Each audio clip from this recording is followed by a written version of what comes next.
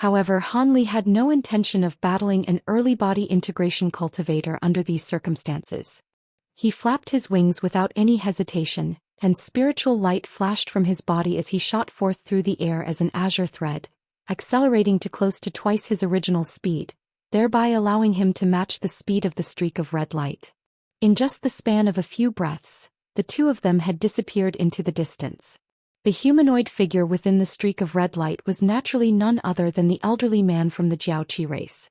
Using the profound heaven-shifting disc, he was able to track down Han Li's location, but before he could get close to Han Li, the latter suddenly accelerated and fled at an alarming speed.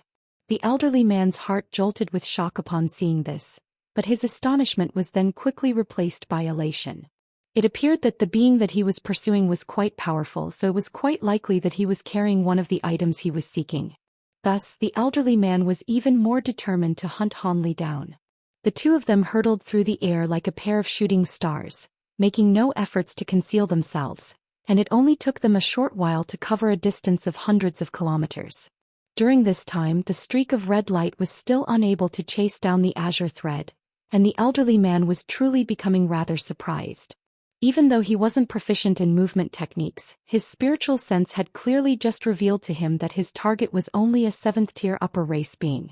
As such, it was quite incredible that he'd managed to avoid being chased down over such a vast distance. However, the elderly man was a fearsome body integration stage being after all, so he naturally possessed a vast wealth of battle experience. As such, he abruptly stopped cold in his tracks before flipping a hand over expressionlessly to summon a purple talisman. He waved the talisman gently through the air, and a cloud of purple mist erupted, instantly permeating through an area with a radius of over 100 feet and completely concealing his body within. Han Li had been keeping an eye on his pursuer this entire time, and his brows furrowed slightly upon seeing this. He also immediately stopped mid-flight before casting his gaze behind him with narrowed eyes. He was rather curious about just what his opponent was plotting. The purple cloud of mist tumbled and surged before suddenly vanishing, and the elderly man within it also disappeared without a trace. Han Li's expression changed slightly, and he instantly released his spiritual sense to encompass an area with a radius of several tens of feet. However, the elderly man was still nowhere to be found, as if he'd truly completely disappeared. A grim expression appeared on Han Li's face, and he made a hand seal as blue light flashed through his eyes, activating his Bright Sight Spirit Eyes ability.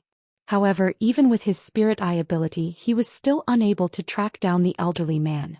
Han Li's heart truly sank this time. Body integration stage beings were extremely fearsome opponents, so losing sight of one in battle could prove to be lethal. With that in mind, Han Li immediately fled into the distance as an azure thread. He didn't know where his opponent was lurking, but staying in this place for too long would naturally be extremely dangerous for him.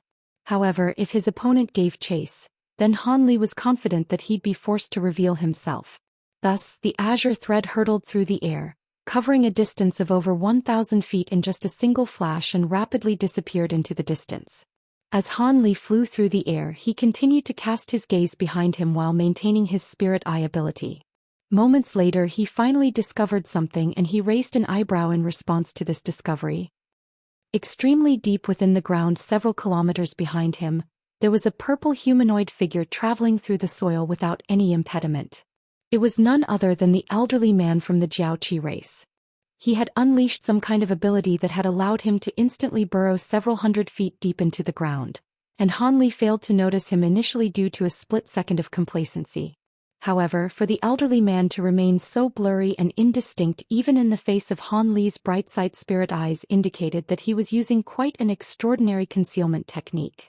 Furthermore, not only had the elderly man managed to conceal himself underground, he was traveling even quicker through the soil than he was when flying in the air. Not only did the soil not impede him in the slightest, there were specks of yellow light constantly flying out from within the soil before injecting themselves into his body to further enhance his speed. Even though Han Li was already flying as quickly as he could, the elderly man was still slowly gaining on him. Han Li was rather surprised by this discovery, but he showed no sign of stopping or slowing down.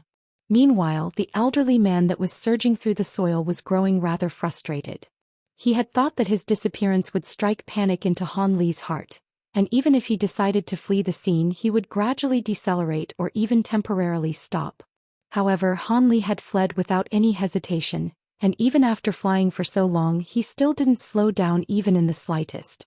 That was quite surprising to the elderly man. He was very confident in his concealment abilities. So in his mind, there was no way that a being with a cultivation base far inferior to his would be able to see through him with their spiritual sense. The only exception would be if said being possessed some kind of spirit eye ability, but the probability of that was so low that it was virtually negligible.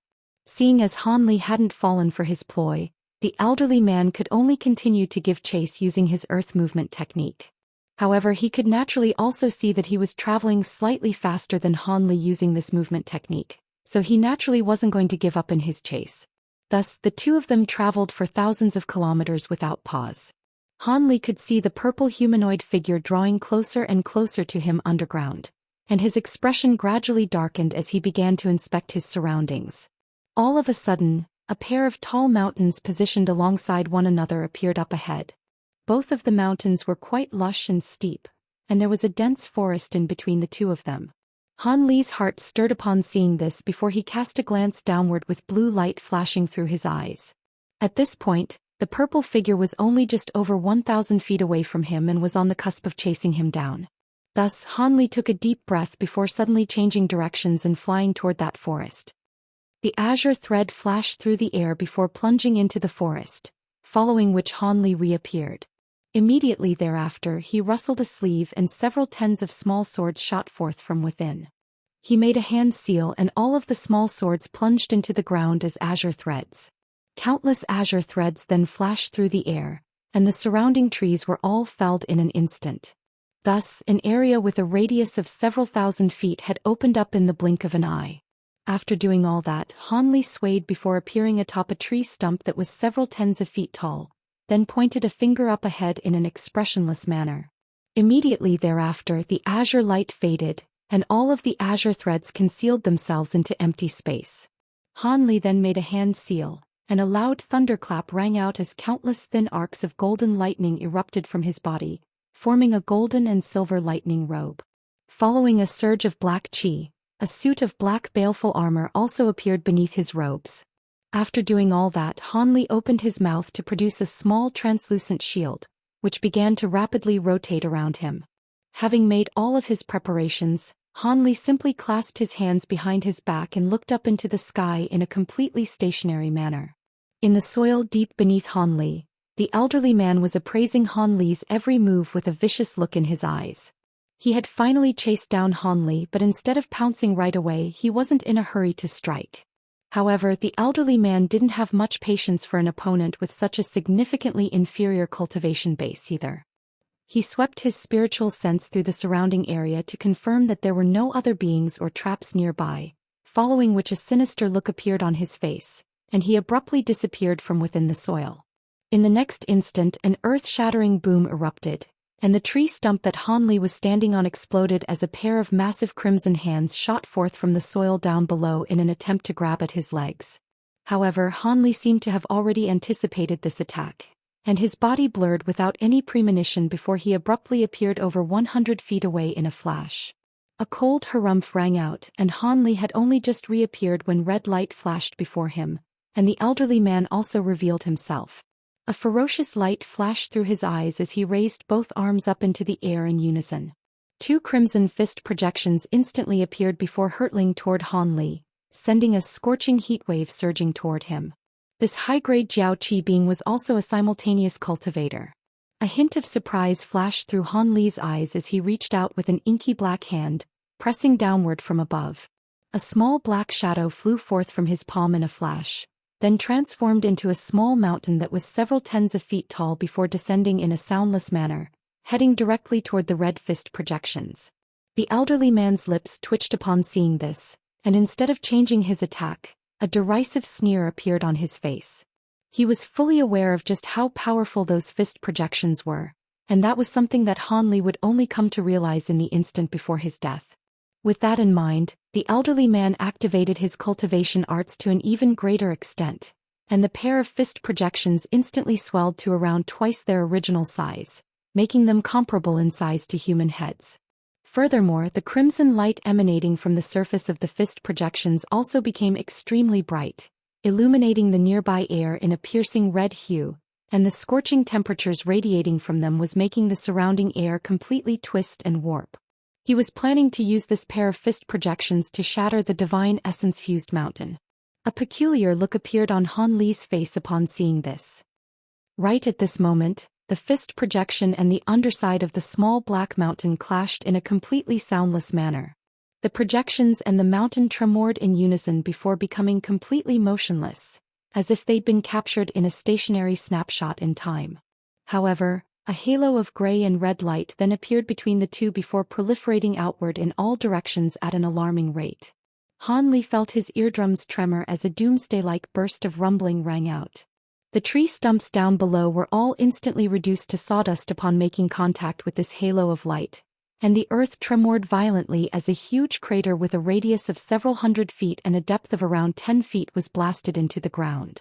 Han Li's heart jolted with shock as he hurriedly cast his gaze downward with blue light flashing through his eyes. There, the divine essence-fused mountain remained completely motionless, but the pair of fist projections beneath it had been eradicated. A pair of mundane-looking human hands were currently resisting the small mountain with all their might, preventing it from crashing directly downward. The owner of that pair of hands was none other than the elderly man. At this moment, his arms were slightly bent, and his face was flushed in an unhealthy manner, but he truly had managed to keep the divine essence-fused mountain at bay with just his hands and his immense strength. Han Li was rather surprised to see this, but his body immediately swayed, following which he abruptly appeared on the summit of the small mountain before tapping it with the tips of his toes. Gray light immediately began to surge around the small black mountain, and it swelled drastically to 3,000 feet in size. The elderly man had been able to just barely hoist up the small mountain in its former state, and his expression changed drastically in the face of this sudden development. His feet began to sink into the ground and soon he had been buried up to his calves. This was an indication that the elderly man's strength alone wasn't enough to keep the mountain at bay, thereby forcing him to transfer some of the force into the ground beneath his feet. Han Li looked on expressionlessly as he stomped down onto the small mountain again. The divine essence-fused mountain was extraordinarily heavy to begin with, and with Han Li's assistance, the black mountain was able to crash down once again, completely crushing the elderly man beneath it amid a rumbling boom. However, Han Li only became warier upon seeing this. He was certainly not going to be deluded into thinking that a body integration stage being would be so easy to kill. Thus, he made a hand seal with one hand while his other pristine white palm pressed down toward the black mountain. Gray light flashed over the surface of the mountain, and it continued to expand at a dramatic rate. At the same time, a burst of 5 colored flames also surged forth from his fingers before spreading over the ground at the foot of the mountain. A layer of 5 colored ice was instantly formed, transforming the ground down below in a radius of several hundred feet into a frosty glacial land. At this point, the Black Mountain had already swelled to over 10,000 feet tall, making it comparable to a real mountain. Even so, Han Li still showed no signs of stopping. Spiritual light flashed from his body, and he shot forth toward one side as a streak of azure light before abruptly disappearing into thin air. Immediately thereafter, a burst of low buzzing suddenly rang out in the air around the Black Mountain. A series of small azure swords emerged before transforming into palm-sized azure lotus flowers amid a flash of azure light. These lotus flowers rotated on the spot, and countless lotus flower projections surfaced around them before gradually taking on a more substantial form. All of a sudden, lotus flowers had concealed the entire sky, and they formed a massive barrier of light to completely ensnare the elderly man within. Han Li had taken advantage of this brilliant opportunity to activate his Spring Dawn Sword formation. Right at this moment, a roar of fury erupted from beneath the mountain, following which a string of incantation chants rang out. Wisps of crimson light suddenly surfaced in the surrounding air. In the beginning there were only around a dozen or so of these wisps of light, but as the incantations were recited more quickly, more and more wisps of red light began to appear. Moments later, virtually the entire sky had been stained red by the crimson light. At the same time, the temperatures in the surrounding area became extraordinarily high, hot enough to instantly reduce a mortal into human jerky. At this moment, the incantations ceased, and the wisps of crimson light all surged into the layer of 5-colored ice on the ground in a flash. Immediately thereafter, rumbling booms akin to loud thunderclaps rang out from underground. Moments later, pillars of crimson light that were each as thick as a large bowl broke through the layer of ice. The pillars of light only flashed a few times, and the layer of ice rapidly melted into nothingness. The nearby ground was also instantly dissolved into a crimson liquid by the red light. In just the span of a few breaths, a vast stretch of ground had been transformed into a massive lava pit. The black mountain slowly descended into the bubbling lava, and it didn't take long for most of the mountain to be completely submerged. As expected, it looks like this won't be enough to kill you. Han Li's indifferent voice abruptly rang out from all directions. Immediately thereafter, the black mountain shrank dramatically within the lava pit, reducing itself down to around a foot in size before surging back as a streak of white light. However, after it had traveled several tens of feet away from the lava, the elderly man's cold voice suddenly rang out. I just so happen to be missing an ornamental treasure in my cave abode. This one's not bad. As soon as his voice trailed off, a massive wave of lava over 100 feet tall erupted from the lava pit down below. Immediately thereafter, red light flashed, and the lava transformed into a massive crimson hand that caught the small black mountain in its grasp. Red light flashed from the huge hand as it attempted to drag the mountain back into the lava. However, even though Han Li had already withdrawn most of the divine essence-fused mountain's power, its extraordinary weight was not something that could be easily moved by the massive hand. Thus, the black mountain managed to hold its position in mid-air, even as the giant lava hand continued to exert pulling force toward it.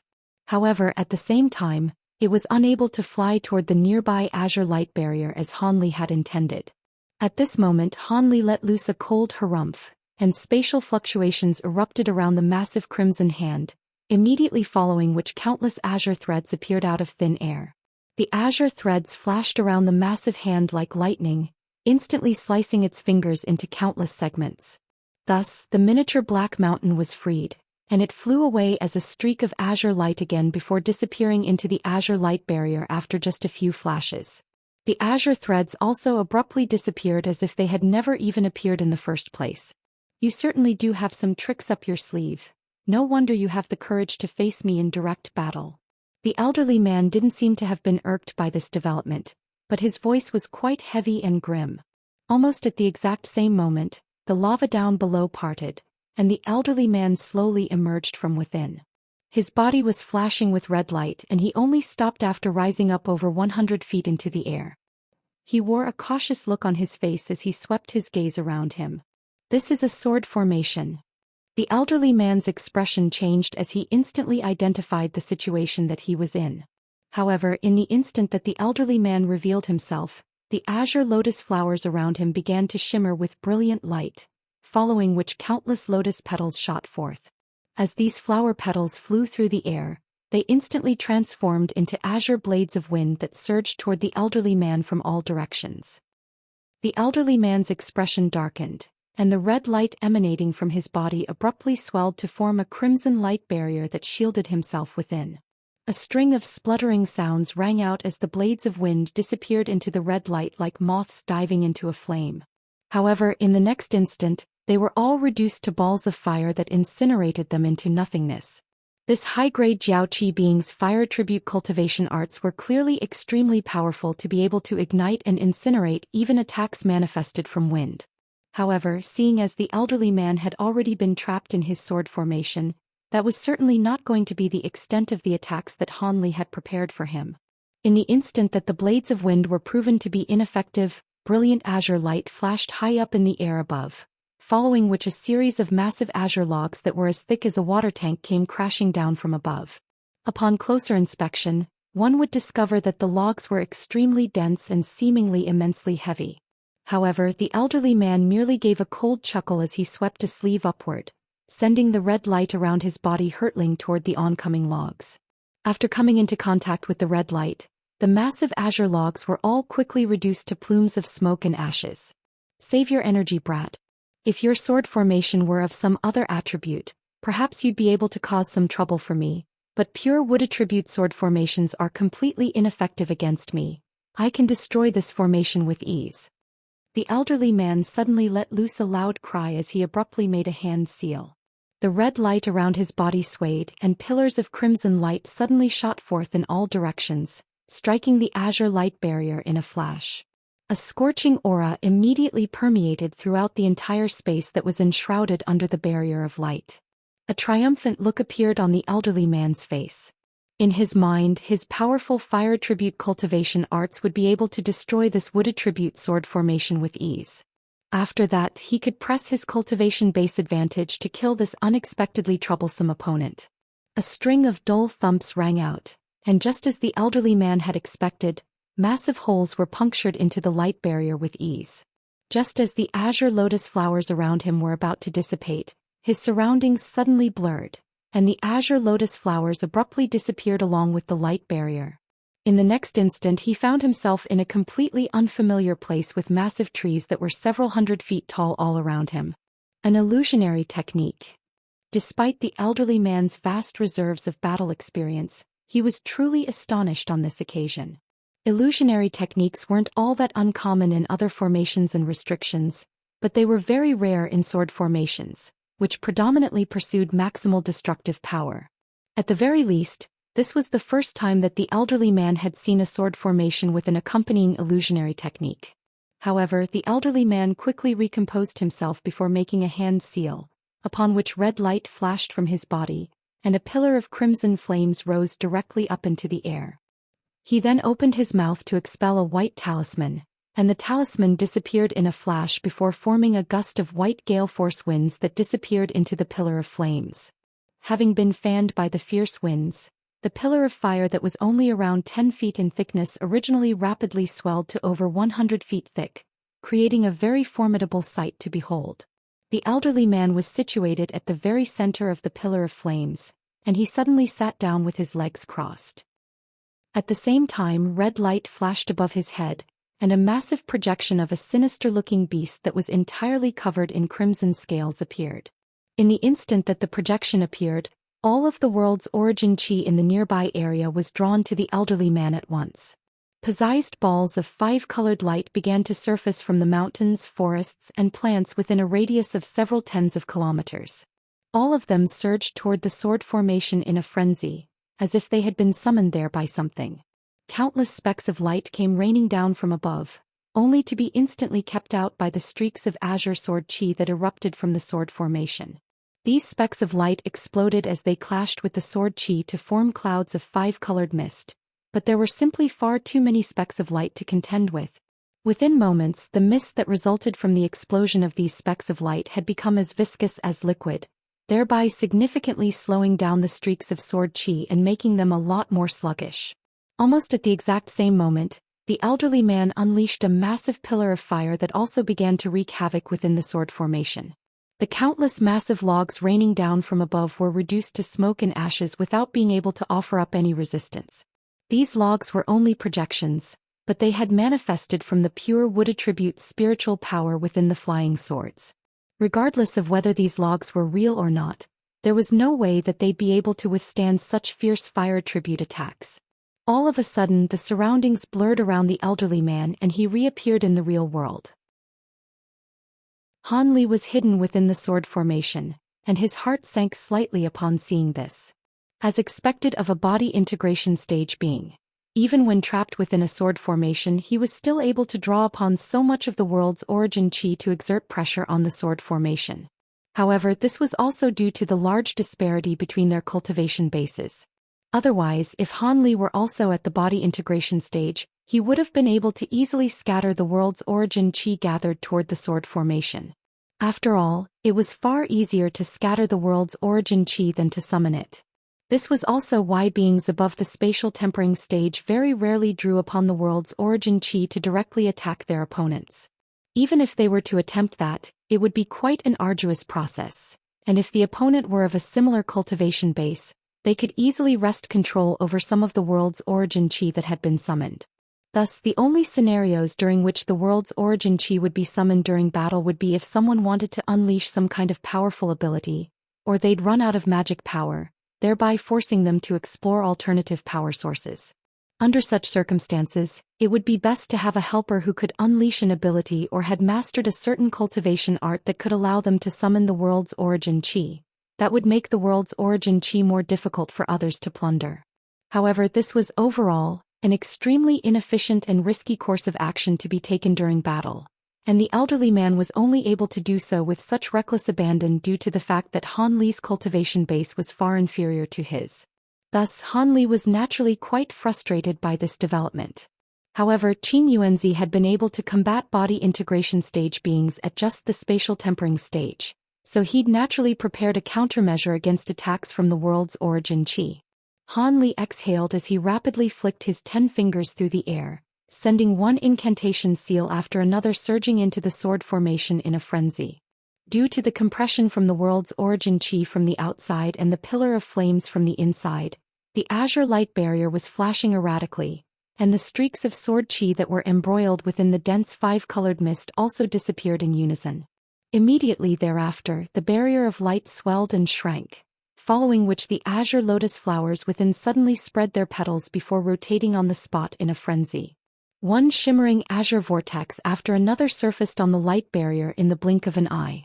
The viscous mist of the world's origin chi was sucked into these vortexes at a rapid rate, and around 1/10 of it was absorbed by the sword formation in the blink of an eye. Thus, the wavering sword formation instantly became very stable again. The elderly man within the sword formation was manipulating the pillar of flames to wreak havoc within the formation, and he naturally immediately sensed what was happening to the world's origin chi outside. His heart jolted with shock, clearly not having expected this sword formation to possess such a profound ability. If things were to continue like this, the world's origin chi that he'd gathered would only be working to fortify the sword formation. In a fit of shock and rage, the elderly man immediately let loose a loud cry, and the sword formation began to tremor as all of the world's origin chi gathered outside was dispersed by gusts of fierce winds amid a string of rumbling booms. Even so, with the world's origin chi that the sword formation had already absorbed, it had become far more robust and stable than before. Thus, the world's origin chi that he'd summoned had presented itself to his opponent on a silver platter. If word of this were to spread, he's become the laughing stock of all of his brethren. At the height of his fury, the elderly man chuckled coldly as he laid a hand onto the top of his own head. Immediately thereafter, a streak of light shot forth from his head before forming a massive projection with a set of blurry facial features. Before Han Li had a chance to glean the true appearance of the projection, it surged toward the elderly man before disappearing into his body. The elderly man instantly threw his head back and let loose a long cry while his face took on a sinister and menacing appearance. His body also swelled to 60 to 70 feet tall, and the small red horn on his glabella had elongated to around half a foot in length, which crimson scales surfaced all over his body. In the blink of an eye, the elderly man had become a fearsome devilish creature. A sinister smile appeared on his face as he flipped both of his hands over at once. In one hand a faint golden flag appeared, over which a cloud of fiery mist was swirling incessantly. Meanwhile, a strange blue pouch appeared in his other hand. Both of them were tossed into the air without any hesitation, following which the elderly man began to chant something in a language that was completely foreign to Han Li. The flag waved itself through the air, and bursts of faint golden flames erupted from it. At the same time, the pouch bulged before expelling a burst of blue winds. Simultaneously, the elderly man opened his mouth to blast forth a fiery cloud that was as crimson as blood. The three then combined with the pillar of flames that was wreaking havoc within the sword formation. Red, blue, and golden light intertwined in an instant before forming a 3-colored pillar of light. An earth-shattering boom erupted within the sword formation, and Han Li knew that he couldn't stand by idly any longer. As such, he activated one powerful illusionary technique after another within the Spring Dawn sword formation, but everything that was manifested as part of those illusions were instantly destroyed by the 3-colored pillar of light. The Spring Dawn sword formation was completely unable to withstand such an assault, and the azure light barrier immediately began to flash erratically once again. Han Li drew a sharp breath upon seeing this. Half of his astonishment naturally arose from the immense power of the 3-colored pillar of light, but the other half could be attributed to the blue pouch that the elderly man had produced following his transformation. That treasure was extremely familiar to him, It seemed to be a spirit treasure known as the Chaotic Heavenly Pouch, and it was listed on the Chaotic Myriad Spirit Roll. This spirit treasure was only a mid-range treasure among those on the Chaotic Myriad Spirit Roll, but it possessed a few incredible abilities that other treasures didn't possess, thereby earning it quite a reputation. Many years ago, the treasure had once belonged to a powerful being from the human race. However, that human later perished under unforeseen circumstances, and the spirit treasure disappeared as a result. In order to recover the treasure, many high-grade cultivators had searched through the human and demon territories, all to no avail. So how had it ended up in the hands of a Jiao Qi being on the Thunder Continent? This treasure was most definitely bad news for Han Li, and his mind raced for a way to counteract it. All of a sudden, a slightly bewildered look appeared on his face. According to the legends, the Chaotic Heavenly Pouch definitely possessed far more powerful abilities than what was being displayed within the sword formation. Could it be that this was only a replica? Or perhaps he'd wrongly identified it when it was actually some other kind of similar treasure. Han Li was unable to verify which notion was correct, but this was not something that he could carefully ponder under his present circumstances. The sword formation was about to fall, and Han Li's eyes narrowed as a cold light flashed through them. The legends about Qing Yuanzi using this sword formation to combat body integration stage beings were most likely true, but this was likely due to the fact that Qing Yuanzi had also mastered the final few layers of the Azure Essence sword art, thereby allowing him to unleash the full power of the sword formation. He also had a set of refined Azure Bamboo Clouds Worm swords, but the cultivation arts he was using weren't prepared for this sword formation, so he was unable to unleash the trump card abilities that the sword formation possessed. This was why the sword formation appeared to be so inept in the face of the elderly man's attacks. However, after absorbing so much of the world's origin qi, there seemed to be a type of powerful ability that Han Li could just barely unleash with the sword formation. Han Li's eyes flashed as a thought occurred to him. This ability was indeed very powerful, but regardless of whether it proved to be effective or not, the sword formation itself would most likely instantly crumble following the event. However, Han Li had no choice but to give it a try under such circumstances. If the ability did indeed prove to be ineffective, then he'd have to use his 12 awakening transformations to engage his opponent in battle. In a worst-case scenario, he still had several types of talismans and his gold-devouring beetles as trump cards. Thus, Han Li remained quite calm throughout this battle against this early body integration stage being. In the next instant, Han Li began to chant something, and an incredible scene ensued within the sword formation. The azure light barrier in the air above suddenly blurred, following which a vine-like plant emerged before plunging into the light barrier. When it first appeared, it was only several inches in size, but it grew at a rapid rate that was discernible to the naked eye, swelling to several tens of feet in length in mere moments. The vine then immediately began to flower and bear fruit, forming a small green gourd right before the elderly man's astonished eyes. The gourd was only around the size of a human hand, and appeared to be completely mundane. However, in the next instant, the azure lotus flowers within the light barrier tremored in unison, and countless inch-long sword projections shot forth before disappearing into the gourd. Immediately thereafter, an azure sword insignia appeared on the surface of the gourd. The insignia was barely visible initially, but as vast amounts of five-colored light injected itself into the gourd along the vine, the insignia suddenly became extremely clear and began flashing with five-colored light. The elderly man didn't know what kind of ability this was, but he was naturally quite unsettled by the scenes unfolding before his eyes. Thus, he instantly made a grabbing motion toward the gourd, and the pillar of three-colored light within the sword formation transformed into a massive three-colored hand before flying toward the gourd with devastating might. If the gourd were indeed only an ordinary gourd, then the fearsome three-colored hand wouldn't even have to come into contact with it before the entire vine would be reduced to nothingness. Right in this instant, Han Li suddenly uttered the word, slash, in an indifferent manner from his vantage point in the air above. The gourd rotated on the spot as light surged around it, following which a sword of light that was around a foot in length shot forth in a flash. The sword was flashing erratically with five-colored spiritual light, and runes of different sizes were hovering around it. In the instant that the light sword was blasted forth, both the gourd and the vine dissipated into specks of spiritual light. Meanwhile, the light sword swelled to around 10 feet in size in the blink of an eye, then slashed soundlessly toward the oncoming three-colored hand, seemingly in a completely harmless manner.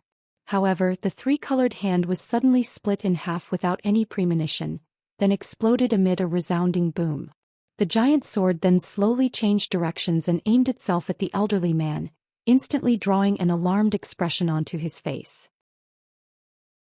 For some reason, a sense of peril welled up in the elderly man's spiritual sense at the sight of the seemingly ordinary five-colored light sword.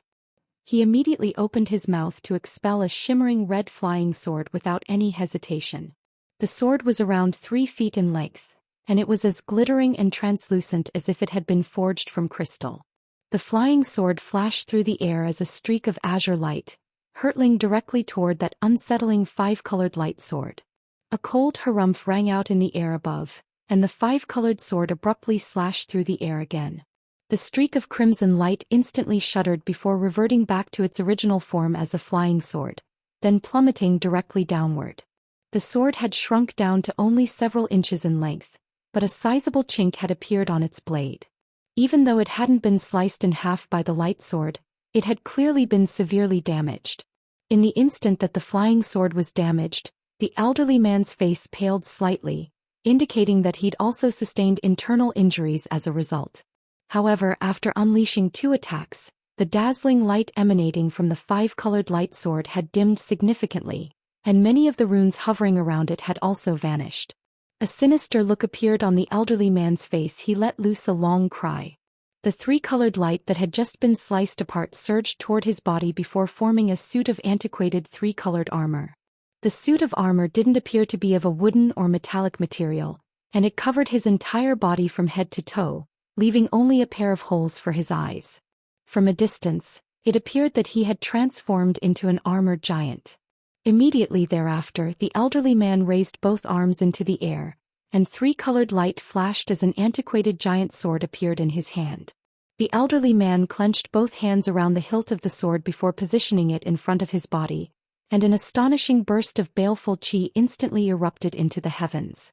At the same time, the blue pouch and golden flag descended from above, revolving around the elderly man as a streak of blue light and a streak of golden light, respectively. Han Li's eyelids twitched involuntarily as he looked on from his hiding spot within the light barrier.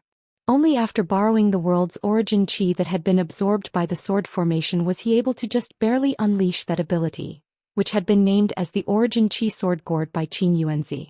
The ability manifested a gourd and used the sword chi from the 72 azure bamboo cloudsworm swords as a seed, then drew upon the world's origin chi to nurture a devastatingly powerful origin chi sword. The ability was extremely powerful, but it also required an astonishing amount of the world's origin chi to be unleashed. The 2 slashes that had just been unleashed had already expended close to half of the world's origin chi that had been absorbed by the sword formation. However, if the elderly man were led to believe that this was the extent of the origin chi sword's powers, then he was in for a nasty surprise. The power unleashed by the origin chi sword was completely dependent on how much of the world's origin chi was injected into the attack. Han Li was preparing to exhaust all of its remaining world's origin chi in the next attack. With that in mind, a cold smile appeared on Han Li's face, and he abruptly made a hand seal to spur the sword formation into action.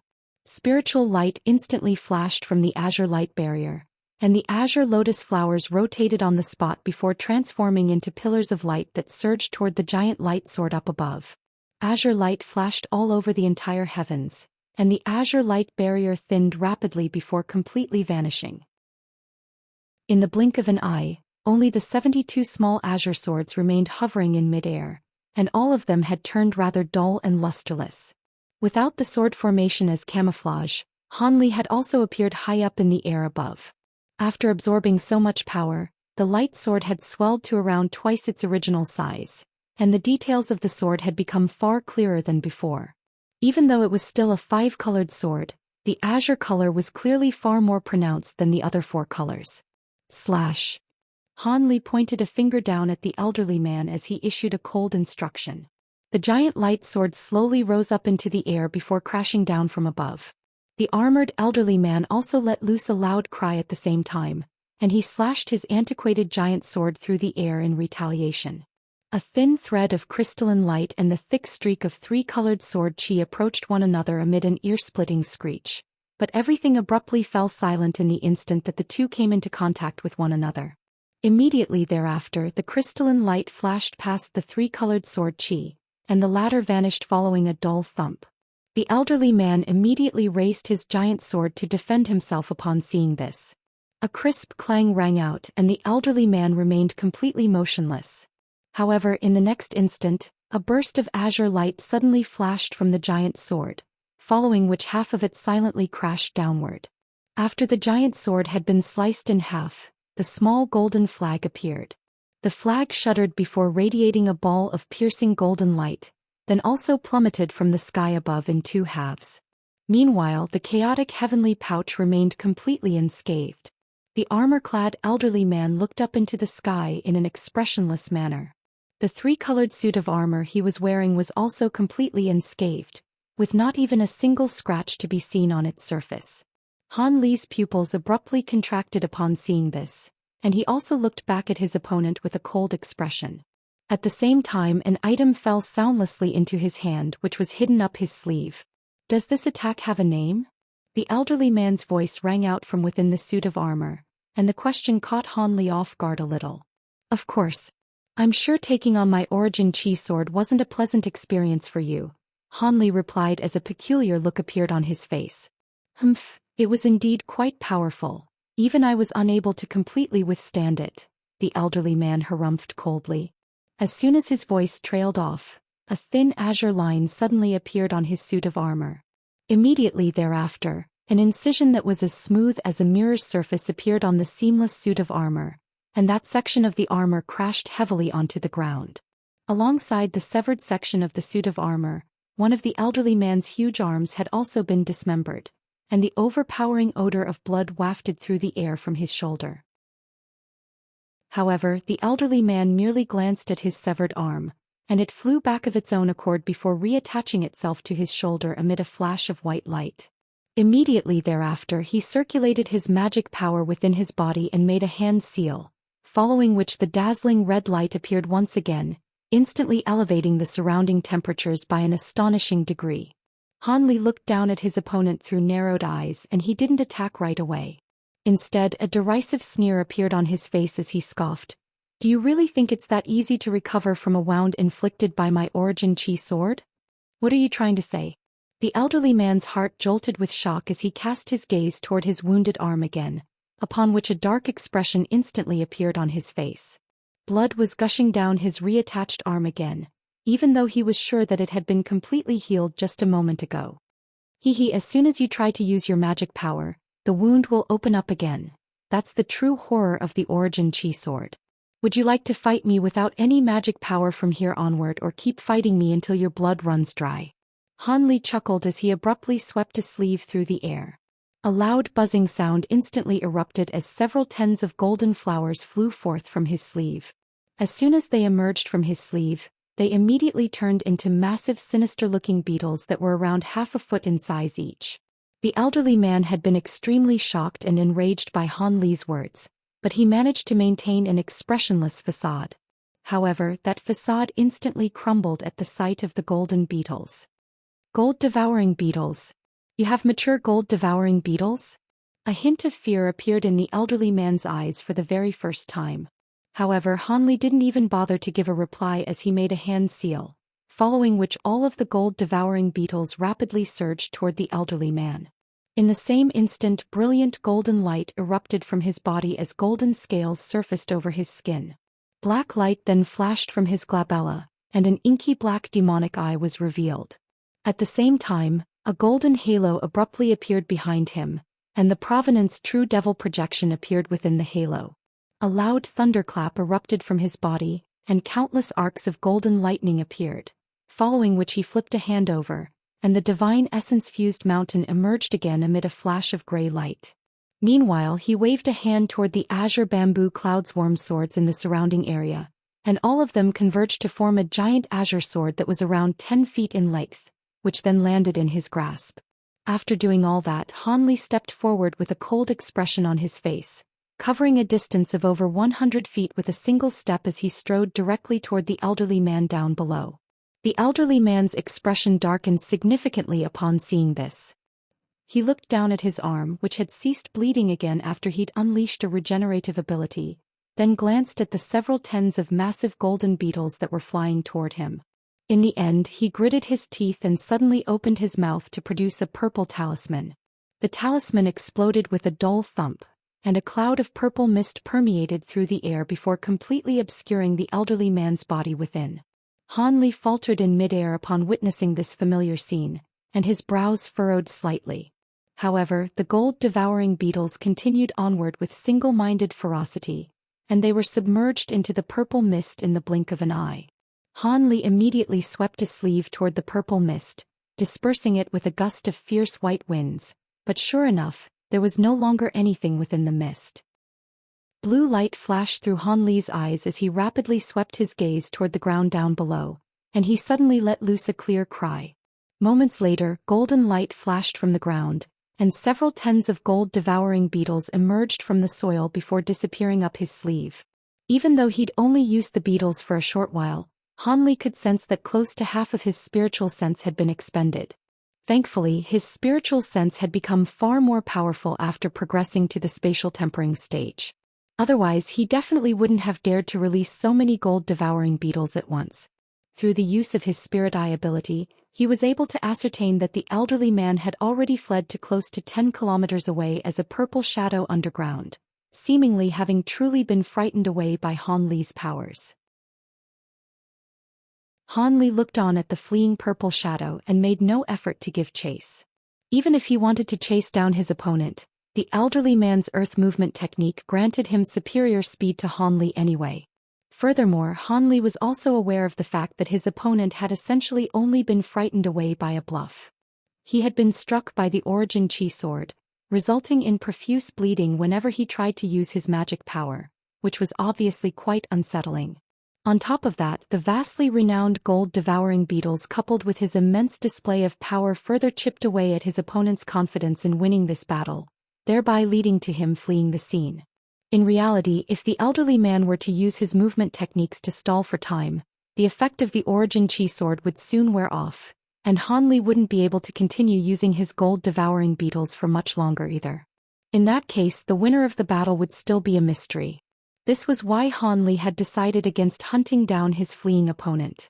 Furthermore, even though he was quite far away from Green Light City already, Jiaoqi race reinforcements could still arrive at any moment. This was also why he'd unleashed that final Origin Chi sword strike even at the expense of his sword formation. Compared to the threat posed by the elderly man, he was more wary of Jiaoqi race reinforcements. The elderly man disappeared into the distance while Han Li stowed away his treasures without any hesitation, then also departed as an azure thread. However, he was naturally flying away in a different direction and he also quickly disappeared from view. Thus, the forest that had been plunged into disarray became a peaceful place once again. However, only about 15 minutes later, spiritual light flashed in the sky, and 2 streaks of light rapidly hurtled forth from Green Light City. After just a few flashes, they arrived in the air above the forest, following which the light receded to reveal a pair of humanoid figures. One of them was the elderly man who had just fled the scene, and he had reverted back to his original form. His companion was none other than the other body integration stage being among their ranks, the silver-robed middle-aged man. He really has already left. At that person's speed, he must be close to 100,000 kilometers away now, the elderly man said with a frustrated expression as he appraised the ruined forest down below. Of course he's already left. Only an insane person would continue to remain here. He must already be too far away for the profound heaven-shifting disc to be effective. Besides, we've already used it once today and we'll have to wait at least 3 days before we can use it again. I'm rather curious. Just how was a mere spatial tempering stage being able to harm you, brother too? The middle-aged man asked in a contemplative manner as he looked down at the massive crater on the ground below. An awkward look appeared on the elderly man's face upon hearing this, but that was quickly replaced by a furious expression as he glanced at his own shoulder. I was too complacent and became trapped in that man's sword formation. The sword formation was extremely powerful and difficult to deal with. On top of that, he possessed a few other powerful abilities and treasures as well, so I had no choice but to retreat. Oh, by the way, he also possesses a few dozens of mature gold-devouring beetles. What? Gold-devouring beetles? The middle-aged had remained quite composed initially, but his expression changed drastically at the mention of these beetles. If it weren't for those beetles, I wouldn't have fled the battle, the elderly man said with a bitter and resentful expression. If he possesses a few dozens of those beetles, then even true holy race beings would be wary of this man in battle. However, if it's less than 100, then top-grade wood or stone treasures should still be able to temporarily trap them. The middle-aged man finally managed to recompose himself after a while. If he had more than 100 mature gold-devouring beetles, then I would have urged you to flee this place right away. How would I dare to bring you back to this place? The elderly man chuckled with a wry smile on his face. In the face of a swarm of thousands of mature gold-devouring beetles, even holy race beings would be killed for sure. I've heard that a swarm of mature gold-devouring beetles that numbered in the tens of thousands once appeared on the Thunder Continent, and the 3 or 4 minor races nearby were all eradicated by the swarm of beetles with ease. At the time, a super race used the profound heavenly treasure, the heaven-vanquishing hammer, to smash open a spatial rift and funnel all of these spirit insects into a space outside the spirit realm. Otherwise, they would have wreaked even more havoc on the continent, the middle-aged man mused. At this moment, a thought suddenly occurred to the middle-aged, and his expression changed slightly as he asked. But then again, nurturing gold-devouring beetles is extremely difficult.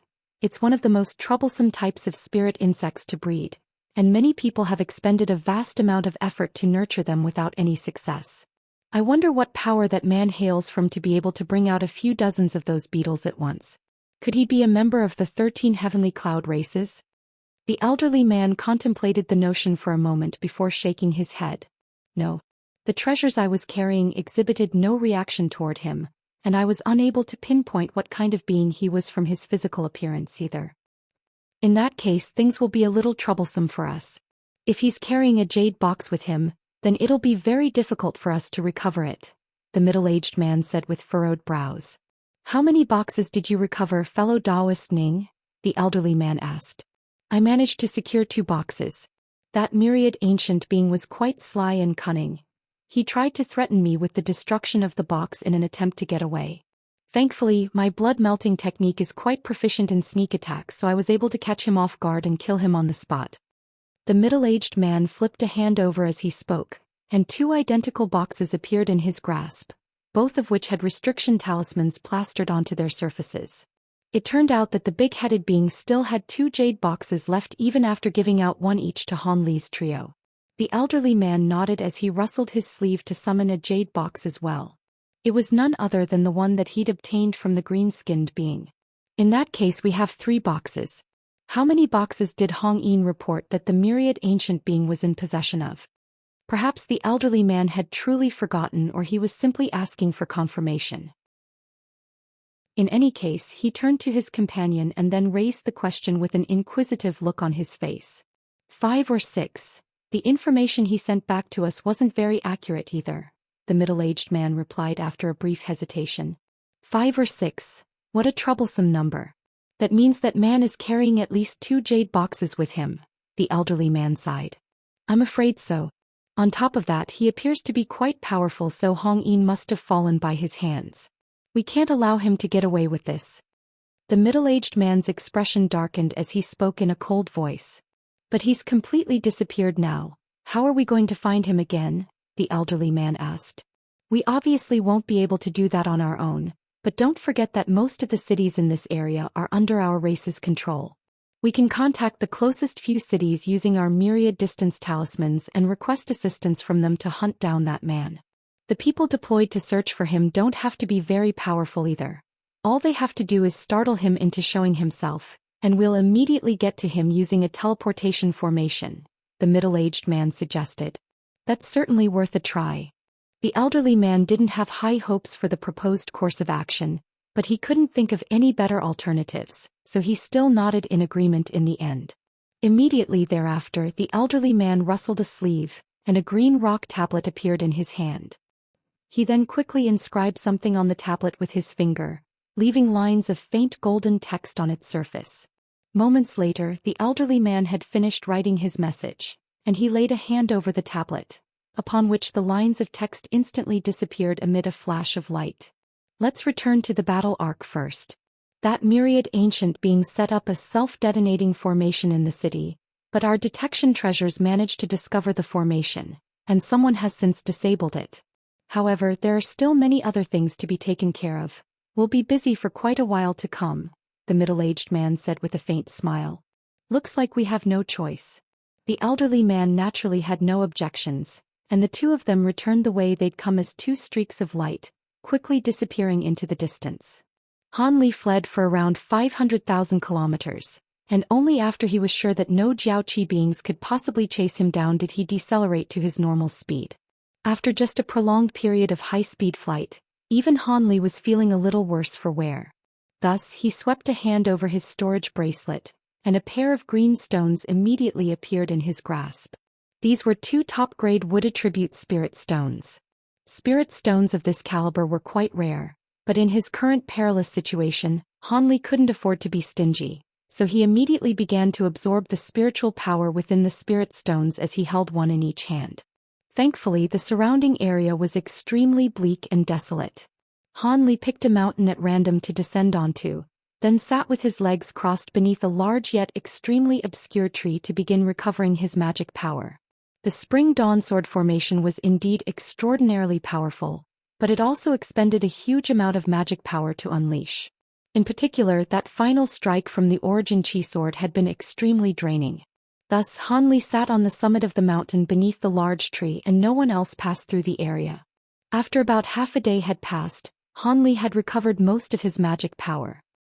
He reopened his eyes with an elated expression on his face, and displayed no intention of staying here any longer. Thus, he stowed away the spirit stone and hurtled into the air as a streak of azure light again. After flying for over 1,000 feet, the streak of green light suddenly became very blurry and barely visible. Within the azure light, Han Li pulled out a jade slip. This was none other than the map of the surrounding area that Han Li had obtained from Qing Shao prior to teleporting to Green Light Island. Even though the Flame Coral Islands had been out of contact with the Thunder Continent for thousands of years, most of the things on the map should have remained the same. Thus, Han Li's spiritual sense seeped into the jade slip as he began to search for a suitable route from here onward. He didn't know how much control the Jiaoqi race had over this area, but he definitely wasn't going to visit the few nearby cities. Instead, he was planning to skirt around all of these cities and head toward the largest city that belonged to the 13 heavenly cloud races in this area, Golden Armor City.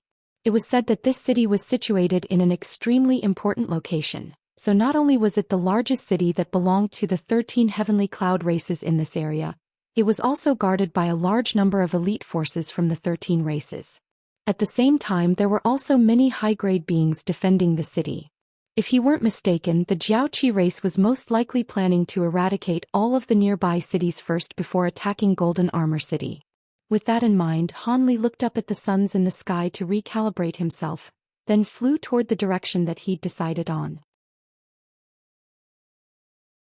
As Han Li was intentionally trying to skirt around the nearby cities, he was choosing to fly over extremely barren and desolate areas.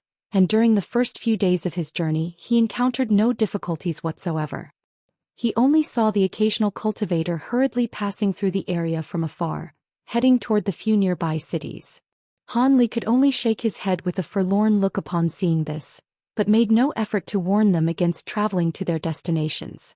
All of these people had extremely low cultivation bases around the foundation establishment stage and core formation stage. In the face of the sudden attack that the Jiaoqi race had launched against the area, they naturally pinned their hopes on traveling to cities in order to escape the area using their teleportation formations or to seek protection from the high-grade beings in those cities. After flying on his own for over 10 days, Han Li finally encountered a group of armored Jiaoqi race warriors. There weren't all that many of them, only around a dozen or so, but each of them was riding a snowy white twin-headed falcon steed. The most powerful being among them was a nascent soul cultivator, while the others all possessed core formation stage cultivation bases. Han Li's heart immediately sank upon seeing these armored warriors. If he recalled correctly, there were no cities nearby, so why had these Jiaoqi beings appeared in such a secluded place? Han Li was quite bewildered by this development, but he wasn't very alarmed as these beings were nowhere near powerful enough to pose a threat to him anyway. However, even though he was capable of killing these armored warriors with ease, he concealed himself instead and only revealed himself again after they'd departed. He looked on at the group of armored warriors in the distance with a dark expression on his face before continuing on his way. However, after encountering the first group of Jiaoqi race armored warriors, he went on to encounter a second group, a third group, a fourth group. The regularity at which Han Li was encountering these groups was gradually on the rise. Their vast cultivation-based disparities ensured that Han Li could conceal himself from them with ease, but he was still struck by a sense of foreboding. Could it be that this entire area was under the control of the Jiaoqi race? Just as Han Li was starting to become alerted to his situation, the Jiaoqi race conquered a city that was several times larger than Greenlight City. Within the city, there were 3 high-grade Jiaoqi beings situated within a palace, conversing with one another about this matter. A red-haired woman and a thin and shriveled elderly man stood on either side of a golden chair in the hall, while a young woman who appeared to be in her 20s sat on the chair. The woman had a set of beautiful facial features, but there was a faint metallic silver hue to her skin. On top of that, she had a pair of purplish-golden eyes, and if one were to look into those eyes, they'd be struck by a piercing pain in their own eyes. The woman had a small horn that was several inches long growing from her glabella, and it was glittering and translucent like an intricate artistic masterpiece. Both the elderly man and the red-haired woman were spatial tempering stage beings, yet they were appraising the young woman with extremely respectful expressions on their faces.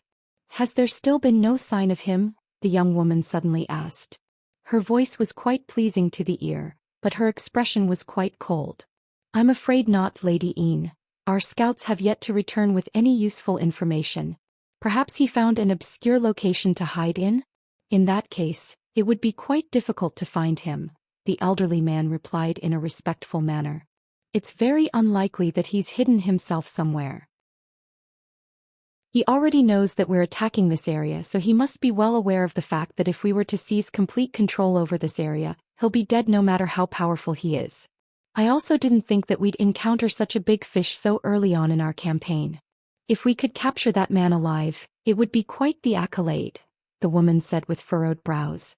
"We're aware of just how important that man is to the 13 heavenly cloud races, so we definitely won't allow him to escape from this place. We've already sent out a large number of scouts to scour through this entire area, as well as 2 groups of powerful beings that are constantly at the ready. As soon as we receive news of his location, those 2 groups will teleport over right away. Teleportation of that kind is restricted to within a certain distance and will require a huge price to be paid, but I'm sure it'll be worth it to capture that man," the red-haired woman chimed in a respectful manner. "All right, I'll leave it to you 2 then. By the way, wasn't Envoy 2 requesting our assistance to capture someone a few days ago?" the woman suddenly asked. "Yes, Master 2 and the others did indeed distribute a portrait to all of the nearby cities, asking them to keep an eye out for a certain man. Apparently, they're searching for an upper race 7th tier being who's carrying something important in the context of the mission," the elderly man replied after a brief hesitation. "If they really are useless. Even with such a huge cultivation base advantage, they still let a mere upper race being get away. If it weren't for the fact that it was already a part of the plan to put this area into complete lockdown, we wouldn't even pay any heed to such a ridiculous request," the woman scoffed as a derisive look flashed through her eyes.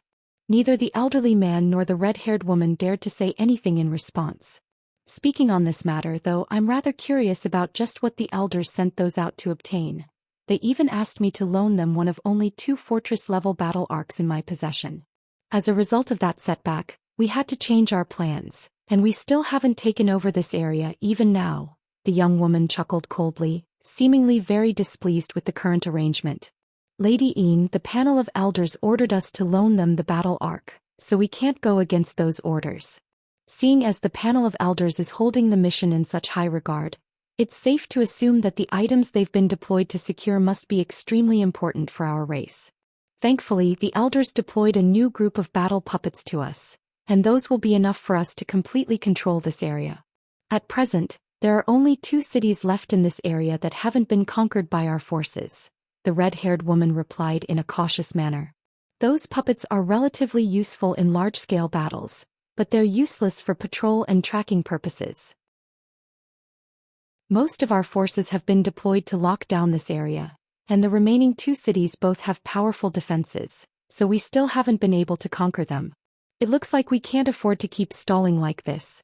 We have to wrest complete control over this area before the rest of our army arrives. I have no choice but to make a trip in person. Otherwise, I won't be able to answer to the panel of elders, the woman mused as a cold light flashed through her eyes. The elderly man faltered slightly upon hearing this before a fawning smile appeared on his face. If Lady Yin gets involved, then we'd be able to conquer the remaining 2 cities with ease. Then it's decided. Once everything has been taken care of here, we'll set off on the battle arc tomorrow, the young woman instructed. Yes. The red-haired woman and the elderly man hurriedly bowed in unison. Half a month later, Han Li was situated under a certain lush tree at the foot of a small mountain. He wore a thin black veil that completely concealed his aura, yet he wore a grim expression as he looked up into the sky. Not far above him, there were 2 identical silver islands hovering in mid-air. These 2 silver islands were extremely similar in appearance to the one that had appeared over Green Light City, except it was only several thousand feet in size. Even so, the 2 smaller battle arcs were still surrounded by a vast horde of silver-armored warriors and twin-headed giant falcons. The Jiaoqi race had deployed such heavy forces only to bring down a foreign being whom they'd already surrounded. This was a man who appeared to be in his 50s or 60s, with grayish-white hair and a set of peculiar facial features. He had his hands clasped behind his back and was standing atop a flying arc in a stationary manner. There was also a beastly puppet on either side of him. One of them possessed the body of a horse yet the head of a double, and it was several tens of feet in size, radiating shimmering azure light. The other puppet was a strange lion with 7 heads, one of which was larger than the other 6. It had an extremely fierce appearance and was over 200 feet in size. Even at first glance one could tell that these 2 puppets were quite powerful. The wariness being exercised by the nearby Jiaoqi beings also seemed to further vindicate this notion. Han Li looked on with intrigue at the confrontation that ensued. Back when he had first discovered so many Jiaoqi beings and the pair of battle arcs in this place, he had been given quite a fright. However, he then immediately discovered that there were no beings of the spatial tempering stage or above among the Jiaoqi beings, and they'd all surrounded a foreign being. Thus, his curiosity had been piqued, and he snuck over to a nearby area to survey the situation. Han Li was able to immediately identify the foreign being's cultivation base. He was only deity transformation stage being. However, the auras being emitted by the 2 puppets on either side of him indicated that they were equivalent in power to spatial tempering stage beings. Furthermore, one of them was at the mid-spatial tempering stage, while the other was at the late spatial tempering stage. The might of the 2 puppets was naturally quite astonishing to Han Li. However, what was even more confusing to him was why this foreign being didn't simply deploy his powerful puppets to kill these Jiaoqi beings and giant falcons. Why were they seemingly caught in a stalemate instead? There was indeed a large number of those giant falcons and armored warriors, but the most powerful beings among them were only a few deity transformation stage leaders. The only potential cause for concern was the 2 silver battle arcs, as it was unknown what abilities they possessed. Just as these thoughts were running through Han Li's mind, the surrounded foreign being up above glanced at the Jiaoqi beings around him before suddenly making a hand seal, and the 2 puppets finally sprang into action. The W-worm-headed horse puppet abruptly spread open its wings, and they transformed into a pair of massive blades that shot forth through the air amid a flash of azure light. In the next instant, the azure light swept into the surrounding area, and a dozen or so giant falcons and armored warriors were instantly sliced in half. Meanwhile, the lion puppet opened all 7 of its mouths at once and countless fireballs erupted from within, forming a sea of flames in the blink of an eye that inundated all of the enemies in another direction. The surrounding armored warriors were initially quite alarmed by this sudden development, but under the commands of the deity transformation stage leaders, all of them raised their blades and unleashed countless attacks toward the 2 puppets. At the same time, all of the giant falcons rose up into the air before pouncing toward the puppets. All of a sudden, explosive booms and sharp screeches rang out incessantly as an intense battle ensued. The result of the clash was much the same as Han Li had expected. As soon as the two spatial tempering stage puppets sprang into action, the armored warriors and giant falcons were completely no match. They were either sliced into several segments or plummeted from the sky amid howls of anguish with raging flames incinerating their bodies. However, the Jiaoqi beings seemed to have anticipated that this would happen in advance, so they weren't all that unsettled. Instead, many of the armored warriors suddenly patted something on their waists, and swathes of five-colored light were sent surging toward the long-haired foreign being. Before they had even gotten close to the foreign being, the five-colored light transformed into a series of large nets that hurtled toward him. It appeared that the Jiaoqi beings were trying to capture the foreign being alive. Han Li was quite surprised to see this. Right at this moment, the foreign being let loose a cold harumph before suddenly stomping down on the flying ark underfoot. The ark immediately flashed with yellow light, following which a dense yellow light barrier appeared. The foreign being then made a hand seal, and a layer of white lightning arcs instantly surfaced over the light barrier. As soon as those large nets descended, they were blasted into balls of spiritual light by the flashing arcs of lightning. Before the armored warriors had a chance to employ any other tactics, the long-haired foreign being flipped both of his hands over to summon a pair of shimmering golden treasures that resembled round shields, then tossed them up into the air. The two treasures shot forth amid a loud whistling sound, and all of the surrounding armored beings appraised the pair of treasures with alarm and wariness in their eyes. However, the two golden treasures merely circled around in the air before whizzing back to the foreign being, much to the bemusement of all of the surrounding Jiaoqi beings. Following a dull thump, the two shields crashed into the foreign being's body, upon which both of them began to emit a ball of piercing golden light. Immediately thereafter, the foreign being completely disappeared, but a large golden ball with a diameter of around 10 feet had appeared in his place. The ball was shimmering with golden light, looking as if it had been constructed from pure gold. Furthermore, there were all types of runes carved all over its surface, striking the onlooker with a sense of mystery and intrigue. A string of peculiar screeching sounds rang out from the golden ball, following which countless sharp blades that were each around a foot in length appeared all over its surface. The ball then hurtled into the crowd, leaving a trail of afterimages in its wake. The sharp blades on the surface of the golden ball didn't look to be anything special, but all of the armored warriors that came into contact with them were sliced into several pieces without being able to offer up any resistance. All of the attacks that were launched toward the golden ball were also repelled by its high rotational speed. In the blink of an eye, the golden ball had joined the horse puppet as they flew toward the same direction together. As for the seven-headed lion puppet, it was following close behind them with fireballs continuing to surge relentlessly out of its mouths.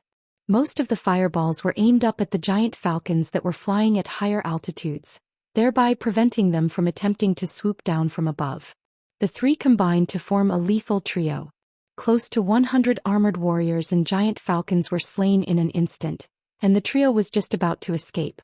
All of a sudden, one of the deity transformation stage Jiaoqi beings let loose a loud cry, and the armored warriors around the foreign being and his puppets suddenly backed away, retreating in all directions. The twin-headed giant falcons up above also dispersed, thereby creating a large area of empty space around the golden ball and the two puppets, with a radius of close to 1,000 feet. The foreign being within the golden ball faltered upon seeing this. Right at this moment, the two battle arcs in the sky finally sprang into action. The hundreds of crystalline pillars on the undersides of the battle arcs lit up in unison, following which white pillars of light came raining down from above. The white light completely encompassed the area of open space that had just appeared, and a string of deafening explosions rang out in rapid succession. The golden ball and both of the puppets were instantly inundated by this white light. Taking advantage of this opportunity, the armored warriors and giant falcons surrounded their target once again, reorganizing their formation during this period of respite. The attacks from the two battle arcs quickly subsided, and the white light gradually faded. Han Li narrowed his eyes and focused his gaze up above to discover that a shimmering blue giant umbrella with a radius of over 100 feet had appeared. Beneath the giant umbrella, the upper half of the foreign being's body was protruding out of the massive golden ball, and his brows were tightly furrowed in a concerned expression as he quickly assessed his surroundings. Meanwhile, his two puppets had also remained completely unscathed. On this occasion the foreign being didn't seem to want to delay any further. He let loose a low cry before raising a hand and waving it up into the air. The giant umbrella above him immediately shrank at a rapid rate amid a flash of spiritual light, dwindling down to several inches in size before landing in his grasp. He then twisted around and his upper body disappeared back into the golden ball. At the same time the two puppets flew through the air again and another fierce battle ensued. This battle was quite similar to the last one. The armored warriors and giant falcons were still no match for their opponents, and within moments almost half of them had perished. Just as the foreign being was about to escape again, the lion puppet suddenly ceased its fireball output. Red light flashed from its body several times in quick succession, following which all 7 of its heads drooped, and it fell completely stationary on the spot. The armored warriors nearby initially faltered upon seeing this before being greatly spurred on by this development.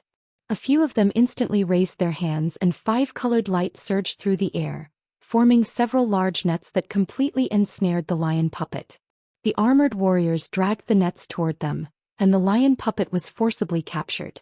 Without the fireball output from the lion puppet, the giant falcons up above no longer had any qualms as they flapped their wings violently and swooped down at an alarming rate. Large blades of wind came hurtling down from above, and as they struck the golden ball, the golden light emanating from its surface tremored, and its rotational speed was hampered drastically. Thus the foreign being was surrounded again and he was in a far worse situation than before. To further compound his woes, the horse puppet also ceased to function for some reason a short while later, and it was also captured by the Jiaoqi beings.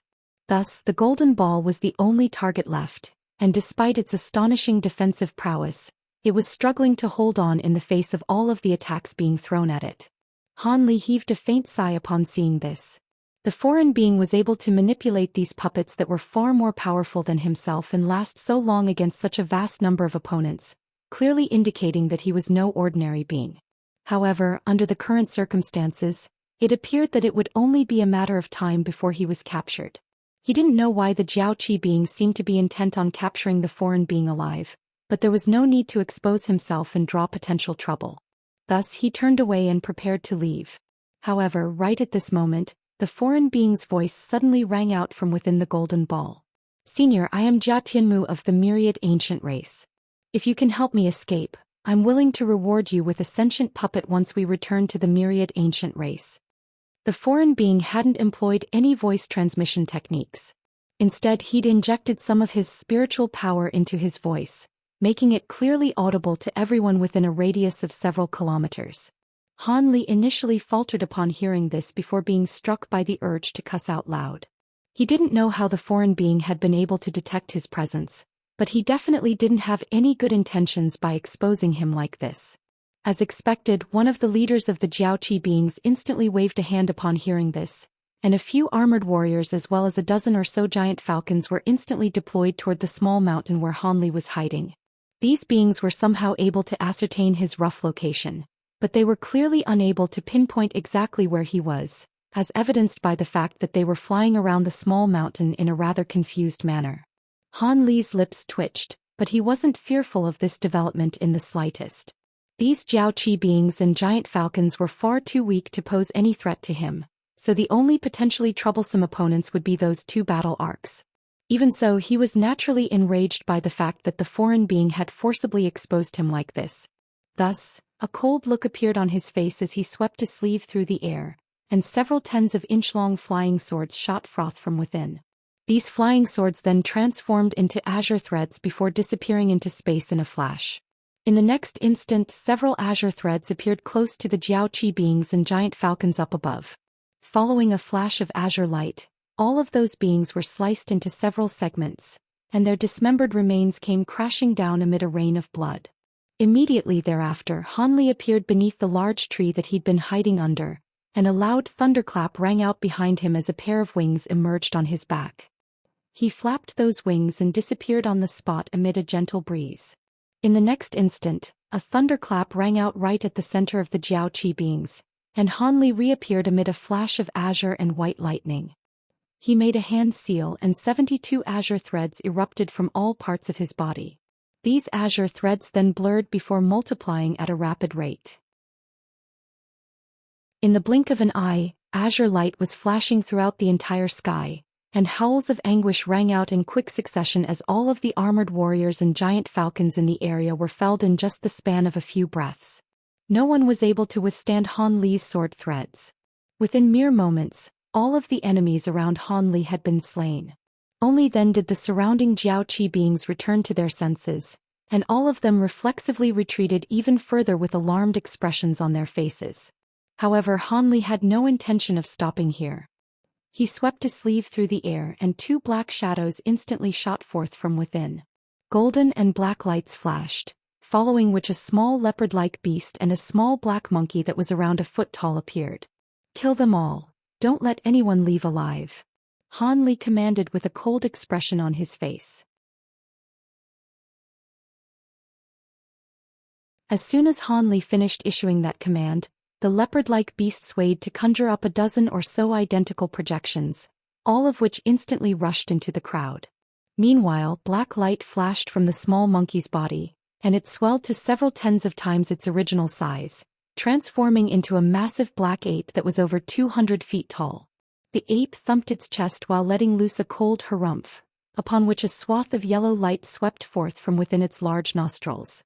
All of the twin-headed falcons that were struck by this yellow light plummeted from the sky as if they were inebriated.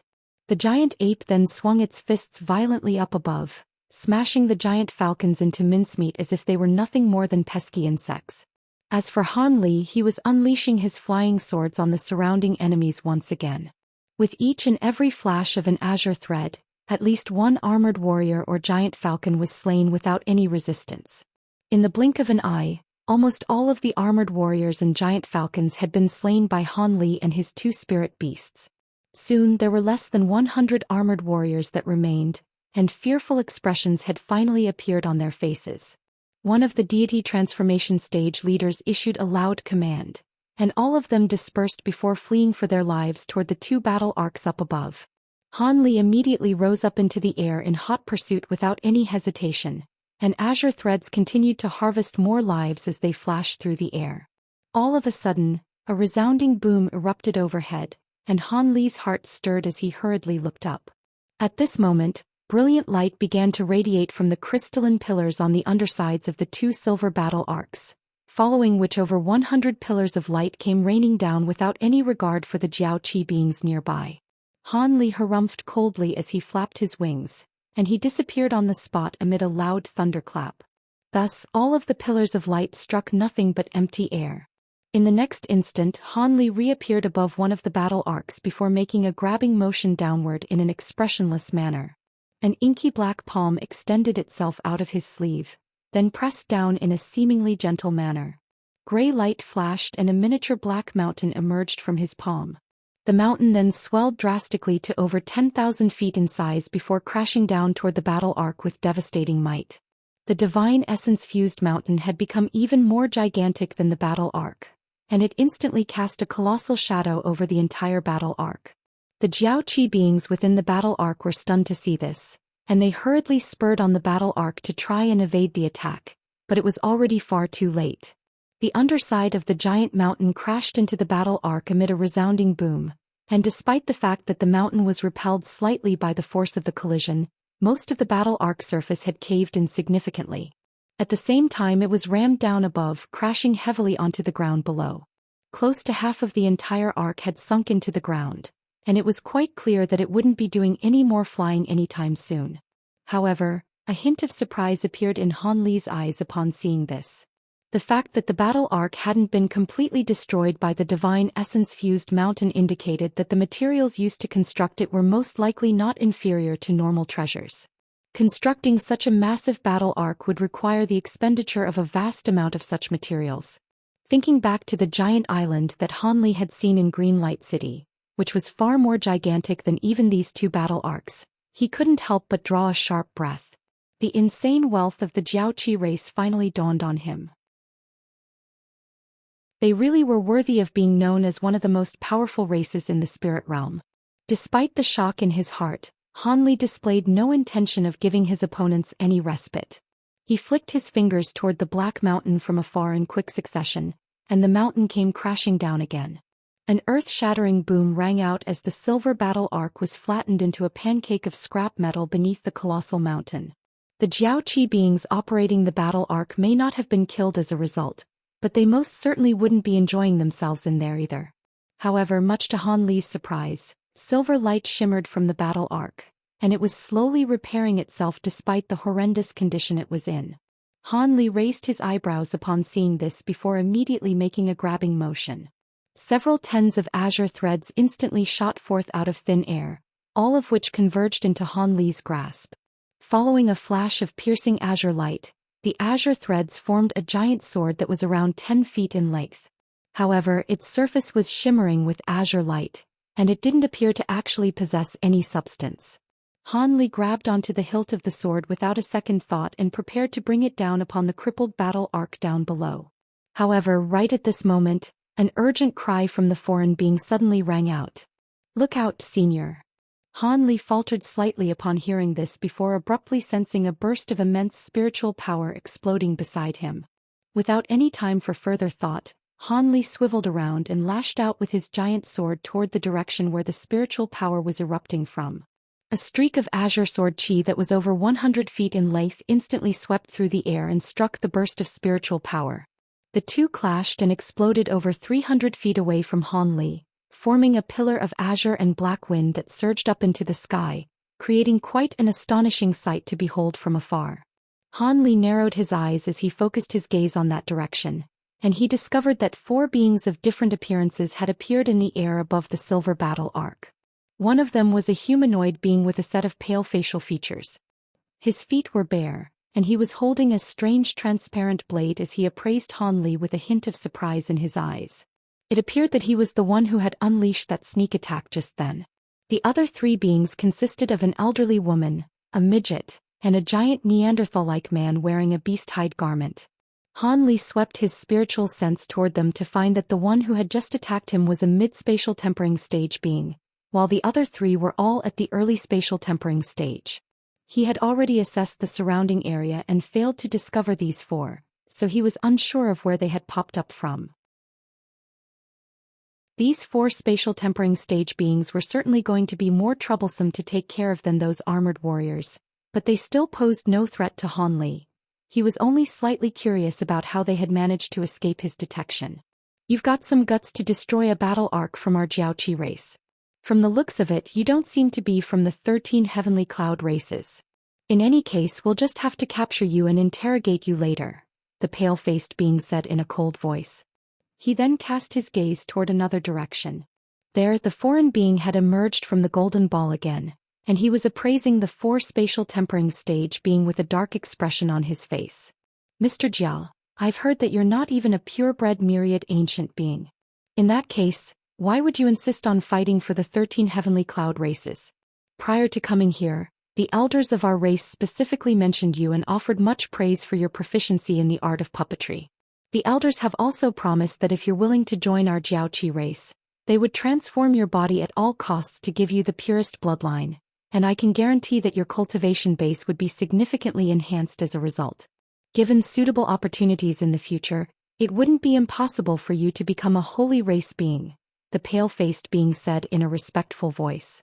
After a brief silence, Jia Tianmu shook his head expressionlessly and replied, "Join the Jiaoqi race?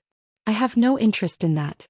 I may not have the purest bloodline, but I'm greatly indebted to the elders of our myriad ancient race, so I won't pledge my allegiance to any other race. Besides, I'm sure you're not just trying to capture me for my puppet refinement skills. You're also planning to interrogate me for some secrets of the 13 heavenly cloud races, right?" As opposed to becoming enraged by Jia Tianmu's rejection, the pale-faced being smiled and continued, "Mr. Jia, do you still think you have a chance of escaping this place? Your puppets are indeed very powerful, but you must be close to exhausting your supply of spirit stones, right? At your current cultivation base, you pose no threat to us at all. We don't want to have to do things by force, so I'd advise you to hand yourself over to us." Jia Tianmu's expression remained completely unchanged upon seeing this, but he cast his gaze toward Han Li. The pale-faced being faltered slightly upon seeing Jia Tianmu's reaction before also turning to Han Li in an expressionless manner. Are you counting on him to rescue you? So be it, we'll get rid of this pesky meddler first then. Are you going to surrender or will we have to destroy your body and capture your soul? The pale-faced being asked in a cold voice. Han Li's pupils contracted upon hearing this, but he then chuckled and replied, You sure can talk big. I wonder if you're all talk or if you can actually walk the walk as well. The pale-faced being was rather surprised by Han Li's response. He carefully appraised Han Li for a moment before a thought suddenly seemed to have occurred to him, and his expression suddenly changed as he turned to the elderly woman in their group. This man is a little familiar. Is he the one that Envoy 2 asked us to capture a few days ago? Now that you mention it, he really is identical to the man on the portrait. He must be quite powerful to have been able to escape from Envoy Tuesday. The elderly woman nodded as a cold light flashed through her eyes. The other two beings in the group were both rather surprised to hear this. Is he really the one? In that case, we're in luck. We'll be completing 2 missions at once. Come to think of it, it's all thanks to him for destroying the other battle arc.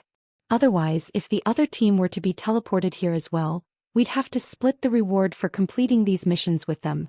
The giant man clad in beast hide guffawed. You seem quite confident, fellow Taoist Li. I'd advise you to be more careful against such a powerful opponent, though. Otherwise, you could be in for a nasty surprise. The midget chuckled coldly. No matter how powerful he is, there's no way he can take on all 4 of us on his own. The huge man chuckled nonchalantly in response. Of course he's no match for the 4 of us, but are you sure we can stop him if he insists on getting away? The midget countered as he pursed his lips. The group of 4 conversed casually with one another, and they seemed to all be on good terms with each other. The price that had to be paid to teleport them here was most likely quite a hefty one, and from the sounds of it, there was supposed to be another team teleported to this place as well. However, due to the fact that one of the battle arcs had been destroyed, they were the only ones who had ended up here. The fact that they had deployed so many spatial tempering stage beings just to pursue a deity transformation stage being further highlighted that the foreign being was no ordinary character. However, the fact that these beings had managed to identify him right away was rather surprising. It seemed that the body integration stage being from Green Light City still hadn't given up on him. This made Han Li even more curious about what lay within the 2 jade boxes that the big-headed being had given to him. They clearly had to be harboring extremely important items for the body integration stage being to be so intent on capturing him. Even as these thoughts were racing through Han Li's mind, he remained completely expressionless. At this moment, the leopard Kirin beast and weeping soul beast also returned to Han Li's side, then glowered at the 4 beings with vicious looks in their eyes. However, they were also aware that these 4 beings were far more powerful than the ones they'd slain before, so they didn't rush in headfirst and attack in a reckless manner. Meanwhile, the pale-faced being turned to Han Li and seemed to be about to say something, but Han Li didn't give him a chance to speak, abruptly sweeping a sleeve toward all 4 beings instead. Several tens of azure threads immediately split up into 4 groups before hurtling toward the 4 beings like lightning, reaching them in the blink of an eye. All 4 of the spatial tempering stage Jiaoqi beings were given a massive fright by this development. They had witnessed Han Li using those sword threads to slay the armored warriors earlier, yet the speed being displayed by these threads was significantly superior compared to before, and in their shock and horror, they could only set up defensive measures or take evasive action in a panicked manner. The pale-faced being swayed and disappeared on the spot amid a plume of white smoke. Light shimmered from the elderly woman's body, conjuring up several identical projections. All of the projections were shattered in a flash by the azure threads, but the woman was nowhere to be found. The midget's expression changed in the instant that the azure threads came hurtling toward him, and he immediately made a hand seal, upon which a shimmering silver cloud appeared beneath his feet. The cloud swayed before abruptly carrying him away as a ball of silver light, traveling at a speed that was not inferior by much compared to the azure thread. Only the giant man chose to remain on the spot and take the azure threads head-on. Red light flashed from his hand, and a massive axe that was around 10 feet in size appeared in his grasp. There were scorching crimson flames burning along the axe, and he positioned it before him like a shield. The axe had been refined from many types of precious fire tribute materials, thereby granting it immense power and making it just as resolute as top-grade defensive treasures. This was why the man had decided to use it as a shield even after witnessing all of the armored warriors being sliced apart like cabbage by the azure threads. However, as soon as the man raised the massive axe, a burst of azure light flashed, and the axe suddenly became weightless in his hands. He looked down to discover that his axe had been severed into 7 or 8 segments by the azure threads in an instant, so he was left holding only a section of its hilt. Before he even had a chance to make a single sound, he was diced up into chunks of flesh and blood. Even his soul was completely eradicated by the azure threads before it had a chance to escape. "Arg! Fellow Taoist Li!" the pale-faced being yelled with shock and fury as he reappeared over 300 feet away. The midget and the elderly woman had also appeared elsewhere, and both of them were horrified by what they saw. They were aware that Han Li was far more powerful than his cultivation base suggested, but they didn't think that one of their companions would be killed in virtually the blink of an eye. However, before the 3 of them had a chance to try and avenge their fallen comrade, the azure threads flashed and surged toward them again. After witnessing just how fearsome these azure threads were in person, the 3 beings naturally didn't dare to try and keep them at bay with their treasures. As such, they were forced to unleash their movement techniques and take evasive measures once again. Thus, the 3 spatial tempering stage beings were forced to flee for their lives, seemingly completely powerless in the face of Han Li's domineering might. As for Han Li himself, he merely stood expressionlessly on the spot, manipulating his sword threads to hunt down his 3 opponents. Right at this moment, a resounding boom suddenly erupted in the air above. Immediately thereafter, a vast expanse of white light appeared overhead, following which hundreds of pillars of white light came raining down from above. The operators of the remaining battle arc could see that the 3 spatial tempering stage beings had been forced firmly onto the back foot, and they were using the battle arc to provide them with some assistance.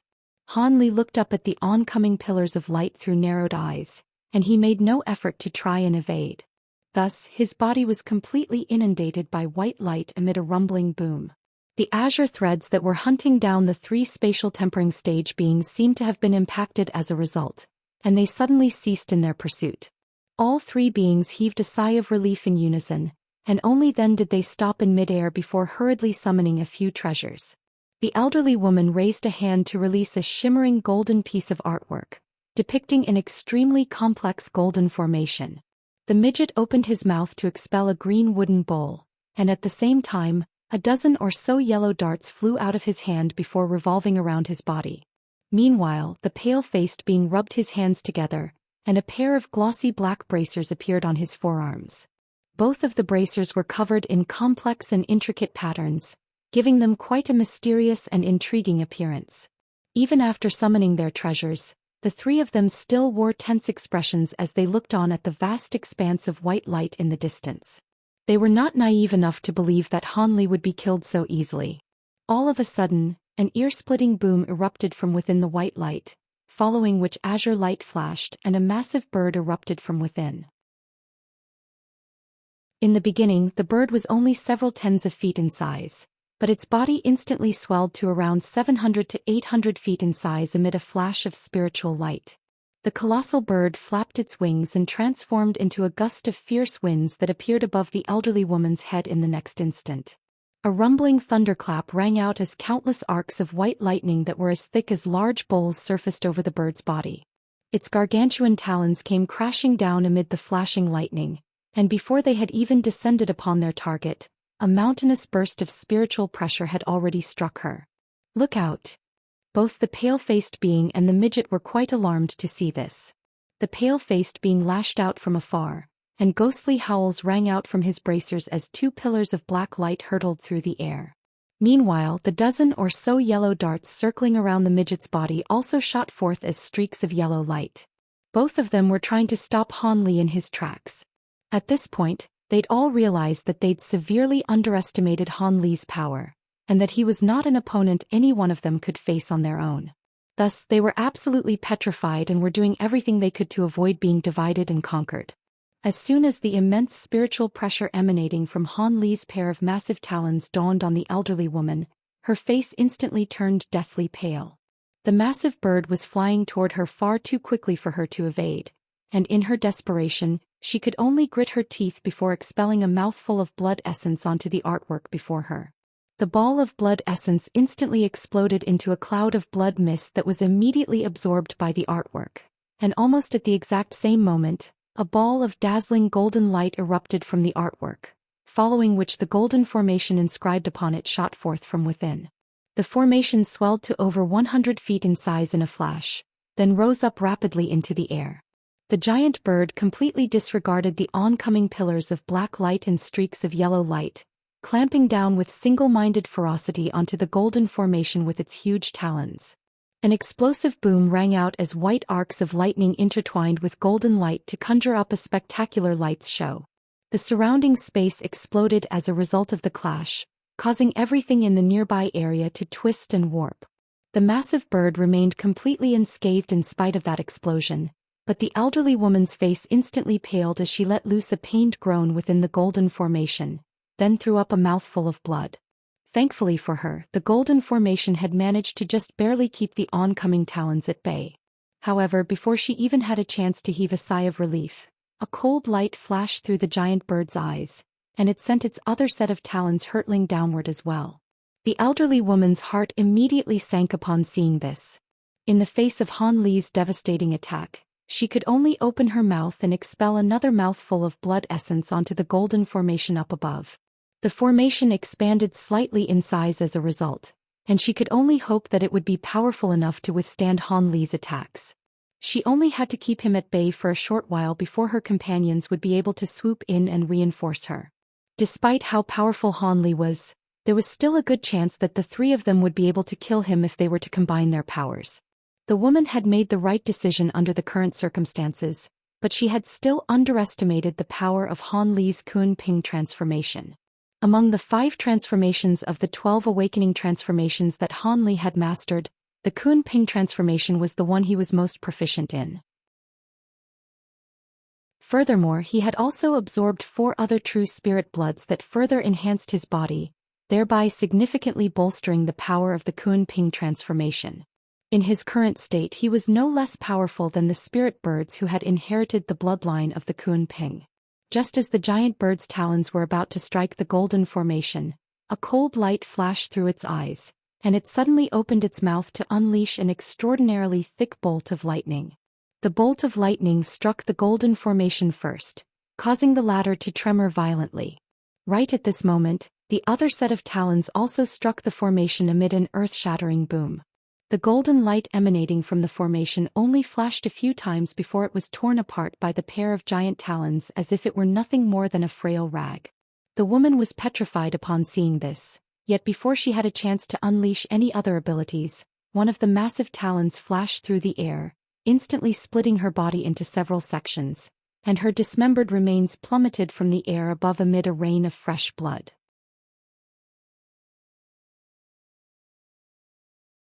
At this moment, the 2 pillars of black light and dozen or so yellow streaks of light were also about to strike the gigantic bird's body. However, spiritual light suddenly flashed as a crystalline light barrier surfaced from within the bird's body. The pillars and streaks of light faltered initially upon striking the light barrier before being refracted in a completely different direction, thereby missing their target. The 2 pillars of black light disappeared into the distance in a flash, but the streaks of yellow light twisted around before hurtling toward the giant bird again. However, the bird merely flapped its wings to sweep up a burst of fierce white winds, and the yellow streaks of light were blown into oblivion. Arcs of lightning then began to flash erratically all over the giant bird's body, and it pounced directly toward the midget amid a string of successive thunderclaps. After witnessing Han Li slay the elderly woman before swatting aside his attack with ease, the midget's face instantly turned deathly pale at the sight of the oncoming Han Li. He immediately stomped a foot down onto his silver cloud before flashing through the air as a ball of silver light. In the next instant, he appeared beside the pale-faced being before pointing a finger at the green wooden bowl beside him. The bowl immediately transformed into a green light barrier then shielded his body within. Meanwhile, the pale-faced being wore a dark expression as he let loose a loud cry. Bursts of black mist immediately erupted from the bracers that he was wearing, and the black mist enshrouded both himself and the midget in the blink of an eye. The black mist then began to surge in all directions, quickly covering an area with a radius of over 300 feet and continuing to expand outward, showing no signs of stopping. A series of ghostly shadows appeared within the mist amid ghastly howls and unsettling cries. Both the pale-faced being and the midget's auras disappeared within the mist. At this moment, the giant bird had also changed directions to pursue the midget, and it was greeted by the sight of a sea of black mist. Yin-Chi. He almost immediately identified this black mist to be extremely pure Yin-Chi. If a normal cultivator were to be caught off guard and ventured into the mist, they would be instantly reduced to a shriveled corpse. However, a peculiar look flashed through Han Li's eyes upon seeing this.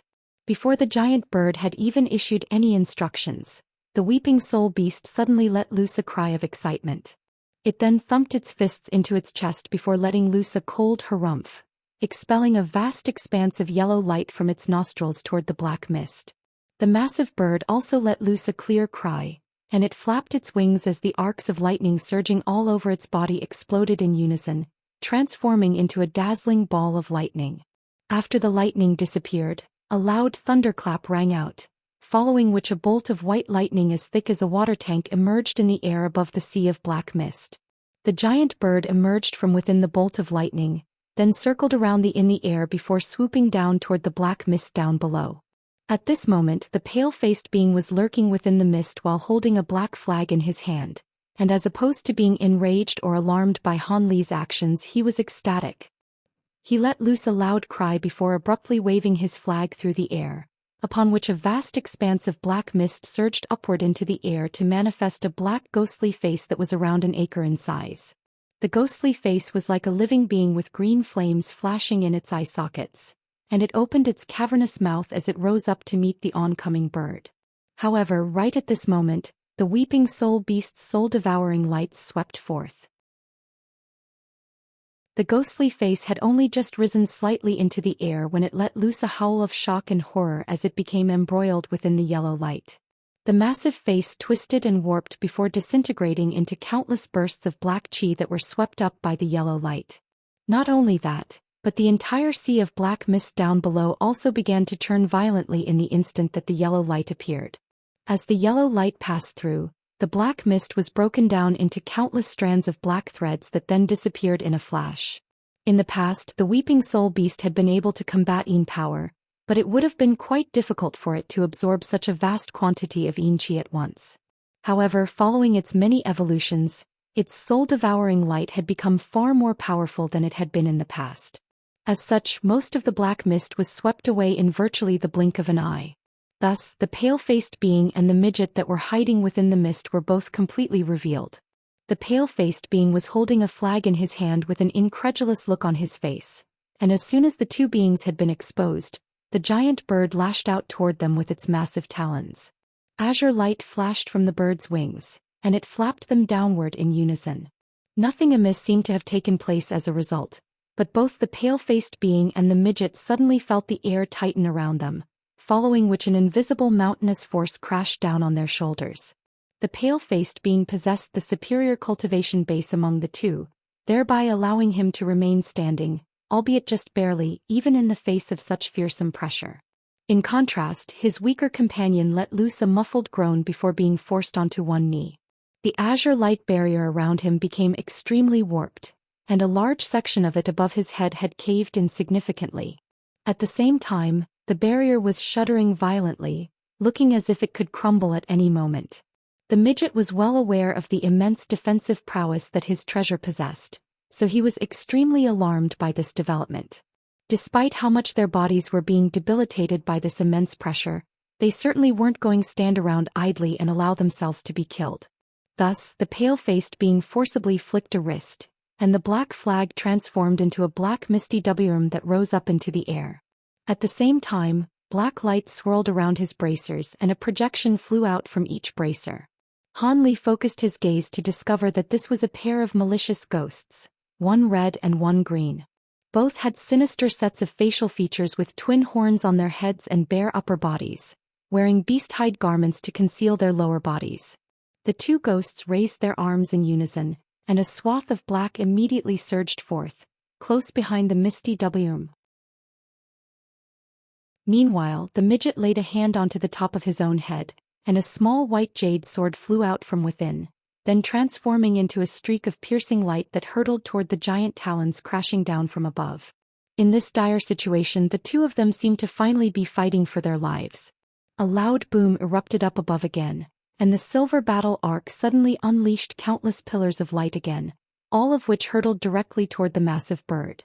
However, the bird continued to swoop downward, but crystalline light flashed from its body in the process, forming a crystalline shield that flew out of its body. The shield was initially only around 10 feet in size, but in the instant that it was released, it swelled to become a giant shield that was over 200 feet in size, glittering under the sunlight in a dazzling display. All of the pillars of light that struck the giant shield were warped and refracted toward another direction, so none of the battle arc's attacks were able to land on Han Li. The white jade sword then crashed into the giant bird's talons amid a dull thump, only to be repelled with ease. The talons then closed around the sword like lightning, capturing it in an inescapable grasp that immobilized it no matter how much it struggled. The talons then clamped down with even greater force, and the flying sword was shattered into several segments amid a crisp crack. The midget down below immediately let loose a howl of anguish before throwing up several mouthfuls of blood in succession. Meanwhile, the giant talons continued downward and they grabbed onto the azure light barrier, leaving the midget looking on with sheer horror in his eyes. However, the azure light barrier really was quite powerful. Even after the massive talons had closed around it, it managed to remain intact, even though it was creaking and groaning in an alarming manner. On the other side, the mist WM absorbed the vast expanse of black light into its body, and it suddenly seemed to have attained actual substance. Its previously misty and insubstantial body had grown a layer of glossy black scales, and it let loose a menacing roar as it violently whipped its tail into the massive bird's other set of talons. Despite the bird's enormous strength, its talons really were kept at bay by the black WM. A hint of surprise flashed through Han Li's eyes upon seeing this, but he then opened his cavernous beak, and a silver ball of flames suddenly shot forth from within. At the same time, the huge beak came pecking down with ferocious might. Immediately thereafter, the black WM was struck by the silver fireball and began to burn in an uncontrollable manner. The black WM's body then rapidly shrank as if it were being devoured by the silver flames. At this moment, the gigantic bird's beak struck the azure light barrier with devastating power. The barrier was already on the brink of destruction, and it was shattered by the beak with ease. The midget within the shattered barrier no longer had the power to resist, and his body and soul were both crushed into a cloud of blood mist by the giant talons that instantly closed around him. Meanwhile, the pale-faced being was also in dire straits. After the black WM had been shrunk down to around a third of its original size, it was no longer able to withstand the massive bird's talons any longer, and was promptly destroyed. Immediately thereafter, the silver flames enveloped the massive talons before sweeping toward the pale-faced being. The pale-faced being's expression had already changed drastically after witnessing the death of his final companion, and a look of shock and horror finally appeared on his face after witnessing his own treasure failing to withstand his opponent's attacks. In his desperation, he gritted his teeth and let loose a long, shrill cry. An explosive boom rang out, following which a layer of crimson light surfaced over his body, then swelled to form a ball of light comparable in size to a wagon wheel. Even the giant talons that were enshrouded in silver flames were repelled by this ball of light, unable to land on their target. Taking advantage of this opportunity, a faint crimson shadow shot forth from within the crimson light, covering a distance of several hundred feet in a flash, then sped to over 1,000 feet away, taking it not too far away from the remaining battle arc. With Han Li's spirit eye ability, the crimson shadow naturally didn't escape his notice. As such, he immediately twisted around to give chase. However, right at this moment, a pillar of golden light suddenly shot forth soundlessly and without any premonition, almost instantly striking the crimson shadow that had just reappeared above the battle arc. Several arcs of golden lightning struck the crimson shadow amid a loud thunderclap, and the shadow let loose a blood-curdling cry before being reduced to nothingness. Divine Devilbane lightning. Han Li was quite startled to see this familiar golden lightning.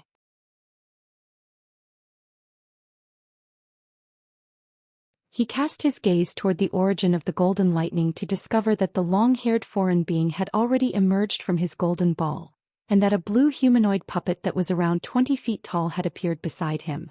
The puppet was entirely blue in color, and one of its hands was raised with thin arcs of lightning flashing in between its fingers. This Jia Tianmu had not only two high-grade puppets, but also a third one that was capable of unleashing divine devilbane lightning. That came as quite a surprise to Han Li. However, he was only caught in a stunned stupor for an instant before flapping his wings and hurtling toward the silver battle arc as a gust of fierce winds. Azure light flashed and his massive avian body swelled dramatically once again. Immediately thereafter, the massive bird's talons came crashing down upon the battle arc with piercing lightning flashing alongside them. The talons instantly pierced into the battle arc amid a string of resounding booms, and a massive hole was torn into its silver surface. The giant bird then opened its cavernous mouth, and a thick bolt of lightning blasted forth, disappearing into the hole in a flash. Lightning flashed and cries of anguish rang out from within the battle arcs as countless Jiao Qi beings were slain in the blink of an eye. However, the giant bird didn't rest there. It flapped its wings downward in a violent manner, and a gust of fierce white winds swept forth. It then released the massive battle arcs, and the latter was swept up by the gale force winds before plummeting toward the ground. The battle arc crashed onto the ground amid a resounding boom, and the massive bird let loose a long cry before folding its wings away, then shrinking down to its humanoid form amid a flash of azure light. Han Li cast his gaze onto the ground down below, then made a hand seal and several tens of small azure swords appeared in unison in the surrounding area. The swords tremored before hurtling through the air as streaks of azure light, making short work of the ruined battle arc down below. Han Li then turned his attention to the battle arc that he had previously felled, manipulating his flying swords to destroy that arc as well.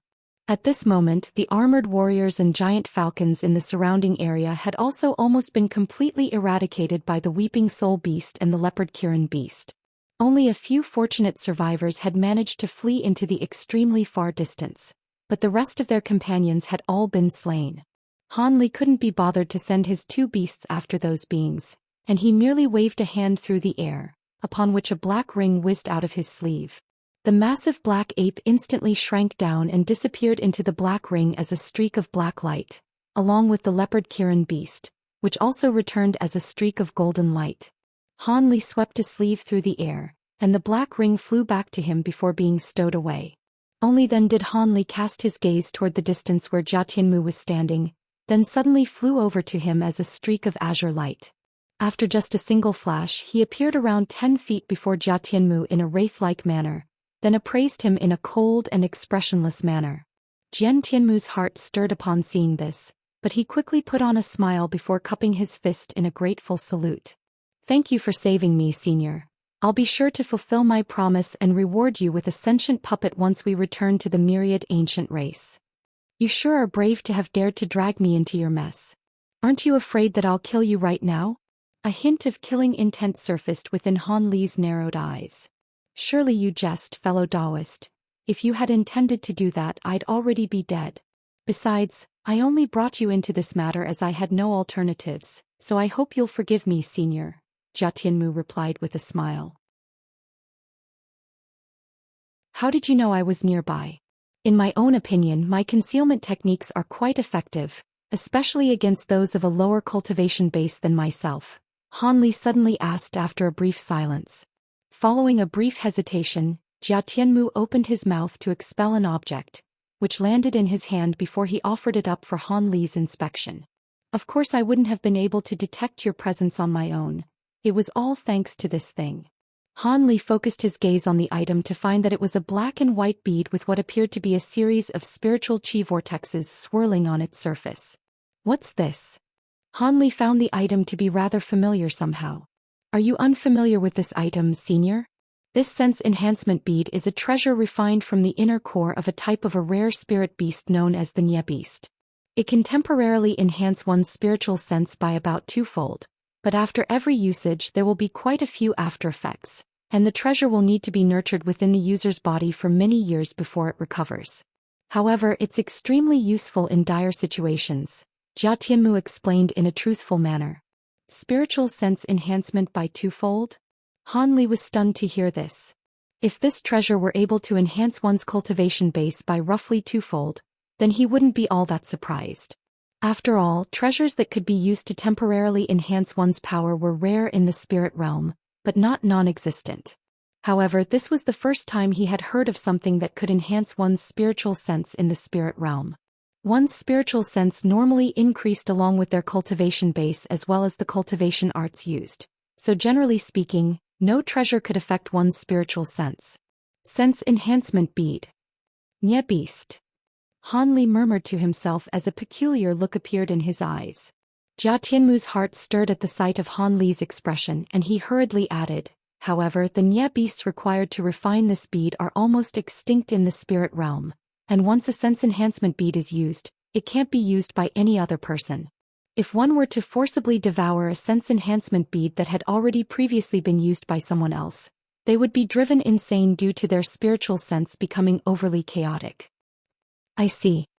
Han Li was rather disappointed to hear this, and the hint of killing intent that had just welled up in his heart quickly faded. However, he still found the black bead to be extremely familiar. In fact, there seemed to be one in his storage bracelet. Han Li suddenly recalled back to when he had slain that unknown beast in the Devilfall Valley countless years ago. The inner core of that beast was very similar in appearance to this sense enhancement bead. Could it be that the mutant beast from back then was a Nye beast? A hint of excitement welled up in Han Li's heart as that thought occurred to him. If he also possessed a sense enhancement bead, then wouldn't he be able to unleash close to twice as many gold-devouring beetles as he'd normally be capable of? In dire situations against overwhelmingly powerful enemies, he'd be able to scare them away with his gold-devouring beetles.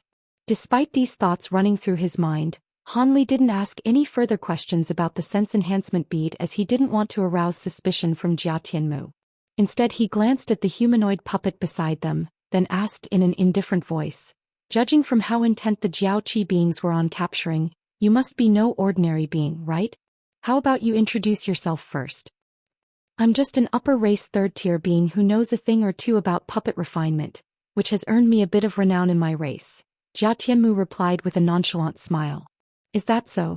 Your puppet refinement skills must truly be extraordinary for the Jiaoqi race elders to hold you in such high regard. Han Li mused in an indifferent manner. Jia Tianmu merely chuckled and refrained from offering a response on this occasion. Instead, he surveyed the surrounding area before a slightly concerned look appeared on his face. Senior, this is not a place that we should linger in. How about you leave with me first before we discuss any other matters? You're right about that, but I have no intention of going with you. From now on we go our separate ways. You're such a big target, I don't want to get swept up in your mess a second time, Han Li harumphed coldly. He then twisted around and azure light shimmered from his body as he prepared to depart. Wait. The further ahead you go, the more Jiaoqi beings you'll encounter. Even with your powers, it won't be a simple task to escape from this area. I know of a secret teleportation formation that can take us directly out of the area that has been taken over by the Jiaoqi race, Jia Tianmu hurriedly said with an urgent look on his face. A teleportation formation? You're not lying to me, are you? The azure light radiating from Han Li's body faded as he turned to Jia Tianmu with a surprised look on his face. Rest assured, Senior, this is a secret teleportation formation set up solely for special members of the 13 heavenly cloud races like myself. Once we get there, you'll be able to immediately ascertain the validity of my claim. If you discover that I'm lying, you can do with me as you please, Jia Tianmu replied with a smile. Han Li fell into silent contemplation upon hearing this. It was indeed the case that he'd encountered Jiaoqi race patrols with increased regularity along his journey. As such, he really was rather unconfident about his chances of being able to escape from this area.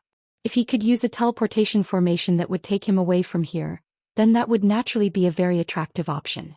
He didn't have any ties with neither the 13 heavenly cloud races nor the Jiaoqi race, but the violence that the Jiaoqi race had displayed in slaughtering the entirety of Green Light City indicated to him that even if he were to surrender himself and offer up the Jade Box, there was no way that they would spare him. In contrast, it seemed that the 13 heavenly cloud races weren't as oppressive toward outsiders, so it would be a good idea to travel to their territory, then slowly try and find a way back to his original continent. Furthermore, he was carrying 2 jade boxes that had to be taken care of, and this Jian Tianmu seemed to be quite an important figure in the myriad ancient race, so perhaps he'd be able to help in that respect. After contemplating all these matters, Han Li nodded as his expression eased and he said, "All right, in that case I'll be happy to come along. Please lead the way, fellow Taoist Jia." Jia Tianmu was ecstatic to hear this and he hurriedly expressed his gratitude to Han Li. The spiritual power within the few types of special spirit stones used in his puppets had been completely exhausted, so there was no way that a third-tier upper race being like him would be able to travel to the place where the teleportation formation was situated on his own. However, with Han Li's protection he would have a far greater chance of getting to his destination without being captured or killed. Thus, Jia Tianmu immediately rose up into the air to recover the puppets that had been taken by the Jiao Qi beings, then stowed the humanoid puppet away before flying into the distance, leading the way for Han Li. 2 streaks of light, one golden and one azure, disappeared into the distance after just a few flashes.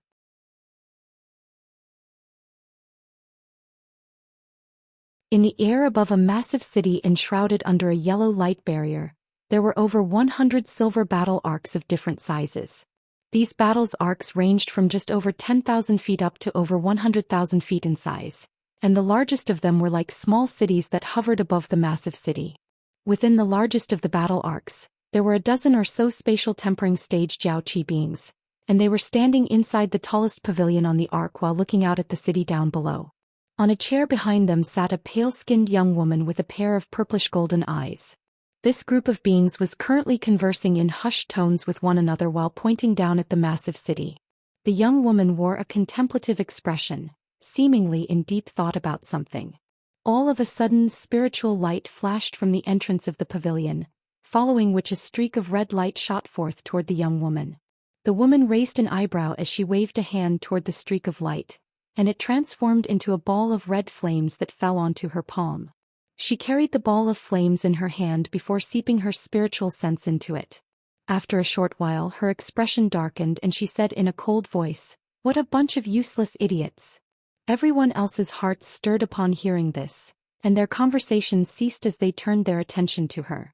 "What's happened, Lady Yin?" a hunchbacked man asked in a careful manner.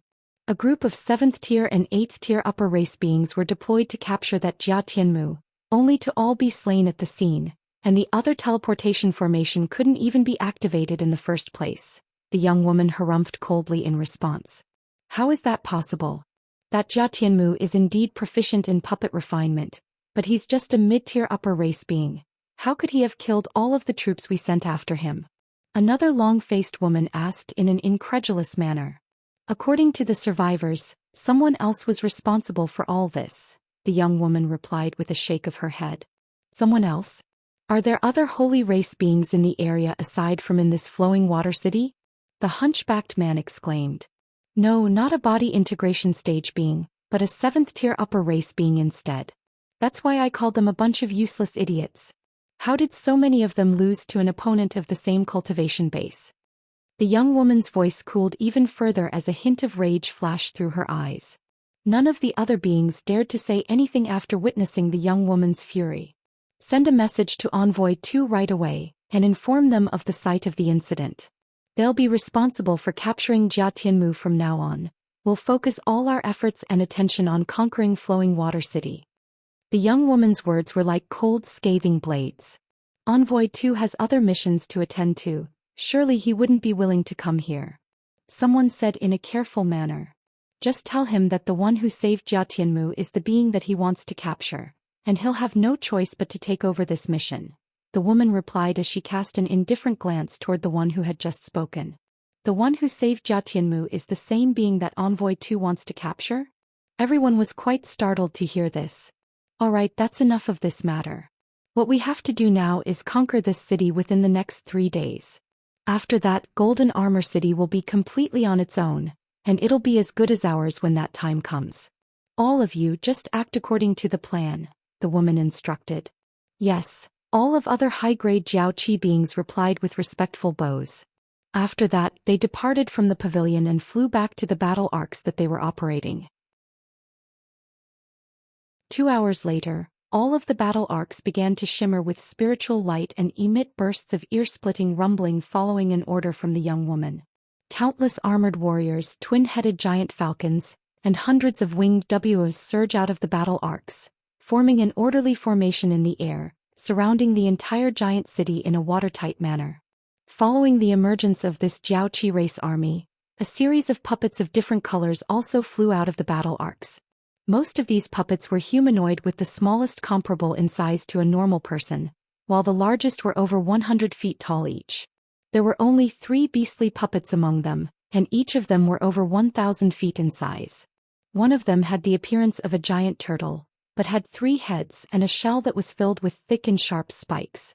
Another one had the body of an ape and the head of a tiger with a pair of massive golden deer antlers. The third one was a flying ant-like puppet, and not only was it the largest of the 3, its body was entirely pristine white, as if it had been refined from crystal. Seeing as the Jiaoqi beings were preparing to launch a large-scale attack, the entire city was cast into a frenzy. Through the massive light barrier, one could see that a series of formations had lit up across many locations within the city. Immediately thereafter, thick pillars of light rose up from the formations, injecting themselves into the light barrier in the air above. The light barrier instantly began to shimmer as a series of runes emerged from it, each of which was around 10 feet in size. At the same time, countless humanoid figures flew out of some of the buildings in the city, many of which immediately hurtled toward the formations that had just lit up. "Attack!" the young woman on the largest battle commanded, and the 3 largest beastly puppets led the charge. Spiritual light swirled around the giant turtle's shell, following which countless thick pillars of light instantly shot forth. Meanwhile, the tiger-headed ape beast opened its mouth to blast forth a golden pillar of light, within which the sounds of howling winds and explosive thunder could be heard. As for the giant crystalline ant, it also opened its mouth, but it expelled a vast expanse of dense green mist that swept through the air instead. Immediately thereafter, brilliant spiritual light radiated from the undersides of the battle arcs as pillars of light came raining down in a torrential downpour. All of a sudden, rumbling booms rang out incessantly like a relentless string of thunderclaps. Deep within the belly of a massive mountain, there was a dim hall in which everything was only barely visible. The entire area was deathly silent, and it seemed that no one had frequented this place for many years. However, a short while later, white light suddenly flashed within the hall, following which a formation that was several tens of feet in size appeared at the center of the hall. Spiritual light flashed amid a low buzzing sound, and 2 blurry humanoid figures emerged within the formation. One of them was a remarkably young man in a set of azure robes, while the other was a being with long disheveled hair that obscured half of his face. These 2 were none other than Han Li and Jia Tianmu. This place is extremely discreet and obscure, and this teleportation formation that was constructed here by our myriad ancient race cannot be used unless it's during a crisis. As the years have passed, fewer and fewer people know about it. Where we are now is already outside of the area taken over by the Jiaoqi race, and it's only several days of flight away from the 3rd largest city of our 13 heavenly cloud races, Cloud City, Jia Tianmu said with a smile. He then swept a hand through the air, casting an incantation seal onto a gem that was embedded onto a nearby wall.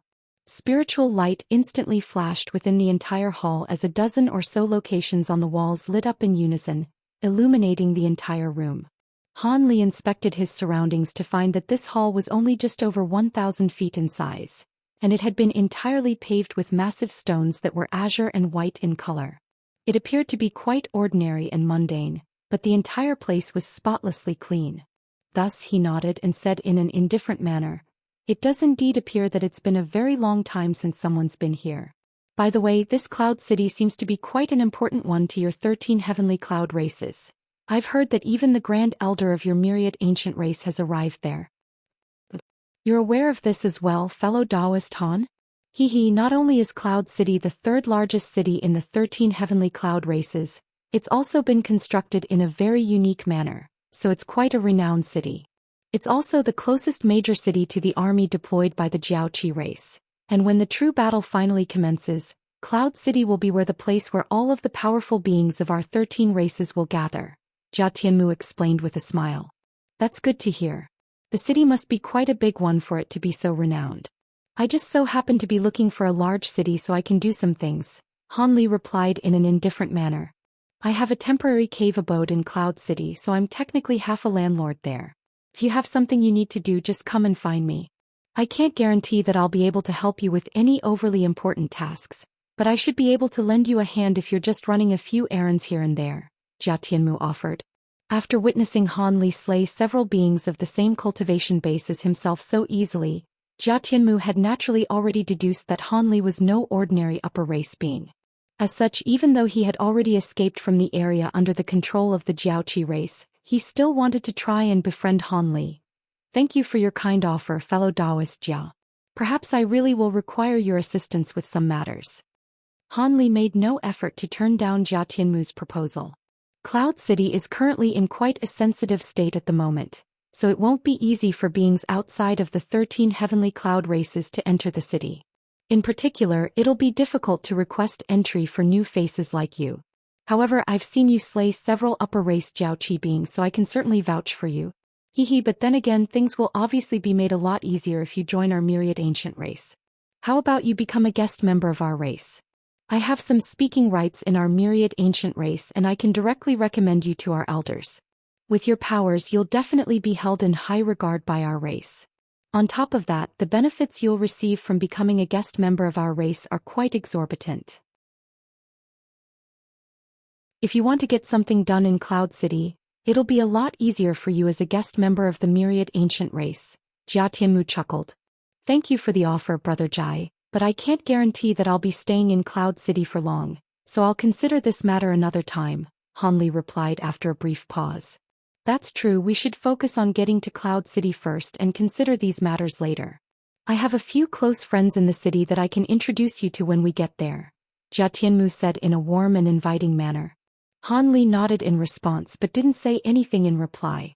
Thus, the two of them strode out of the teleportation formation and rushed toward the gates of the hall. After pushing open the gates, a blue stone passageway was revealed to them, and the passageway led upward in a winding manner. Han Li and Jia Tianmu instantly transformed into two streaks of light that disappeared into the passageway in a flash. Moments later, a ball of white light and a streak of azure light flew out of a large mountain, then hurtled into the distance.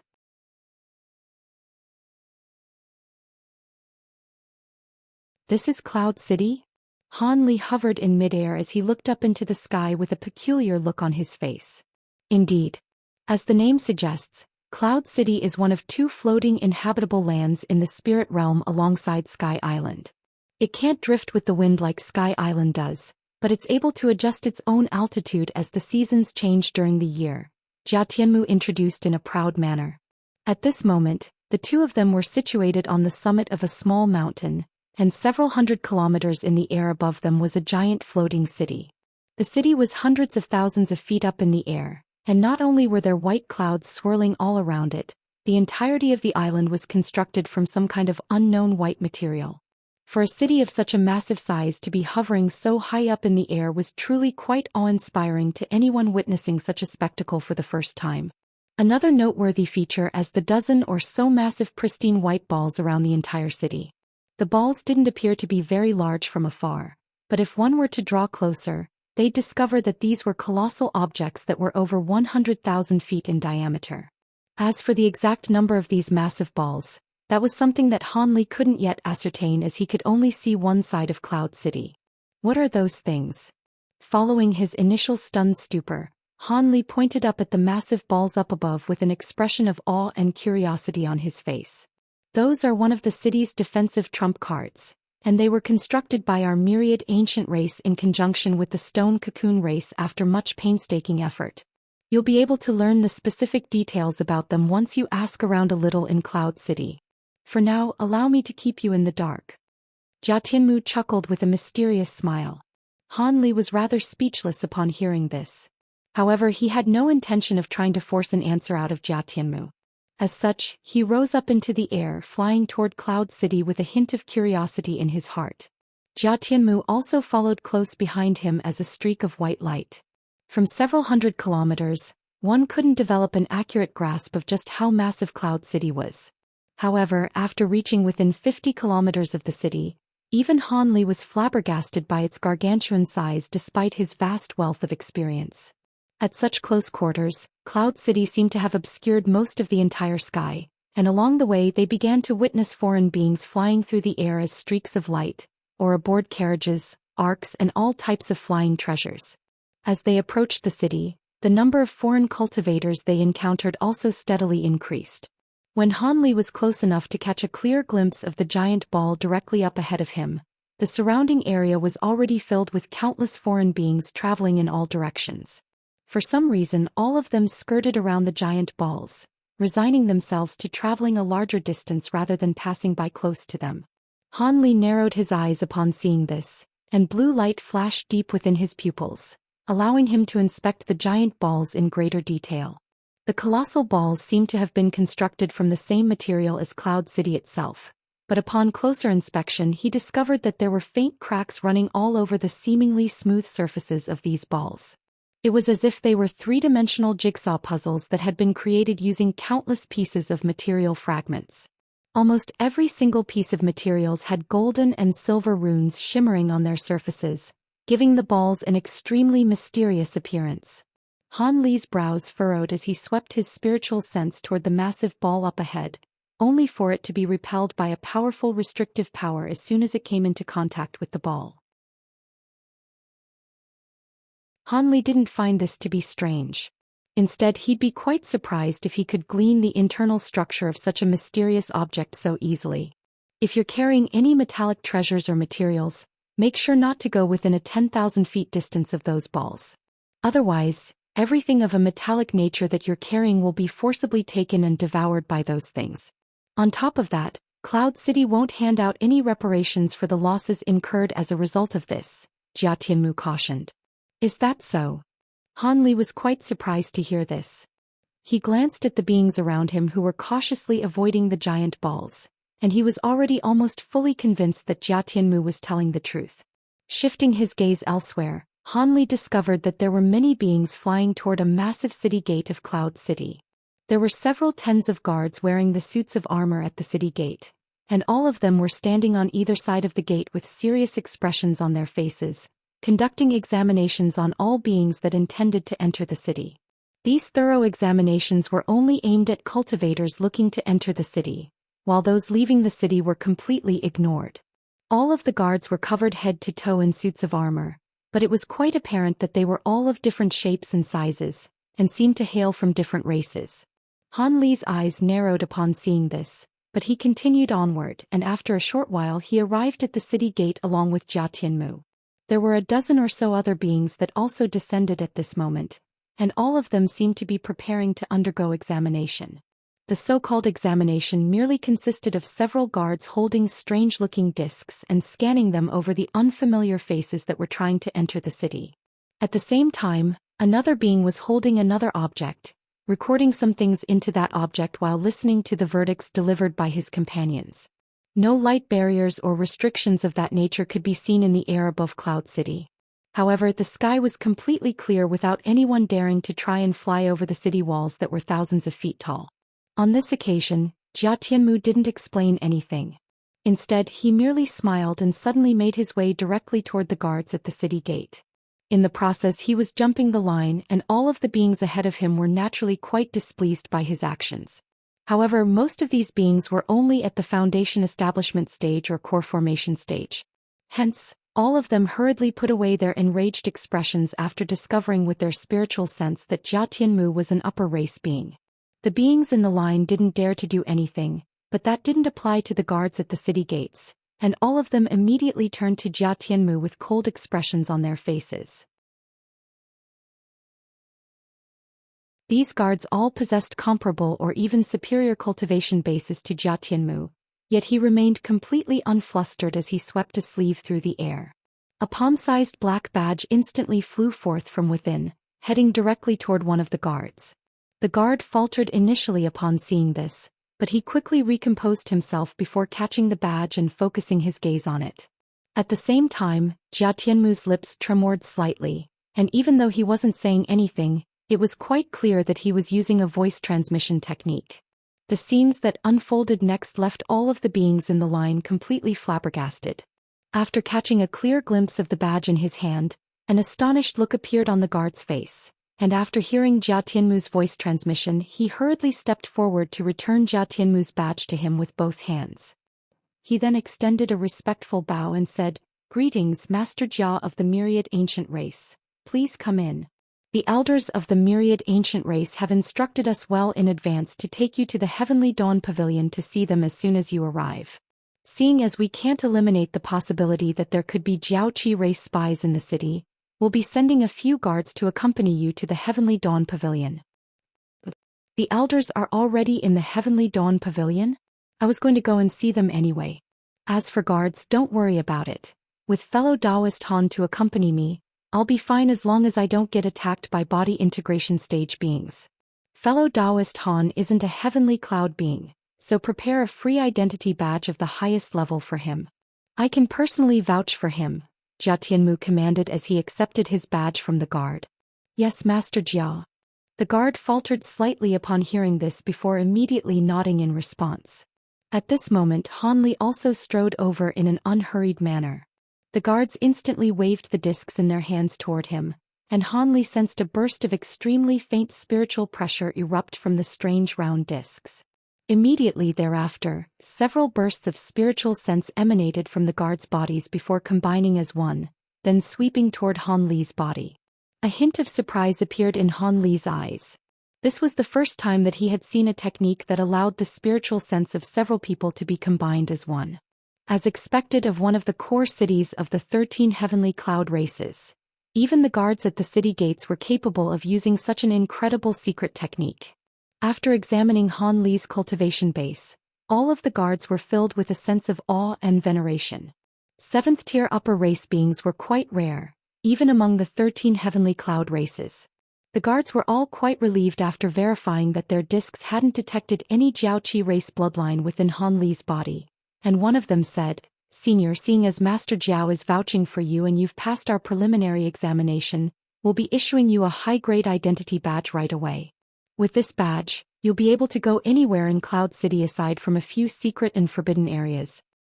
"Thanks for your hard work," Han Li replied in a benevolent manner. The deity transformation stage guard waved his hands in response and no longer mentioned anything about sending guards to accompany Jia Tianmu.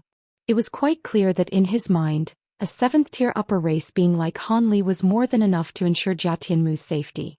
Moments later, the guards refined a jade badge that contained some basic information about Han Li before handing it over to him.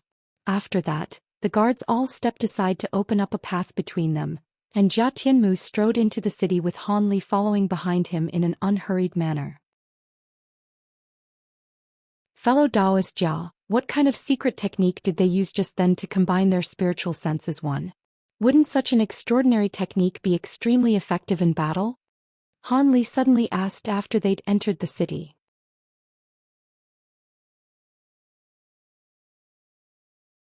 That's the spirit condensing technique. It is indeed quite an extraordinary secret technique created by the Azure race, but a strict set of prerequisites must be satisfied before the technique can be cultivated. Not only do the cultivators involved have to be brothers related by blood, their cultivation arts and cultivation bases also have to be extremely closely matched before they can unleash this technique. In contrast with all of the other heavenly cloud races, most Azure beings are born as conjoined siblings, where it's quite common even for 6 or 7 siblings to be conjoined as a single being.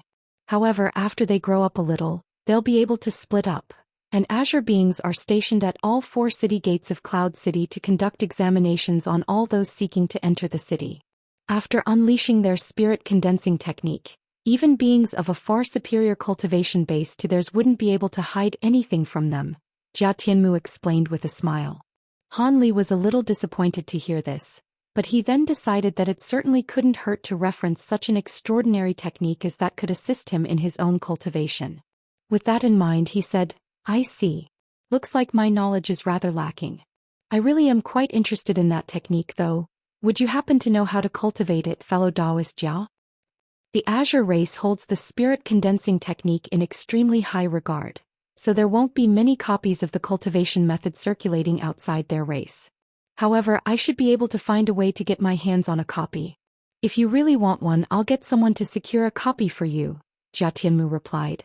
"You have my thanks, fellow Taoist Jia," Han Li said with a smile as he cupped his fist in a salute. Ah, don't mention it. You saved my life, so this is the least I can do. I have to go and visit the elders of our myriad ancient race, so I won't be able to accompany you any longer. This is the location of my cave abode. You can come and visit in a few days for the sentient puppet I promised you earlier. Truth be told, I only have 2 or 3 puppets of such a high caliber in my cave abode, and I have to secure approval from the elders before I can give one away to an outsider.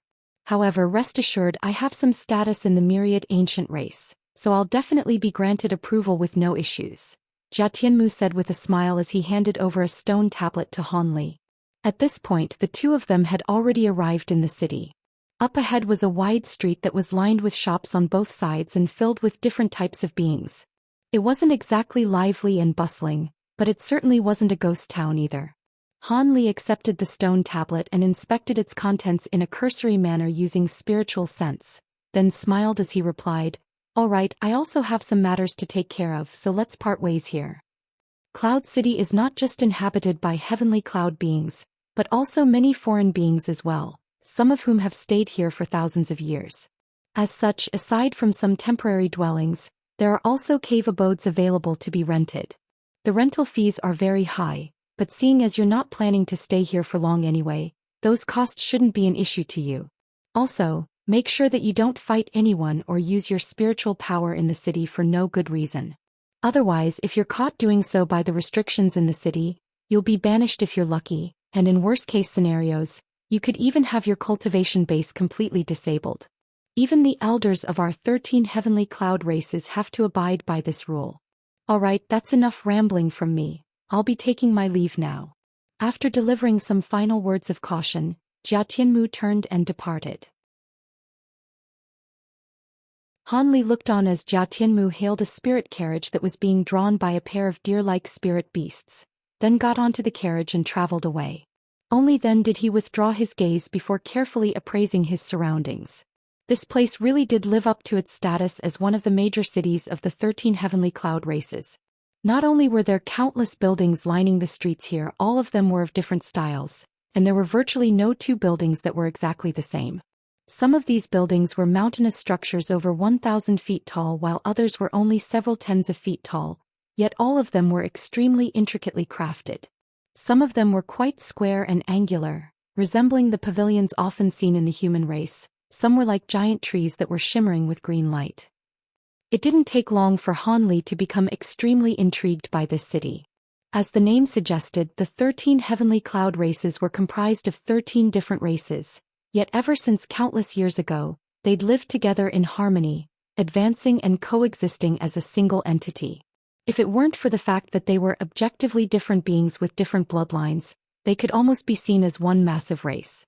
None of the 13 heavenly cloud races were anywhere near powerful enough to face a colossus like the Jiaoqi race on their own, but their combined powers were comparable with the top races of the spirit realm. This was why the 13 heavenly cloud races had managed to exist up to this point, despite their close proximity to the territory of the Jiaoqi race. In reality, battles would break out on the borders between the Jiaoqi race and the heavenly cloud races quite regularly. Either the Jiaoqi race took over some more of the heavenly cloud race's territory, or the latter recovered some of their lost land. Of course, under most circumstances the Jiaoqi race still came out on top. However, the 13 heavenly cloud races were constantly backing up one another, so they hadn't suffered any decisive losses. As such, the heavenly cloud races weren't surprised by the sudden attack from the Jiaoqi race. Instead, they were able to react quickly and calmly, gathering up their powerful beings in preparation to deal their enemies a heavy retaliative blow. This information had all been disclosed whether intentionally or unintentionally by Jia Tianmu during their conversations on the way here. According to Jia Tianmu, the heavenly cloud races had quite a vast territory, and the Jiaoqi race wasn't the only powerful neighbor. There was also the night race, which was not inferior in power to the 13 heavenly cloud races, as well as the slightly weaker explosion race. Of course, there were also many small races in the nearby area, but the only way for them to survive was to join one of the more powerful races. Otherwise, they would either be completely wiped out or forced to find another home far away. This gave Han Li a general understanding of the situation surrounding the races in this area. At present he was examining the streets in the city while slowing advancing and contemplating about what he was going to do next. His target was undoubtedly to find a teleportation formation that could take him back to the Tianyuan continent. However, there was no way that a single being could own a teleportation formation of such a high caliber. Instead, it was most likely under the control of a certain major power. In that case, he had no choice but to liaise with the higher-ups of that major power if he wanted to use their teleportation formation. This was why he hadn't rejected Jia Tianmu's invitation to Cloud City. However, he was going to make up his mind about whether he was going to approach the higher-ups of the heavenly cloud races after he had gathered enough information. His top priority now was to find a place to stay in the city, then slowly search for some leads. Having made up his mind, Han Li no longer hesitated any further. He glanced at the shops around him, then picked one to visit that was similar in its design to a human pavilion. The shop wasn't very large and only had 2 levels. From the wares being sold on the shelves, it appeared that this was a very ordinary general store. The shopkeeper was a green-skinned being who was sitting on a chair behind the counter, and he immediately rose to his feet with a smile on his face at the sight of Han Li. "What can I help you with, senior? We sell several types of specialty local products from Cloud City, as well as maps, general appliances." This foreign being appeared to be in his 40s, and even though he was only at the foundation establishment stage, he displayed no fear in the presence of Han Li. After extending a polite salute, he launched into a well-rehearsed spiel to advertise his wares. This wasn't particularly surprising. After all, at his lowly cultivation base he most likely couldn't even tell the difference between a nascent soul and spatial tempering cultivator. Furthermore, there were countless beings who were far more powerful than him in Cloud City, so he was most likely already accustomed to being in the presence of beings that were unfathomably powerful to him. Han Li glanced at the shopkeeper before suddenly sweeping a sleeve through the air. A mid-grade spirit stone flew out from within as he said, "Get me the most detailed map of Cloud City you have. On top of that, I also have some things that I want to inquire about." The shopkeeper's smile immediately widened with elation as he caught the spirit stone, and he brought over a red stone tablet from one of the shelves in the shop as he said, "This is the best map in my store and I'll be sure to answer your questions to the best of my abilities, senior." A short while later, Han Li emerged from the shop with a calm expression on his face. He hailed a beast-drawn carriage on the street, then gave the driver an address before closing his eyes to meditate in the carriage. The driver immediately spurred on the beast-drawn carriage to rush down the street. 4 hours later, after passing through countless streets, the carriage finally carried Han Li to the nearest corner of the Cloud City and stopped in front of a strange massive building. Han Li tossed a few spirit stones over to the driver before disembarking from the carriage and looking up at the building in a calm manner.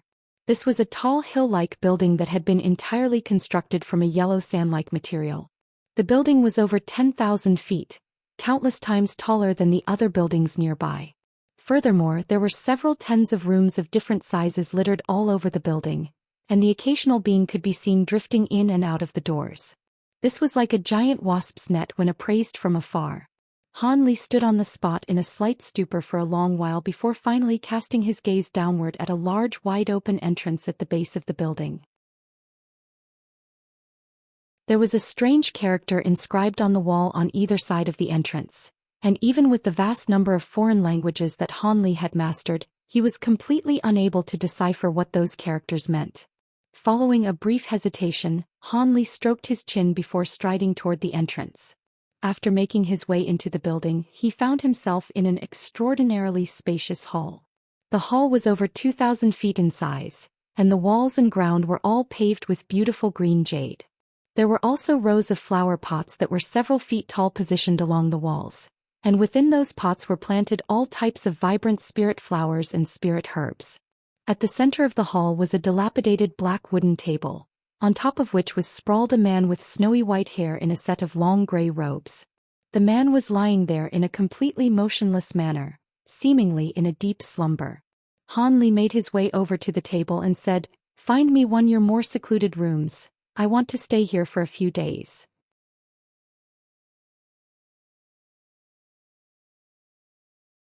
Han Li's voice wasn't very loud, but it was like a loud thunderclap in the elderly man's ears, and he was instantly jerked awake. "Ah, welcome. I'll find a room for you right away, senior." The elderly man shuddered before sitting bolt upright, then hurriedly pulling out a shimmering white treasure that bore the appearance of an accounts book and quickly searching through it. Han Li's brows furrowed upon seeing this. This elderly man was a cultivator as well, so why he so unalert? It appeared that he wasn't pretending earlier and really had fallen asleep.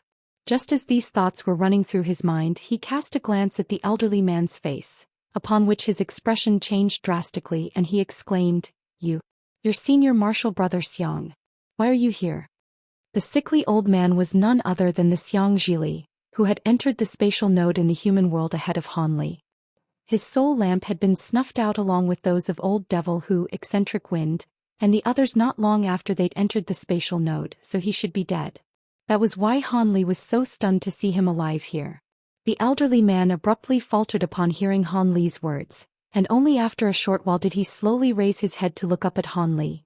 Junior Martial Brother Han, it really is you, the elderly man murmured with a peculiar expression that was caught somewhere between a smile and a grimace.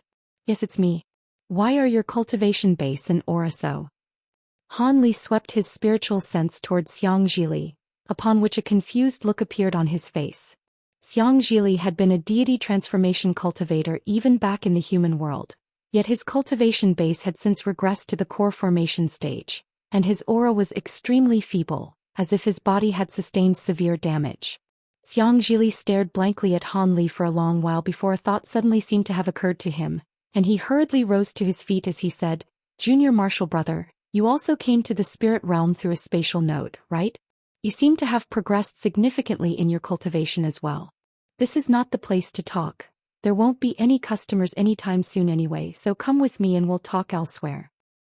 He then led Han Li toward a door situated on the side of the hall, and Han Li hesitated momentarily before following along. After entering through the door, the two of them arrived in a long corridor, on either side of which a series of exotic plants were growing. Xianxia didn't lead Han Li very far before pushing open a nearby stone door and inviting Han Li into the room. Take a seat, Junior Martial Brother. Never would I have thought that I'd see you again in my life. In my current state, I'm almost too embarrassed to be in your presence. Xianxia chuckled with a wry smile as they both took a seat. His voice was very dejected and sullen, and he seemed to only be a shadow of his former self. What happened to you in the spatial node all those years ago? Are the other two still alive? Han Li asked. Eccentric Wind and Old Devil Who both died. We were extremely unlucky and encountered multiple spatial storms along the way. On the last occasion, 2 spatial storms stacked on top of one another, and I was the only survivor among us 3. However, I'd lost almost all of my cultivation base from unleashing too many secret techniques in quick succession in order to save myself. What little cultivation base I have now is a result of many years of arduous cultivation. Xianxia sighed in a resigned manner. The spatial node was indeed an extremely perilous place, so the fact that you survived is very much a silver lining on an otherwise dark cloud. However, the soul lamp that you'd left in the human world had already snuffed out. And why are you here on the Thunder Continent as opposed to in human territory? Han Li asked.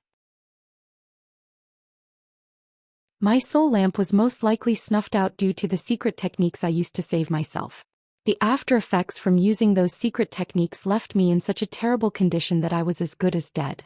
As for why I'm here on this continent, I'm afraid I don't know the answer to that question. I was able to barely survive the spatial storms that I encountered, but as soon as I emerged from the spatial node, I ended up here. If I hadn't been saved by someone, I wouldn't even be alive right now. From the sounds of it, you ended up in the human territory of the spirit realm after emerging from the spatial node. In that case, I can only assume that the spatial storms blew me completely off course. There was still a hint of lingering fear in Xianxia's eyes as he recalled his horrific experiences in the spatial node, even after so many years had passed. Han Li merely nodded without giving a reply this time. Why are you here doing this kind of job, Senior Martial Brother Xiang? Have you thought about returning to the human race? Han Li asked with a serious expression. The owner of this inn is a stone cocoon being, and he's the one who saved my life. He's quite kind-hearted and also quite powerful. He also seems to have some status in the stone cocoon race, and I decided to look after his inn for him to repay him for his kindness, and also because I have nowhere else to go. As for returning to the human race, I'd already given up on that dream long ago. There is indeed a teleportation formation under the control of the 13 heavenly cloud races that could facilitate teleportation to other continents. But it's said that an enormous amount of spirit stones is required to activate the formation each time, and just that expenditure alone is enough to strip a holy race being of all their wealth. Even if I were to return to the height of my powers, I'd still be far from entitled to use the formation. Besides, even if I were to teleport to the Tianyuan continent in my current state, there's no chance for me to pass through the primordial world to travel to human territory. On top of that, there's no chance for me to ever reach the spatial tempering stage, so I'm planning to spend the rest of my life here, Xianxia replied with a forlorn shake of his head. Han Li didn't know how to comfort him after hearing that. By the way, I haven't heard about your experiences yet. Even though I can't return to the human race, I still want to hear about how us humans are doing in the spirit realm. Can you tell me about that, Junior Martial Brother Han? Xianxia asked. There's not much to show and tell in terms of my experiences. After reaching the deity transformation stage, I also traveled to the spatial node according to the coordinates you sent me, and I ventured into it along with the Ice Phoenix, who had also reached the deity transformation stage by then. I was quite lucky in that even though I also encountered spatial storms, I was able to emerge largely unscathed with the assistance of the Ice Phoenix's spatial abilities. As for the current situation that the human race is in, I can't say that we're thriving. At most we're just barely able to get by. As for the specifics, Han Li gave a brief recount of his own experiences, but refrained from disclosing the fact that he'd also once completely lost his cultivation base. As for the matters surrounding the human race, there was nothing strictly confidential anyway, so Han Li was happy to disclose the current situation to Xianxia. So we have 3 territories and a large number of body integration cultivators among our ranks? In that case I can breathe a sigh of relief. Xianxia listened intently to Han Li's story before heaving a long sigh. Han Li fell silent again for a short while before suddenly asking, is there really a super teleportation formation in the 13 heavenly cloud races? How did you hear about this, Senior Martial Brother Xiang? Do you intend to use the teleportation formation as well? It's not really a confidential matter. Not only is there one in the 13 heavenly cloud races, the Jiaoqi race and the Night race also have one each. Among the major races in this area, only the Explosion race is apparently yet to construct one. Teleportation formations capable of teleporting beings between continents are only accessible to beings at or above the body integration stage, and you're not a heavenly cloud being either, so it's going to be very difficult for you to secure approval to use the formation. Thankfully, the 13 heavenly cloud races aren't too xenophobic toward foreign beings, so you should just settle and cultivate here. You'll be able to keep me company then. You can consider returning to the human race after progressing to the body integration stage. By the way, what's your cultivation base at the moment? I can sense that you're far more powerful than you were back in the human world, but I'm unable to detect your exact cultivation base. Xianxia mused with a curious look on his face. I'll have to think about the teleportation formation later, but at present, I've fortunately been able to progress to the spatial tempering stage. Han Li made no effort to hide his cultivation base. The spatial tempering stage? You really have been progressing extremely quickly, Junior Martial Brother Han. In that case, you no longer have to worry about the limitations of a lifespan. Xianxia sighed in an envious manner upon hearing this. Technically, I'm immortal. But with the major heavenly tribulation that strikes me one every 3,000 years, my worries are certainly far from over. Each successive heavenly tribulation will be fiercer than the previous one, and I'll eventually die anyway unless I can ascend to the true immortal realm, Han Li said with a faint smile. That's not the same thing. After reaching the spatial tempering stage, you'll have thousands of years between heavenly tribulations, so you'll be able to take your time in your cultivation. With your brilliant aptitude, who's to say you won't be able to ascend to the true immortal realm in the end? Xianxia chuckled with a shake of his head. Our human and demon races have had no lack of freakish prodigies, yet how many of them have managed to ascend to the true immortal realm in the end? I'm only focusing on taking my cultivation one step at a time, rather than looking ahead too far and being overly ambitious, Han Li said with a wry smile. Let's discuss this matter at another time. I have to look after the inn for now, and I'll come to your room tonight for a more in-depth chat. You wouldn't refuse to see me, would you, Junior Martial Brother Han? Xianxia chuckled. Of course not. I've only just arrived in Cloud City, so I also have some things that I need to ask you about. Han Li nodded in response. Thus, Xianxia picked out a relatively secluded room for Han Li to stay in before returning to the hall. Han Li set up a restriction within the room, then sat down in a cross-legged manner and fell into deep thought. The fact that he'd encountered Xianxia here forced him to reconsider some things.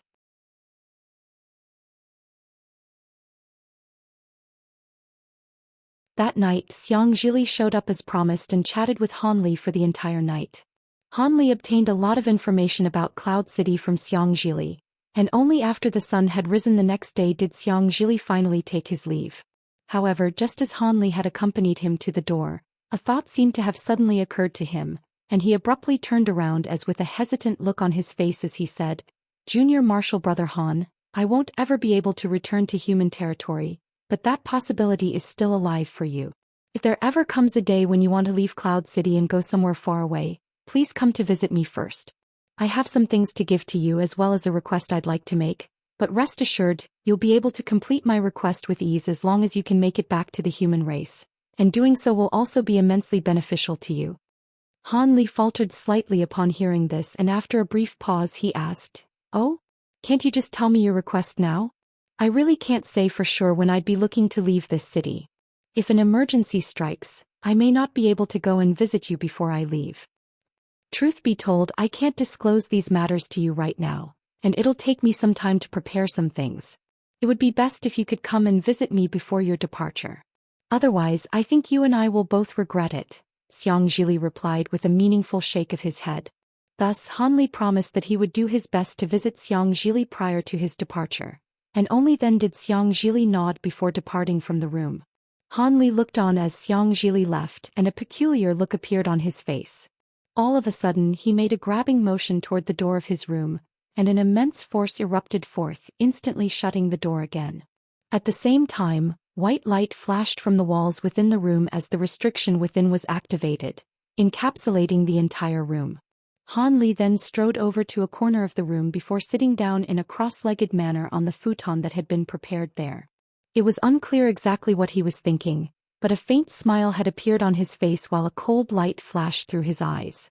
The next day Han Li continued to meditate in his room, showing no intention of going anywhere. Only on the morning of the third day was the door of the room finally opened, and he emerged from within in an unhurried manner. However, instead of going downstairs to the hall to find Xianxia, he left the inn through the exit on this level before drifting lightly down onto the streets outside. Han Li seemed to have already decided where he wanted to go, and he casually hailed a beast-drawn carriage and gave the driver a destination before setting off. Through the window of the carriage Han Li could see everything on the streets outside. His heart stirred slightly as he cast his gaze toward the massive balls outside the city walls. Following his lengthy conversation with Xianxia the night before, he had learned just what these massive balls were. It turned out that these were 13 supermassive puppets, each of which was comparable in power to an early body integration stage being. Each of the 13 heavenly cloud races controlled one puppet, and it was quite clear just from those fearsome puppets just how stalwart the defenses of Cloud City were. It was no wonder that this city was designated to be the central hub for the resistance against the Jiaoqi race. At the very least, it would almost be impossible to launch an effective sneak attack on this city. Han Li quickly withdrew his gaze from the balls in the distance before closing his eyes. The place that he was traveling to wasn't very far away, so the beast-drawn carriage arrived at his destination after only an hour or so. Han Li casually tossed a few spirit stones toward the driver before disembarking the carriage and surveying his surroundings. The street before him appeared to be quite mundane, but there were far more people here than even on the main streets. The shops on either side of the street weren't very large, but business seemed to be booming for them as many customers were regularly entering and exiting the shops. Han Li nodded as he cast his gaze toward the shop that stood right before him. He glanced up at the plaque hanging above the entrance, then immediately strode in an expressionless manner. The shop was several hundred feet in size, and it was filled with rows of shelves, upon which were placed all types of items such as stone tablets, jade plates, silver badges and ancient tomes. However, all of those items had been concealed under a shimmering light barrier. This was a shop that specialized in selling tomes. According to Xianxia, these types of shops couldn't be more common in Cloud City, but the few renowned shops that Han Li was interested in were all gathered on this street. Now that he had arrived, it appeared that Xianxia's claims rang true. The shop wasn't very large, but it really did contain many tomes of all different types. There were a few other foreign beings who were also inspecting the wares being sold in the shop, and they were all core formation stage beings. All of these foreign beings seemed to be focused on their respective searches, and all of them failed to notice that an upper race being had just strode into the shop. As for the shopkeeper, she was a young female foreign being who appeared to be only around 17 or 18 years of age. However, her skin was as pristine and translucent as snow, and there was a poised white crystal embedded on her glabella. Her beautiful eyes were also shimmering with wisdom that seemed to belie her youthful appearance. Han Li's heart stirred as he instantly identified this woman as a being of the crystal race. He had naturally done some research on the 13 heavenly cloud races, and he knew that the crystal race was one of them. However, this race was quite a peculiar one. Not only was its entire population pitifully small at only around just over 1 million, they were also predominantly weaker than beings of the other 12 races. In spite of that, all of them had extremely long lifespans that were 3 to 4 times that of a human. Furthermore, all of them were very beautiful and highly intelligent. Almost all crystal beings could reach a high level of proficiency in pill refinement formation spells, or talisman crafting with ease. As such, the crystal race was always extremely welcomed, and even though they didn't have much interest in things like power struggles, they enjoyed quite a lofty rank among the 13 heavenly cloud races.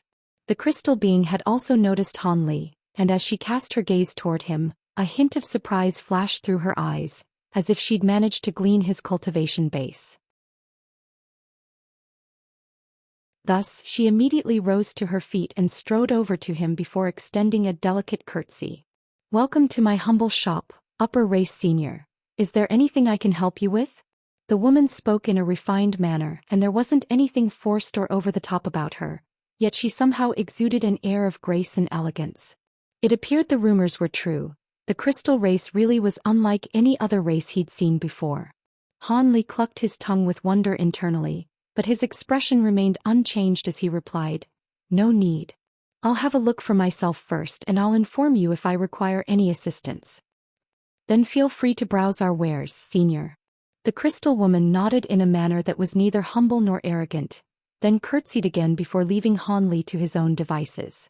However, her words had come as quite a shock to all of the other customers in the shop. All of them hurriedly turned toward Han Li with surprised expressions on their faces before drawing a sharp breath in unison. They were naturally unable to glean Han Li's exact cultivation base, but the fact that it was so unfathomable to them indicated that Han Li was countless times more powerful than them. Thus, all of them became rather uneasy, and some of them immediately departed while others quickly picked out a few tomes before also hurrying away. In the blink of an eye, Han Li and the crystal woman were the only two beings left in the shop. Han Li paid no heed to this recent development as he made his way over to a nearby shelf to inspect the tomes that had been placed there.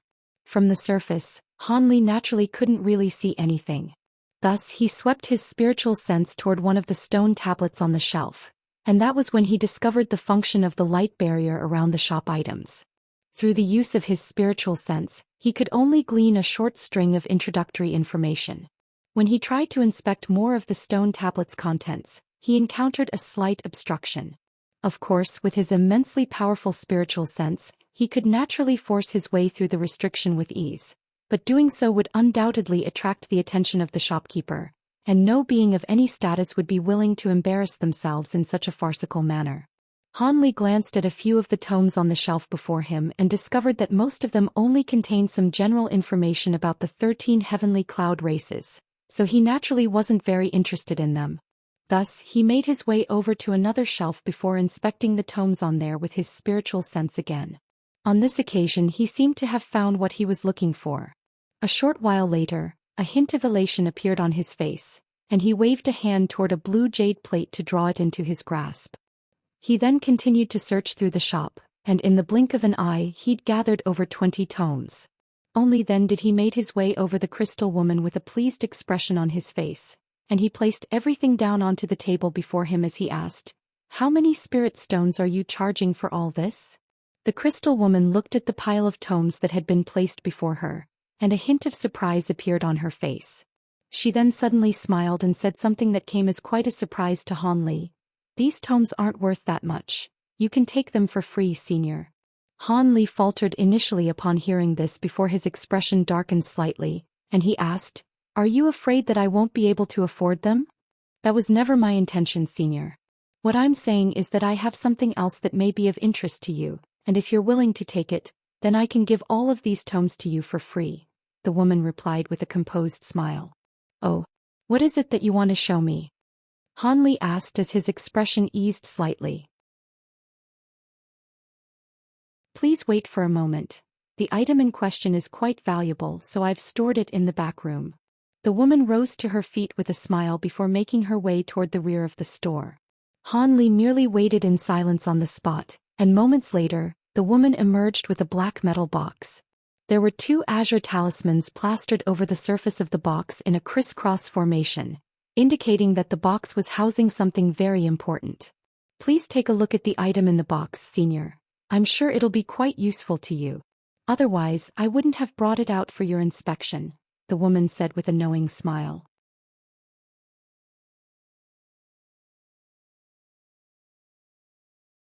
Han Li didn't waste any more time upon hearing this, and he accepted the black box before sweeping his spiritual sense toward it. Even though restriction talismans had been plastered over the box, they weren't enough to completely obstruct his spiritual sense, and he still sensed something within the box. Han Li cast his gaze toward the crystal woman with a hint of surprise on his face. "Looks like you really do know some things," Han Li said as he narrowed his eyes. "I'm working off a lot of assumptions as well, so I certainly can't say that I know everything. Why don't you open the box to see if the item inside interests you?" "This is not a good place to talk. Let's go elsewhere first," the woman said with a smile. She then flipped a hand over, and a formation plate appeared over her palm. She glanced at the entrance of the shop before making a hand seal and chanting something, then pointing a finger toward the formation plate. Brilliant light instantly flashed from the formation plate, following which a vast expanse of 5-colored light swept forth in all directions, enshrouding Han Li and the woman within. Han Li raised an eyebrow at the sight of this sudden development. He could sense powerful spatial fluctuations from within the 5-colored light, but he remained still on the spot and made no attempt to evade. The light swirled around Han Li before forming a 5-colored light formation, and Han Li felt his surroundings abruptly blur before he found himself within a murky gray space.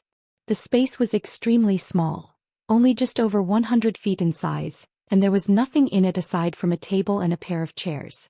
At this moment, Han Li was standing atop a teleportation formation that was shimmering with 5-colored light alongside the woman. "This is a small spatial rift that I had someone open up for me. There won't be any danger of our conversation being eavesdropped on here. Of course, with your powers, even without the teleportation plate, it would be a simple task to force your way back to the original space," the crystal woman explained with an elegant smile.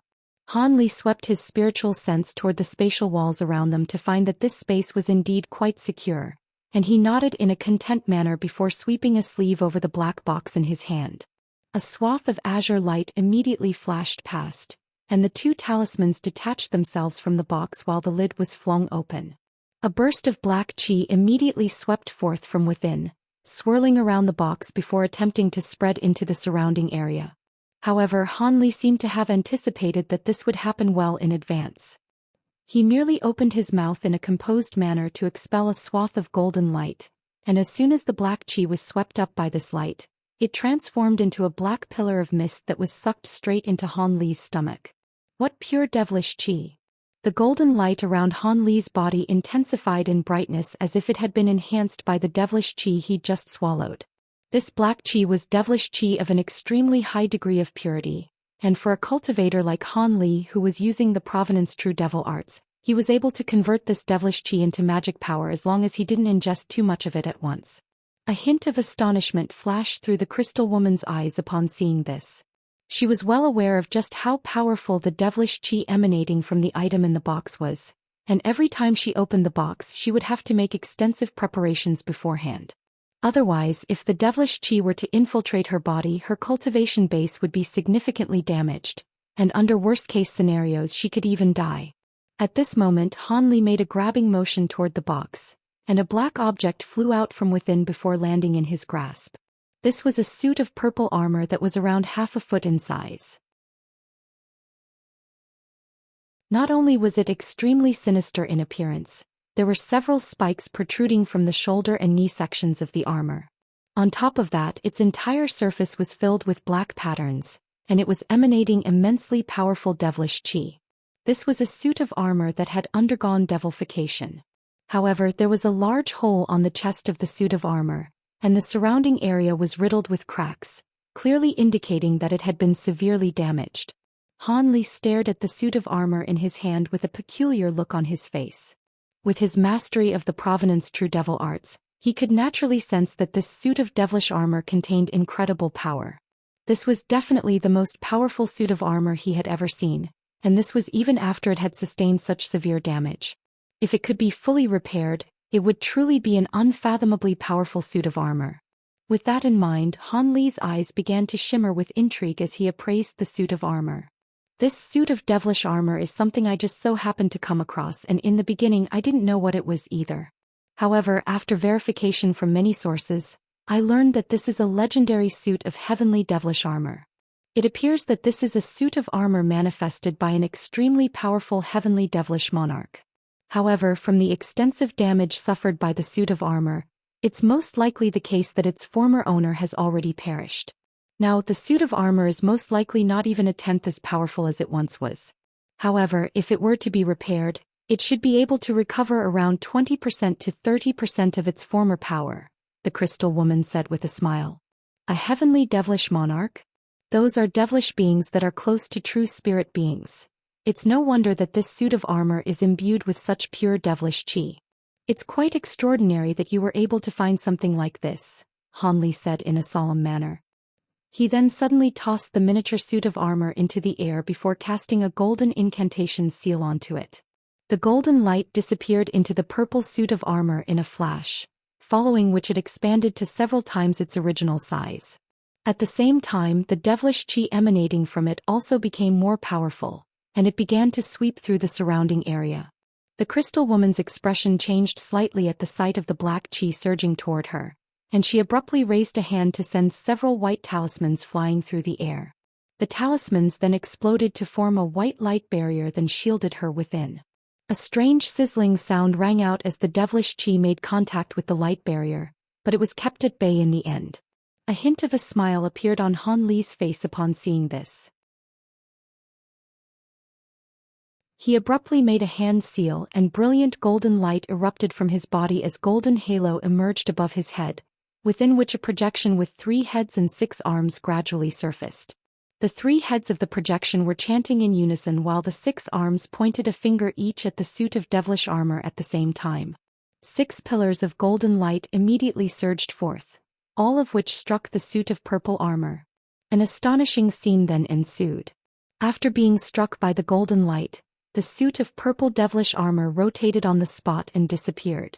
In the next instant, black qi swirled around the golden projection, and the purple armor somehow ended up on the projection's body.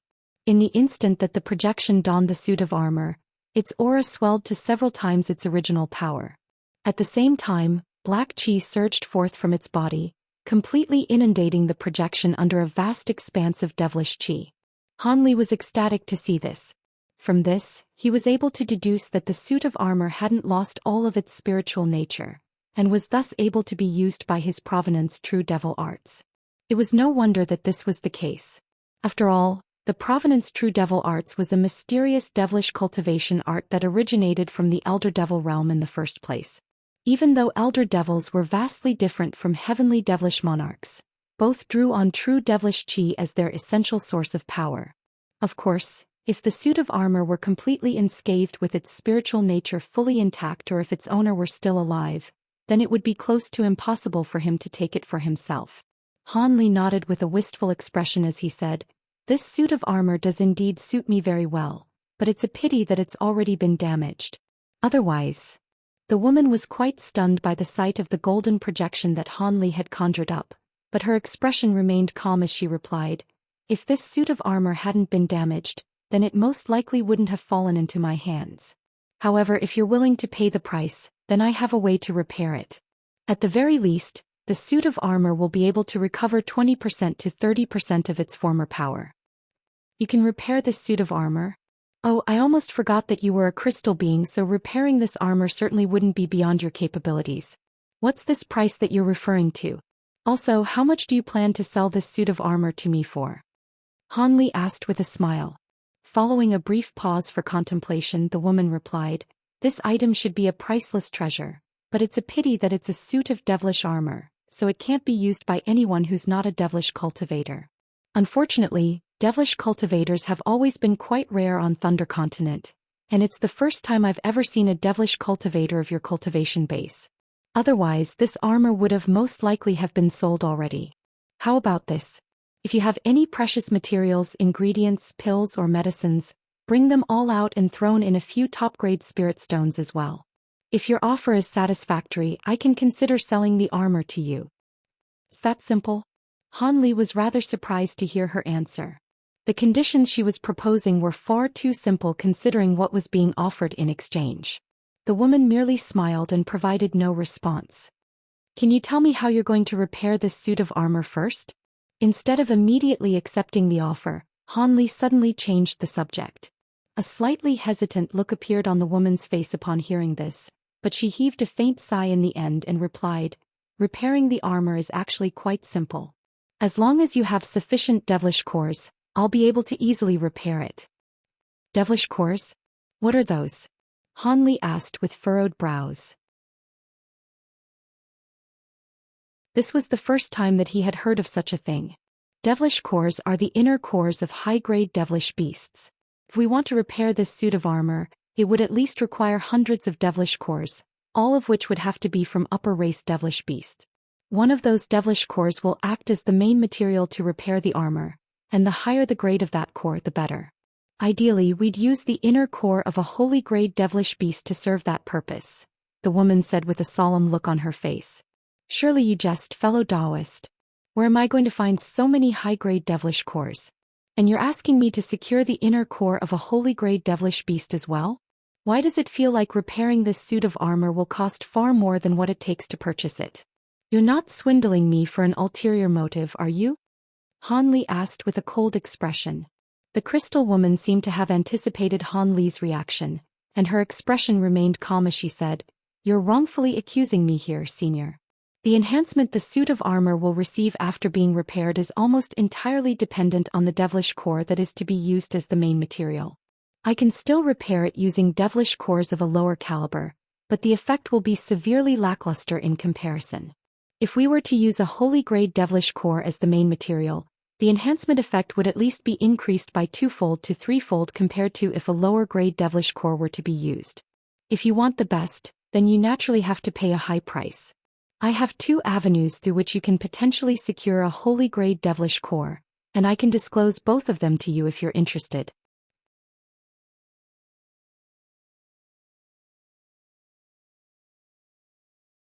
"Two potential avenues? Go ahead," Han Li prompted. 3 months from now, the Lucky Cloud auction house of Cloud City will be selling a holy race thorned devilish beast inner core as one of their auction items. From what I've heard, that devilish core is extremely rare, and even some of the holy race beings in the city have set their eyes on it, the woman disclosed in a slow voice. Han Li's brows furrowed upon hearing this. He did indeed possess considerable wealth, but he certainly wouldn't be confident that his wealth could exceed that of body integration stage beings. Those old monsters had all lived for tens of thousands of years, and the wealth they've accumulated during this time was most definitely quite staggering.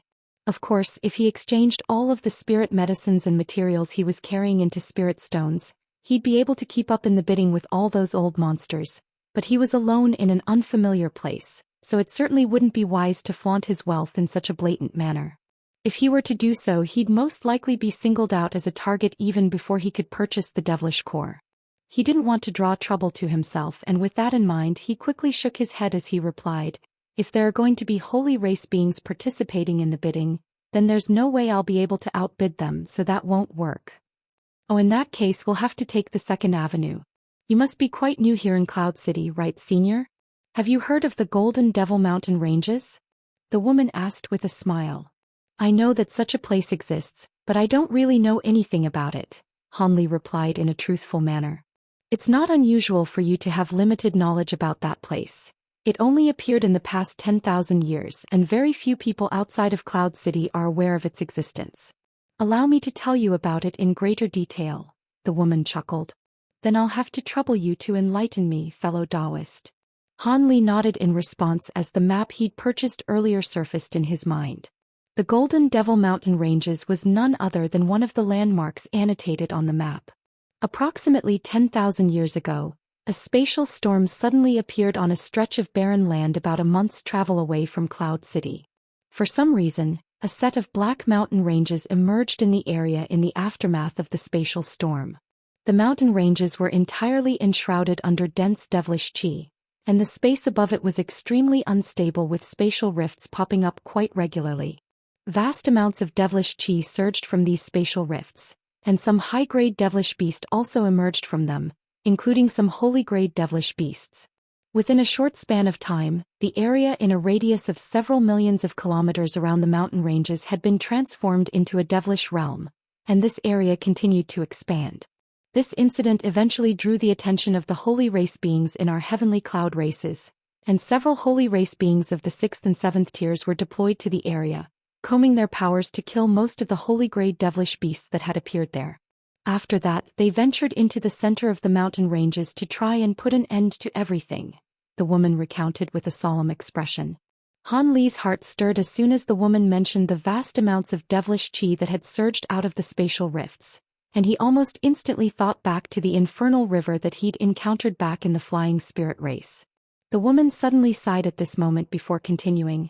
No one knows what those holy race beings encountered in the mountain ranges, but they stayed there for half a year before finally returning. After that, they issued an order to completely seal off the area using a restriction, leaving only a single entrance. They then sent news back to the heavenly cloud races, informing everyone that the matter had been resolved, and that there will no longer be any more devilish qi or devilish beasts emerging from the spatial rifts.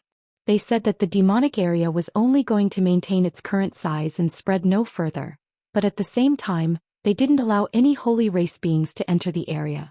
Strangely enough, those with cultivation bases inferior to that of holy race beings were permitted to enter the area to kill the devilish beasts there, as well as to scour for inner cores and precious materials. However, there was only 1 month of each year during which the area could be accessed, and beings couldn't stay in there for a month at a time. After that, they'll have to leave the area, and as soon as the month passes, the exit will be closed. With the powerful devilish qi there, even devilish cultivators won't be able to stay in there for too long. Otherwise, they'll most definitely undergo devilification and turn into mindless devilish beings. At the same time, it really is a good place to secure precious materials that could be exchanged for spirit stones. So during the first few years, large numbers of high-grade beings would flock to the mountain ranges during the designated months. However, after a while, those numbers slowly dwindled and at present, almost no one dares to enter the area anymore. Why's that? Han Li asked with a curious look on his face. The rate of deaths and casualties is simply far too high. Those who can return from the mountain ranges do indeed return with bountiful rewards, but only around 80% to 90% of beings return each year. During the first few years, this was not enough to deter adventurers, but this trend continued year after year. Even though large numbers of devilish beasts were being slain each year, the number of high-grade devilish beasts in there never seemed to dwindle, so of course everyone grew to fear the place. Not only are there countless high-grade devilish beasts in the devilish area, there are even a few holy-grade devilish beasts in there. Most of the time they reside at the center of the mountain ranges, but if one were to encounter such a devilish beast, they were as good as dead.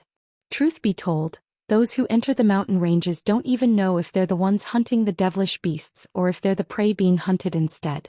Thankfully, the more powerful the devilish beast, the deeper they reside in the mountain ranges, so it's not easy to encounter them on the outskirts of the area. Otherwise, no one would dare to go in at all. As such, the Golden Devil Mountain Ranges gradually became a place that people loved to hate, the crystal woman explained with a smile. Have you told me all this because you want me to enter the area and kill the holy grade devilish beasts in there? Han Li asked as he stroked his chin. His expression remained unchanged, but he'd already made up his mind. If this woman really were deranged enough to make such a suggestion, then he'd immediately depart from this place. The heavenly devilish armor was indeed very useful to him, but it certainly wasn't something that was worth risking his life for. The woman shook her head with a smile before replying, "The Golden Devil Mountain ranges are extremely perilous, so I certainly wouldn't make such a suggestion.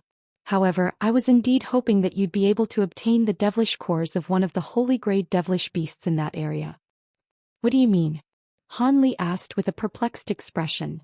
"From what I heard, a holy grade devilish beast forced its way out of the Golden Devil Mountain ranges over 100 years ago for some reason, then attacked several of the nearby towns.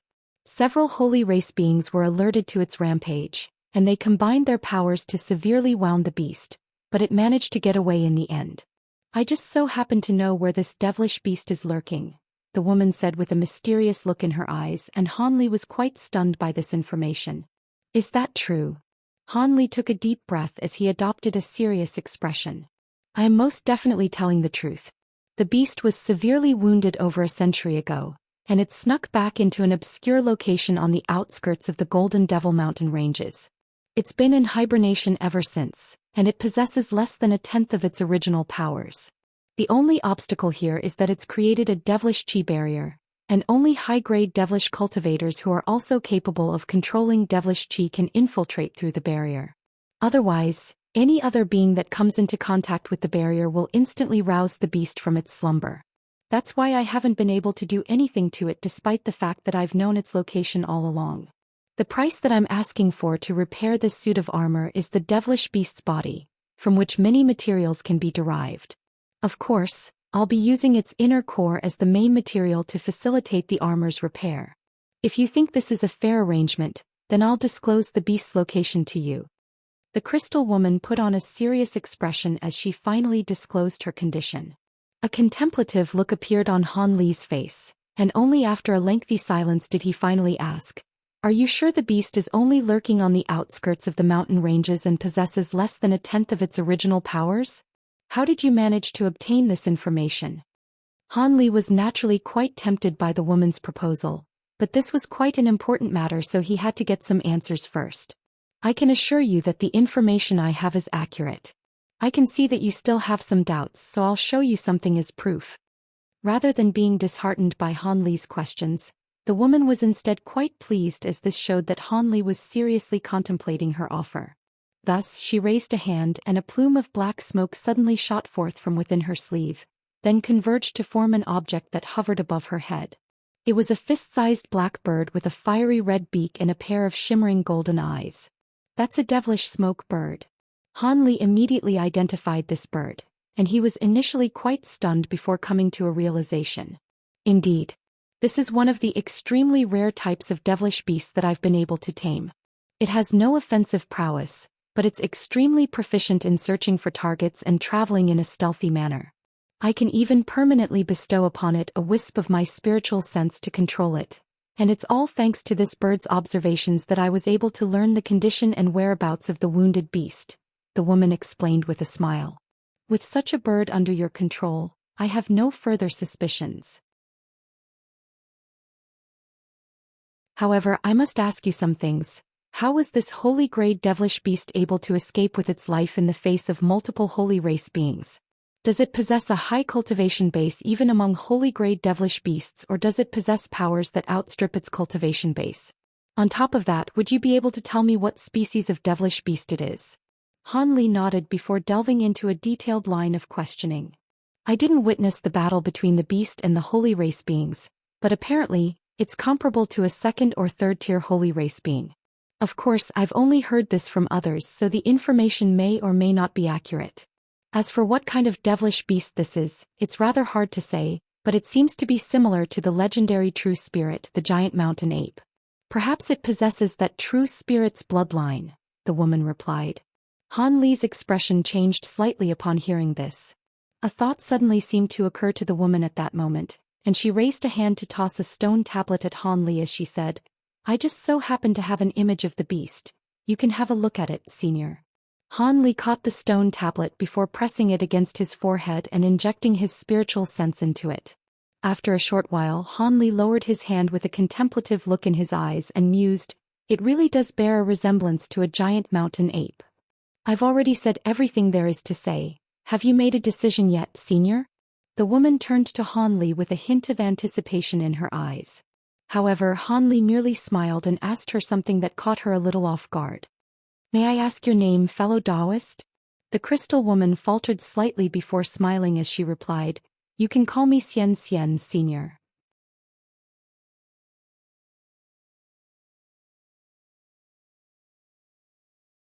Xianxia, Han Li murmured to himself before nodding as he said, "Seeing as I don't have to venture deep into the Golden Devil Mountain ranges and the holy grey devilish beast has been severely debilitated, this is a risk worth taking. However, let me make this clear. If things aren't as you say they are, or I find that the undertaking is somehow riskier than I expected for whatever reason, I'll bail out right away. Also, on the day that the mountain ranges open up, I want you to come with me in person and lead the way.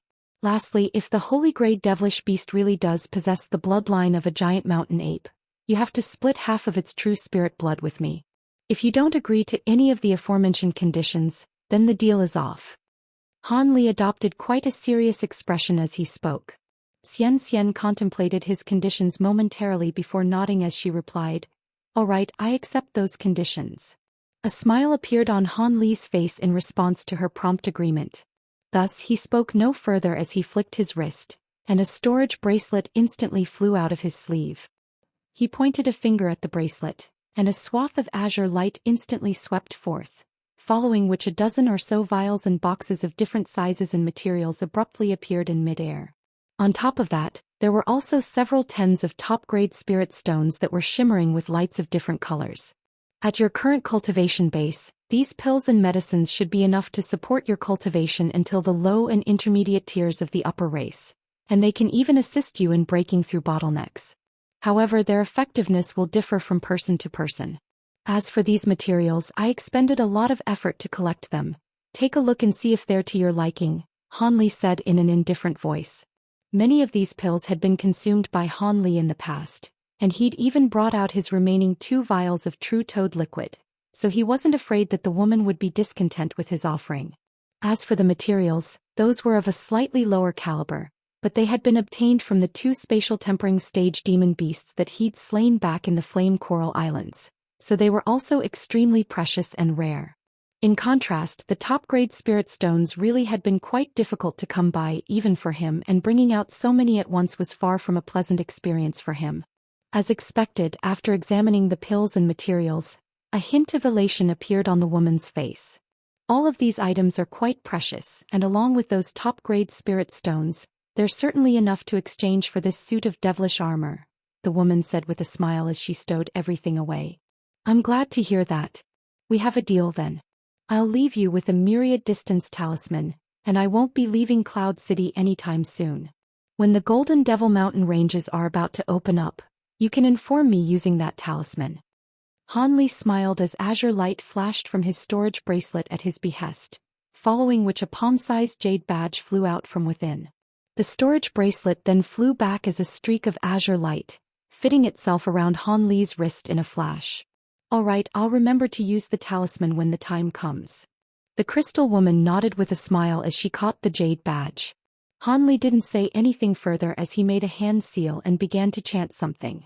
The golden projection and the suit of purple armor that it was wearing both disappeared in the flash, and at the same time, the nascent soul within Han Li's dantian smiled as a purple suit of armor appeared over its chubby body. The rest of the process was quite simple. The woman teleported the 2 of them back to the shop using her formation plate, and Han Li immediately departed. He then visited some other shops that caught his interest, most of which were specialty shops that sold items like materials, treasures, and talismans. He did manage to find some noteworthy things in those shops as well, but of course, none of them could compare with the heavenly devilish armor he'd just obtained. Han Li stayed on this street for an entire day, and he only hailed a beast-drawn carriage to return to the inn after night had already fallen. In the half a month or so after that, Han Li did nothing aside from visiting these streets and hundreds of shops in Cloud City. Thus, he managed to gain a rough understanding of the various places across the city. At night, Xianxia would occasionally visit him for a conversation. During this period of time, the city appeared to be on high alert, but its inhabitants were actually quite relaxed, seemingly completely unfazed by the fact that the city was potentially going to come under attack soon. Perhaps this was due to the fact that they were already accustomed to attacks from the Jiaoqi race, or perhaps they simply didn't think that the army of the Jiaoqi race would make it to Cloud City. On this day, Han Li emerged from the inn as usual, but he didn't visit any more shops. Instead, he hailed a carriage and asked the driver to take him to Radiant Cloud Mountain. The beast-drawn carriage immediately began to race down the street, and it had to travel through most of Cloud City before finally arriving at the designated destination. Han Li disembarked from the carriage and looked up at the colossal mountain before him through narrowed eyes. This was a lush mountain that was over 30,000 feet tall with a burst of pure spiritual qi emanating from it. It seemed to possess a top-grade spirit vein. Han Li looked around to find that there were 7 mountains of a similar size in the nearby area, and these 8 mountains formed the renowned 8 Cloud Mountains of Cloud City. It was said that a long time ago, a few unfathomably powerful beings in the city had unleashed extraordinary abilities to forcibly transport these 8 mountains from the ground down below all the way up to Cloud City. They then also captured 8 top-grade spirit veins and placed them into the mountains, thereby creating these 8 spirit mountains that were not inferior to any on the ground below. These 8 spirit mountains were also the only places in Cloud City where outsiders could permanently reside, and there were many cave abodes of different sizes on the mountains. None of these cave abodes were owned by a single being, and all of them were available for rent. Of course, the rent was extremely expensive and the lease period was based on centuries. Even so, most of the cave abodes on the 8 mountains had been rented out, and there were even instances where demand exceeded supply. The temporary cave abode that Jia Tianmu had in Cloud City was situated in this Radiant Cloud Mountain. Han Li rose up onto the mountain as a streak of azure light, heading toward the address that Jia Tianmu had given him. The 8 Cloud Mountains were also the only places in Cloud City where beings were permitted to fly and use magic power. The reason why Han Li had come here was naturally for the so-called sentient puppets that had been promised to him by Jia Tianmu. During this period of time, Han Li had learned a lot about the myriad ancient race.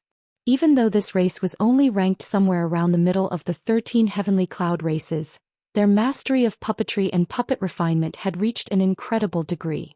It was said that they were one of the 3 races on the Thunder Continent that were most proficient in the art of puppetry. Han Li was initially rather confused as to what these sentient puppets were, but after reading through some relevant tomes and learning about them from Xianxia, he finally understood what they were. These puppets all had to possess deity transformation stage power at a minimum, and they also possessed certain levels of spiritual nature. Even without having to inject spiritual sense into them, these puppets could carry out some simple instructions, so they were quite extraordinary indeed. On top of that, it was said that the spiritual natures of these puppets could evolve given the right conditions, and they could even develop a high level of intelligence. Of course, that was only a rumor. The myriad ancient race had never released an official statement to support or refute this claim, so these sentient puppets were given an extra layer of mystery and intrigue. Even for the myriad ancient race, these sentient puppets were quite difficult to refine, and they weren't sold to outsiders under normal circumstances. The few that did manage to somehow make their way out of the myriad ancient race were all highly sought-after items, and each puppet could be sold for an astronomical sum. Han Li was quite proficient in the art of puppet refinement himself, so he was naturally very intrigued by these extraordinary sentient puppets. Furthermore, he had some other objectives as well, and that was why he had decided to come to this place in person. After flashing through the air a few times as a streak of azure light, Han Li descended onto an obscure location halfway up the mountain. There was an ordinary-looking mountain face not far ahead of him, upon which a stone gate that was several tens of feet tall could be seen. Han Li didn't directly knock on the gate. Instead, he swept a sleeve through the air and a ball of light flew out from within, then disappeared into the stone gate in a flash. Not long after that, white light flashed from the surface of the stone gate, and it slowly opened of its own accord. Jia Tianmu emerged from within with a smile on his face and greeted, "Ha, it really is you, fellow Taoist Han. What took you so long? I've been waiting for quite a few days already." Han Li smiled and replied, "Apologies for the delay, I had some matters to attend to, so I ended up coming a little later than expected. Jia Tianmu nodded before extending a warm invitation. I see. Come into my cave abode and we'll talk in there. I'd be glad to. Han Li accepted the invitation and strode into the cave abode. Jia Tianmu's cave abode wasn't very large. After passing through a short passageway, the two of them arrived in a hall that was over 300 feet in size. The decor was quite unique and elegant, with a few shimmering beads embedded onto the roof, along with a table, two smaller side tables, and a few chairs in the room. There was nothing else in the hall aside from that, and even the walls had only been paved with the most ordinary blue stone. Take a seat, fellow Taoist Han, Jia Tianmu offered after sitting down on the main seat. Han Li nodded before taking a seat beside him. Before even saying anything, Jia Tianmu suddenly clapped his hands together twice, and footsteps sounded from a side door, thereby drawing Han Li's attention toward that direction. Moments later, a beautiful woman who appeared to be in her 20s emerged into the hall. She was wearing a yellow palatial dress and was holding a long wooden box as she strode into the room in an elegant manner. The woman made her way to the center of the hall, then placed the wooden box in her hands onto the side table in front of Han Li before standing off to the side in a respectful manner. Han Li merely took a cursory glance at the wooden box before turning his attention to the woman with a peculiar look in his narrowed eyes. Has my servant caught your eye, fellow Taoist Han? If you like her, how about I give her to you? Jia Tianmu chuckled upon seeing this.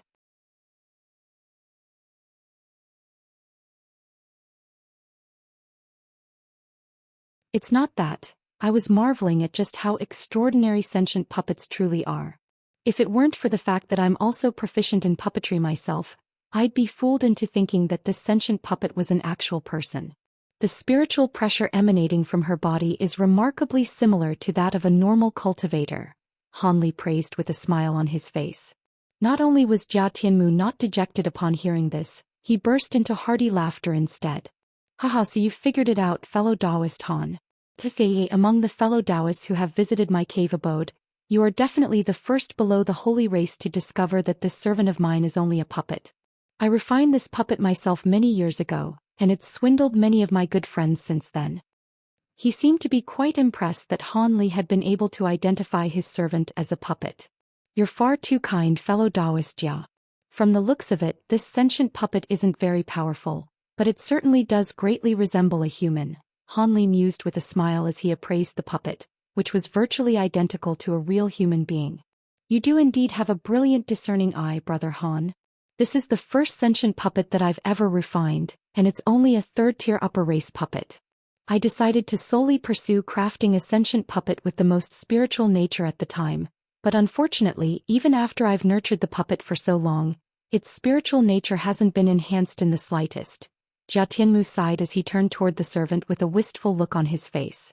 At this moment, the servant suddenly turned and smiled at Jia Tianmu in an extremely humanized manner, but its smile then instantly faded as it adopted a blank and wooden expression again. Han Li was a little speechless upon seeing this. Have a look at the sentient puppet in the box and see if you're happy with it, brother Han, Jia Tianmu prompted after withdrawing his gaze from his servant. All right, then I'll go ahead. Han Li nodded as he swept a sleeve over the table, and a swath of azure light surged forth. The long wooden box opened following a crisp crack, revealing the item within. Han Li focused his gaze on the item and a hint of surprise appeared on his face. There was a white snake that was around a foot in length sitting inside the box. Its entire body was glittering and translucent, with a layer of white spiritual light radiating from it. This is a new type of sentient puppet that I refined not long ago. It possesses a cultivation base that's roughly the same as yours at around the 7th tier of the upper race, but even though it's not all that powerful, it possesses two forms.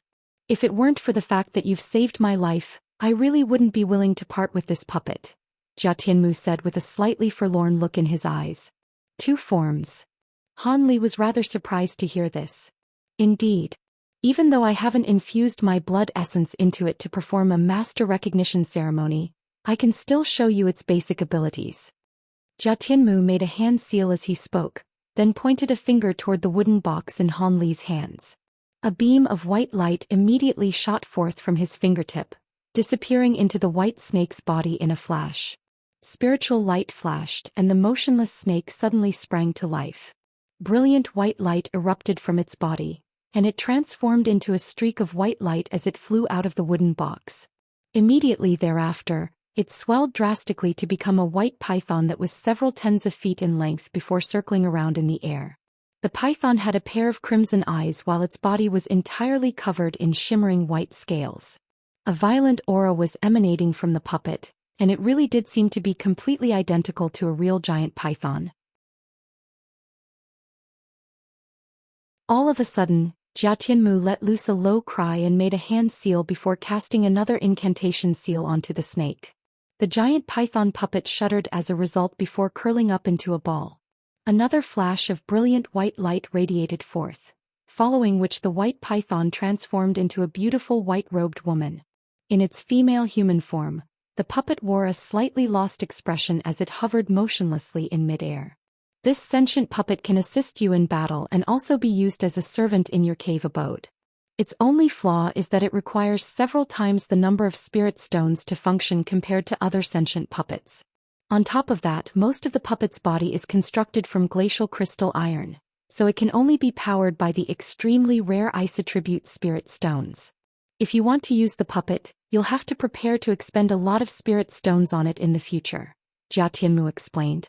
Han Li stared at the white-robed woman hovering in midair for a long while before smiling as he replied, "Isotribute spirit stones are indeed quite rare, but I do have some in my collection, so I'd be more than happy to take the puppet."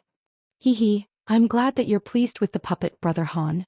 You'll only need to use a drop of your blood essence to conduct a master recognition ceremony, and no one else will be able to use the puppet aside from yourself," Jia Tianmu said with a smile before making a hand seal, then pointing a finger at the puppet. The white-robed woman immediately swayed before flying toward Han Li as a ball of white light. It then transformed into a white snake that slowly descended into the box again. At the same time, Han Li rustled a sleeve, and a burst of azure light swept past to place the lid back onto the box. "Fellow Taoist Jia, from the sounds of it, all of these sentient puppets were created by you, so you must be an extremely well-established puppet refinement master. I also have some interesting puppets that were given to me by someone else. Would you like to see them?" Han Li turned to Jia Tianmu with a smile. "Oh, I'd love to see them." Jia Tianmu seemed to be genuinely excited at the prospect of witnessing a new type of puppets. Han Li smiled as he flipped his hand over and a jade box appeared over his palm.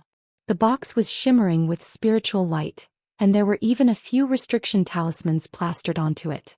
After peeling off the talismans, Han Li laid a hand onto the lid of the box, and it came flying off of its own accord, following which several tens of humanoid puppets flew out from within, each of which was around a foot in size. These were none other than the spirit servants that Han Li had received from demon monarch Di Shui. As soon as these humanoid puppets flew to the center of the hall, a cloud of 5-colored mist suddenly erupted forth. The mist then faded and 12 seductive gorgeous women in 5-colored dresses appeared in the hall. At the same time, 24 handsome young men appeared on either side of the hall, and all of them were holding different types of musical instruments as they sat in a cross-legged manner. Han Li hadn't cast any incantation seals, but a delightful captivating symphony immediately rang out within the room. The beautiful women also began to dance along to the music. Their 5-colored dresses fluttered as they flaunted their slender figures, and a peculiar fragrant aroma wafted through the air. Jia Tianmu's eyes abruptly widened as soon as those humanoid puppets appeared, and he stared intently at them with rapt focus in his eyes. After a long while, the captivating music drew to a halt, and the 12 female dancers also stood still on the spot with their hands by their sides. They are indeed quite interesting. The spiritual sense within these puppets doesn't belong to you, does it, fellow Taoist Han?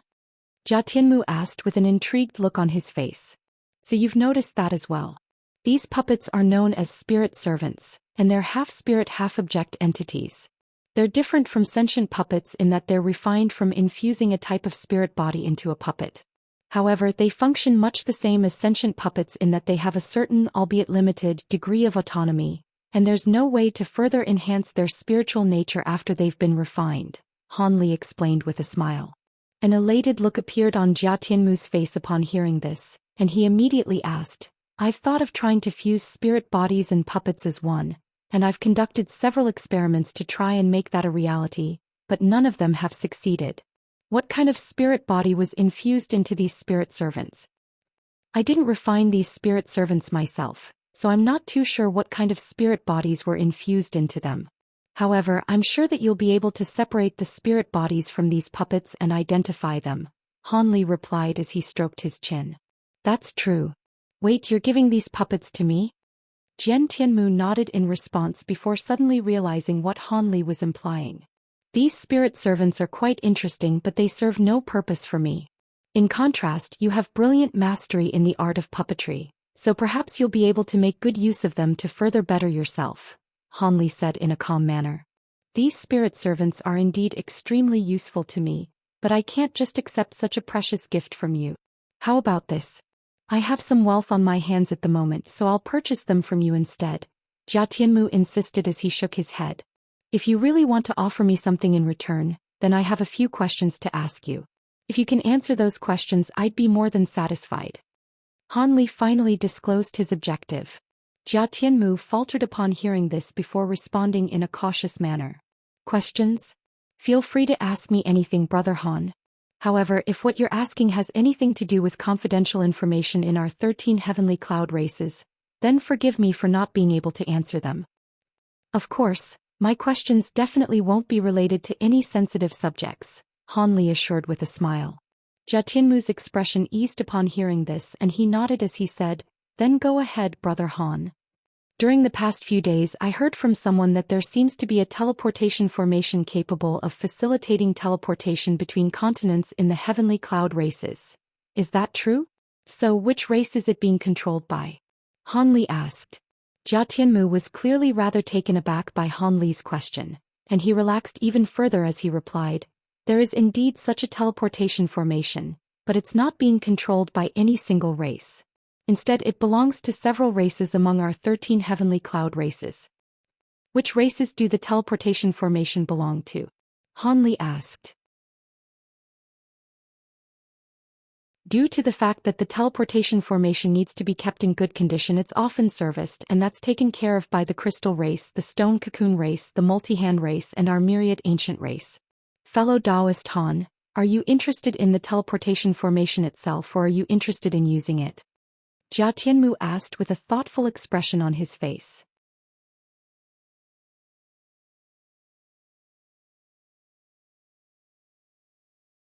Jia Tianmu was extremely proficient in the art of puppetry, so he certainly wasn't a dense idiot.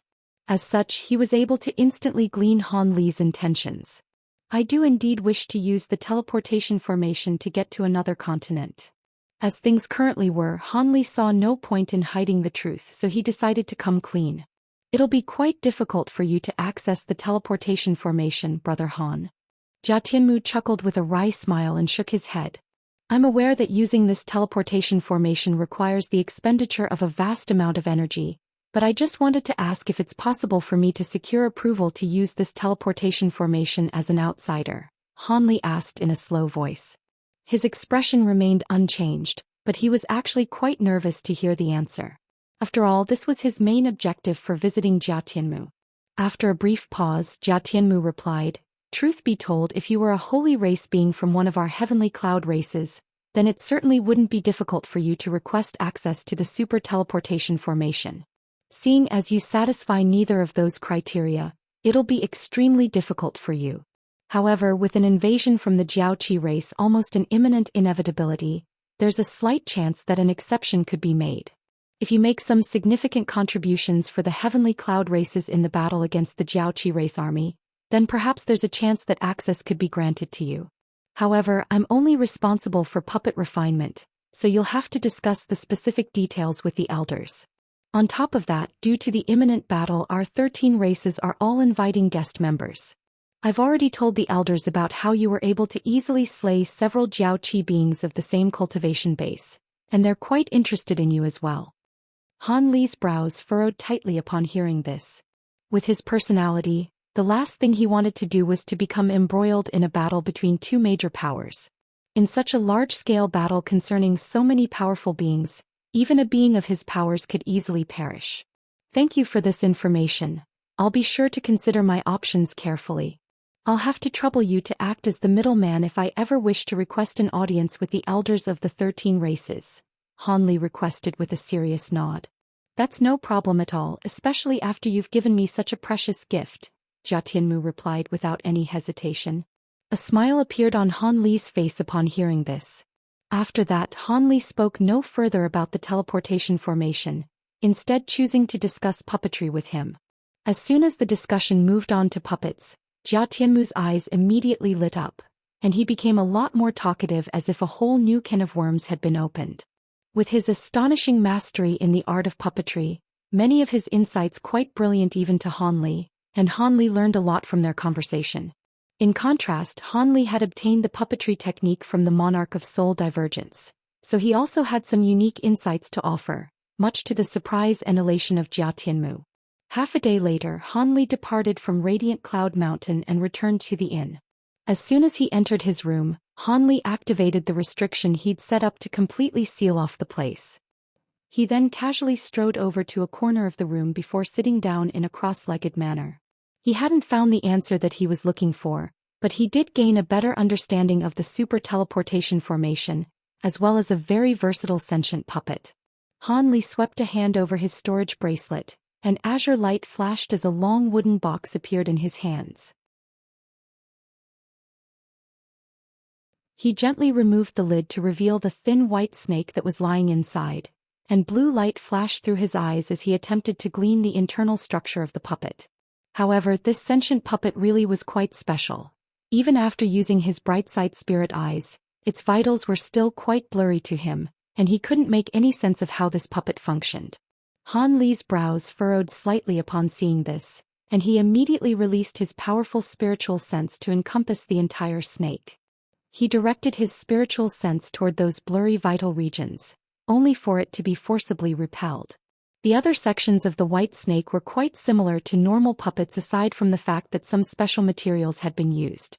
Some of the internal structures were also quite profound, but he was able to figure out how they worked, albeit with some difficulty. It appeared that the areas that truly set sentient puppets apart lay in those blurred-out regions that he couldn't see. It wasn't that he couldn't use his powerful spiritual sense to forcibly infiltrate those areas, but doing so would definitely inflict some damage to the puppet.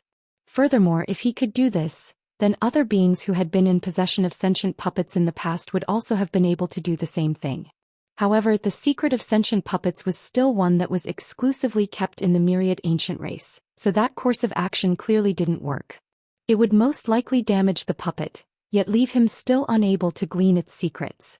After a brief hesitation, Han Li finally decided against taking the risk and turned his attention to conducting a master recognition ceremony instead. With that in mind, he opened his mouth to expel an azure thread, which revolved around his wrist before disappearing into his body again. At this moment, Han Li extended his wrist forward, and azure light flashed as a few drops of blood essence dripped from his wrist down onto the white snake in the box. The drops of blood essence only came into contact with the snake's body for a split second before vanishing. Immediately thereafter, Han Li made a hand seal and cast a series of incantation seals onto the white snake. As a result, the motionless white snake suddenly raised its head, and a hissing sound came out of its mouth. The puppet then flew out of the box before flying around in the air before Han Li. However, Han Li paid no heed to it as he flipped his hand over again to produce a stack of formation plates of different colors. He raised a hand and all of the formation plates shot forth as balls of spiritual light, then disappeared into the nearby space. In the next instant, a 5-colored light formation that was around 10 feet in size appeared in midair. There were runes of all colors shimmering within the formation, presenting quite a mystical sight to behold. Han Li pointed a finger at the white snake before him, and red light flashed through its eyes as it circled around in the air in a hesitant manner. However, it was unable to resist the power of Han Li's spiritual sense in the end, and it slowly flew into the light formation. A dull ringing sound rang out across the entire formation at Han Li's behest, following which countless runes appeared before surging toward the puppet in a frenzy. A layer of crimson light surfaced over the puppet's body, but it remained completely motionless, allowing these runes to fuse into the crimson light. A hint of elation appeared on Han Li's face upon seeing this. This master recognition technique was something that he had learned in the Tianping race, and it was far more effective than other conventional methods. After using this technique on the puppet, even a being that was vastly more powerful than him wouldn't be able to wrest control over the puppet. Han Li activated the formation while slowly closing his eyes, leaving the light formation to flash incessantly as it hovered in midair. This master recognition ceremony lasted for a day and a night before Han Li finally opened his eyes again. He then began to chant something as he waved a hand toward the white snake within the formation, and brilliant white light erupted from its body as it flew out of the formation in a flash. It twirled in midair before transforming into a white-robed woman, upon which it descended slowly beside Han Li in a silent and expressionless manner. A hint of intrigue appeared in Han Li's eyes as he appraised the woman's gorgeous features, and he smiled as he mused, "Looks like you really don't possess a high level of spiritual nature. You're just like a humanoid doll. I'm going to call you doll from now on." Red light flashed through the white-robed woman's eyes upon hearing this, but she still remained completely motionless. Han Li shook his head in a slightly resigned manner upon seeing this. He made a hand seal and spiritual light flashed from the woman's body as she transformed into a white snake again, then disappeared up his sleeve. He then pointed at the light formation again, and it immediately vanished, reverting back to a dozen or so formation plates again, all of which were stowed away into Han Li's storage bracelet. After a brief contemplative pause, he pulled out another white jade box, upon which several crimson talismans were plastered. This was none other than one of the mysterious boxes that the big-headed being had entrusted to everyone. From the caution with which the big-headed being had treated the boxes with and the efforts that the Jiaoqi race was making to secure them, it was not difficult to deduce that they contained extremely important items. However, due to the fact that an extremely potent restriction may have been set up on the box, Han Li hadn't gotten around to attempting to open it. Now that it was essentially necessary for him to request an audience with the elders of the myriad ancient race, he naturally had to figure out the contents of the box first to see if there was something in it that he could use. Han Li could sense that the item in the box was extremely important to the myriad ancient race. In that case, there was a chance that he could use it to exchange for an opportunity to use the super teleportation formation. Of course, Han Li wouldn't be willing to hand over the box to the myriad ancient race without inspecting its contents first. Only with the knowledge of just what this item was could he barter effectively with the myriad ancient race. With that in mind, Han Li glanced at the walls of his room, which were shimmering with faint white light, and his brows furrowed slightly. If opening the jade box were to create a massive ruckus, then the restriction he'd set up may not be enough to completely conceal the commotion. As such, he had to set up a few more layers of restrictions first. Thus, Han Li pulled out several sets of formation flags from his storage bracelet again, all of which were sent hurtling toward the corners of the room. Immediately thereafter, a layer of azure light and a layer of five-colored light appeared in unison. Even after setting up the two additional barriers, Han Li still wasn't content. He thrust a hand into the air and a black shadow shot forth from his palm, transforming into a miniature black mountain that was only around a foot tall hovering above his head. Spiritual light flashed, and a layer of gray light emanated from the underside of the miniature mountain, forming a light barrier that encompassed an area with a radius of several tens of feet around Han Li. Thus the area around Han Li was in complete lockdown.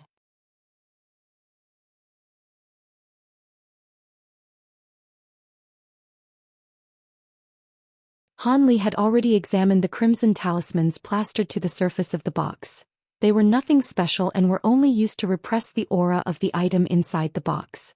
On top of that, he had already formulated a plan to remove these talismans. For others, this would most likely prove to be quite a troublesome prospect, but he possessed several abilities that were extremely effective against restrictions.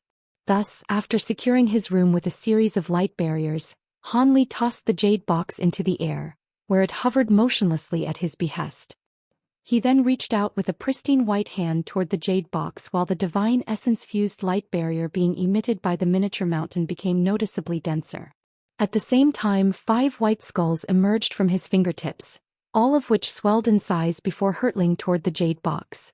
"Break!" Han Li issued a command as he pointed at the 5 skulls, and all of them opened their mouths in unison to expel a wave of 5-colored glacial flames that swept up the jade box within. An astonishing scene then ensued. As the 5-colored glacial flames converged toward the box, the crimson talismans detached themselves from the box's lid of their own accord. The talismans should have been quite light and sprightly, but due to the effects of the 5-colored glacial flames, they were moving a lot more slowly than they normally would, and Han Li was able to clearly see the process through which they were separating from the box. This brief period of time was enough for Han Li to assess all of the changes taking place within the box. All of a sudden his expression darkened, and the 5-colored glacial flames surging around the jade box transformed into a massive 5-colored hand, which forcibly removed the lid on the box. A burst of extremely unstable yet powerful fluctuations erupted from the box into the air, following which a golden ball of light shot forth, only to be caught in and completely immobilized by the 5-colored hand. Right at this moment, a resounding thump rang out as a red light formation surfaced around the jade box. The formation then swelled and shrank, looking as if it were about to explode. Han Li glanced at the light formation, and the terrifying spiritual power imbued within it was quite harrowing even to him. Thus he immediately made a hand seal, and the massive 5-colored hand locked firmly around the golden and silver ball of light before whizzing toward the corner as a streak of 5-colored light.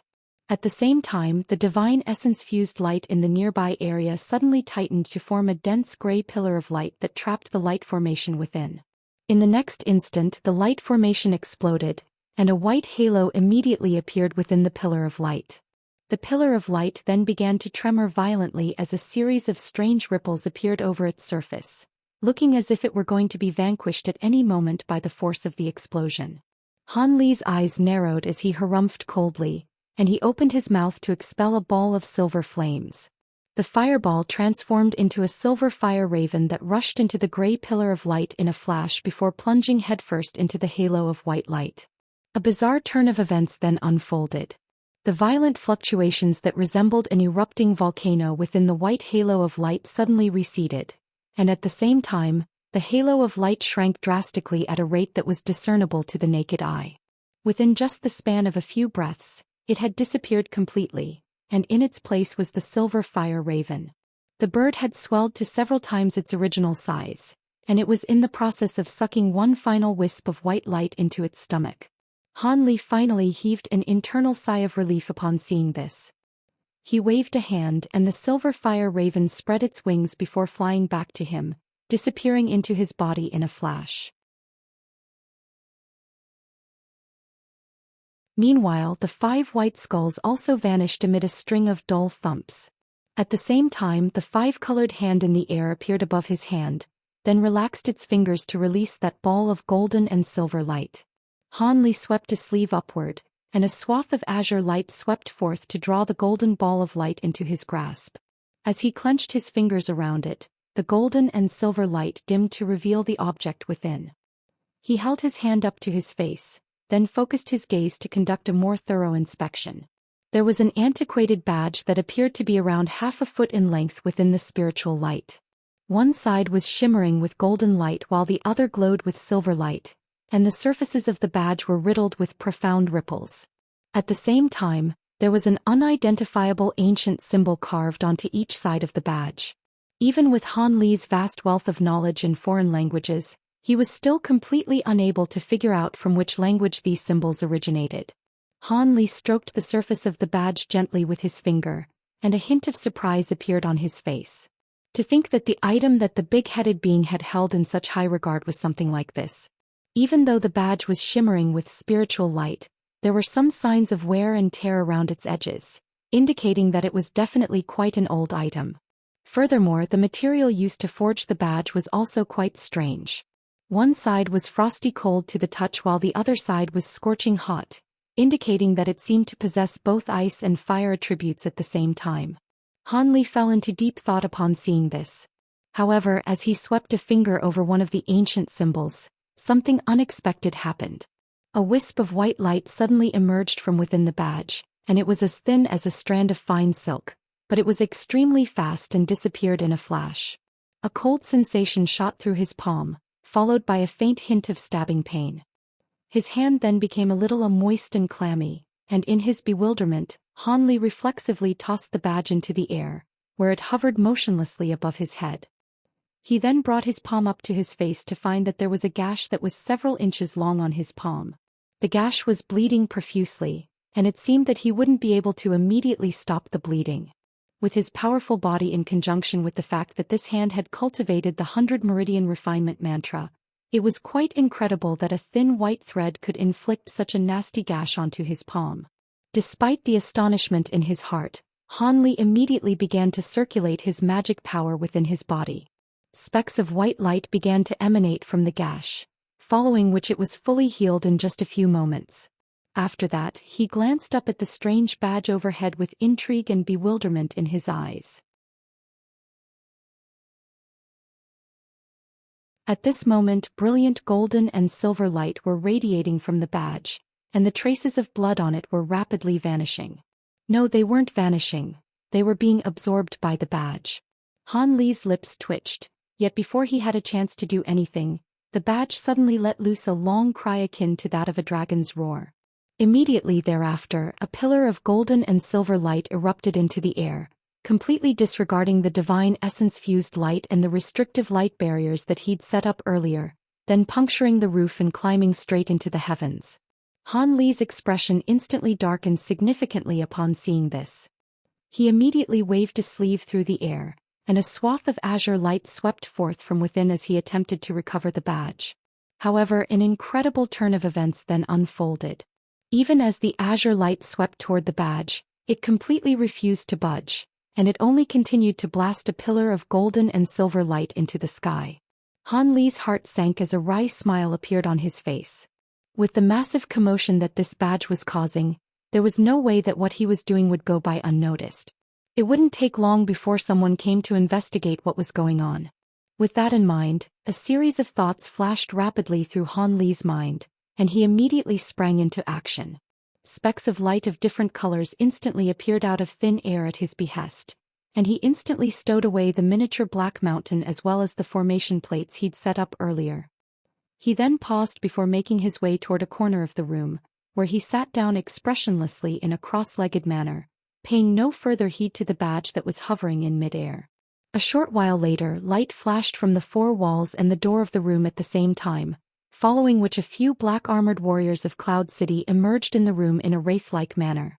All of them faltered slightly at the sight of the badge that was causing such a big commotion, then turned to Han Li in unison with a cold look in their eyes. However, their expressions then changed slightly after verifying Han Li's cultivation base with their spiritual sense to find that he was far more powerful than them. The leader of the armored warrior adopted a slightly more benevolent expression as he asked, "Is that your treasure? Are you not aware that activating powerful treasures and using too much spiritual power is prohibited in Cloud City?" Seeing as Han Li's cultivation base was far superior to theirs, they didn't dare to show him any disrespect before figuring out what was going on. "I encountered some issues while refining this treasure, but I'll sort things out right away." Han Li was quite calm and collected, and he made a grabbing motion toward the badge from afar as he spoke. A massive translucent hand instantly appeared in the air before grabbing down toward the badge. However, despite Han Li's best efforts to drag the badge down toward him, it refused to move so much as a single inch, as if it were completely locked in space somehow. Confused expressions appeared on the faces of the armored warriors in the room upon seeing this, and Han Li's lips also twitched in response to this situation. He took a deep breath, and just as he was about to exert more force on the badge, an indifferent male voice suddenly sounded from outside the room. "Don't bother. The vast glacial badge has already been activated by you in advance, and it's locked onto a spatial position so it won't move no matter what you do to it unless you shatter all of the space in a radius of 1,000 feet. As soon as the voice trailed off, spatial fluctuations rippled throughout the room, and an indistinct humanoid figure emerged out of thin air. All of the armored warriors' expressions changed upon seeing this humanoid figure, and they bowed in unison as their leader greeted in a respectful manner. The members of the 73rd Enforcement Squad pays their respects to Elder Bai. The humanoid figure was a man in a brocade robe who appeared to be quite young, but both his hair and beard were snowy white in color. There's no mistaking it. This is indeed a vast glacial badge. I thought that all of these badges had fallen into the hands of the Jiaoqi race, but who would have thought that there'd be one here? In contrast with his snowy white hair and beard, the man had a pair of thick black eyebrows. There was an elated expression on his square face, and he paid no heed to anyone else as he stared up at the shimmering golden and silver badge hovering in midair.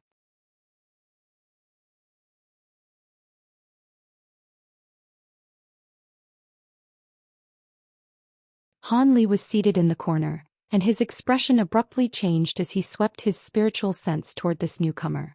This man's spiritual power was quite unfathomable, indicating that he was a body integration stage being. The man withdrew his gaze, then waved a hand toward the armored warriors before turning his attention to Han Li. Are you the one who activated this vast glacial badge? I want to deny that, but it doesn't really seem possible at this point.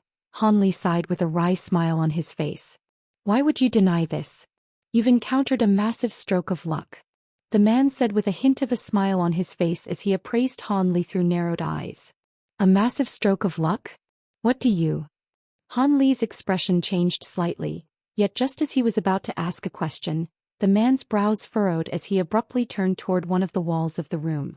Brother Tsongying, seeing as you're already here, why don't you show yourself? Are you planning to hand over this vast glacial badge to our water wraith race? Not many vast glacial badges have appeared on this occasion, so every single badge is extremely valuable. Would your water wraith race dare to take one for yourselves? Without the myriad ancient race to set up and activate the required formation, the badge will be useless to you even if you do take it, a cold voice replied. A black shadow then flashed on the wall that the white-haired young man was staring at, following which a shadowy figure that was enshrouded under gray light appeared in a soundless manner. The figure was standing close to the wall, completely motionless as if it were an insubstantial object. The cold voice just then had sounded directly from within the gray light.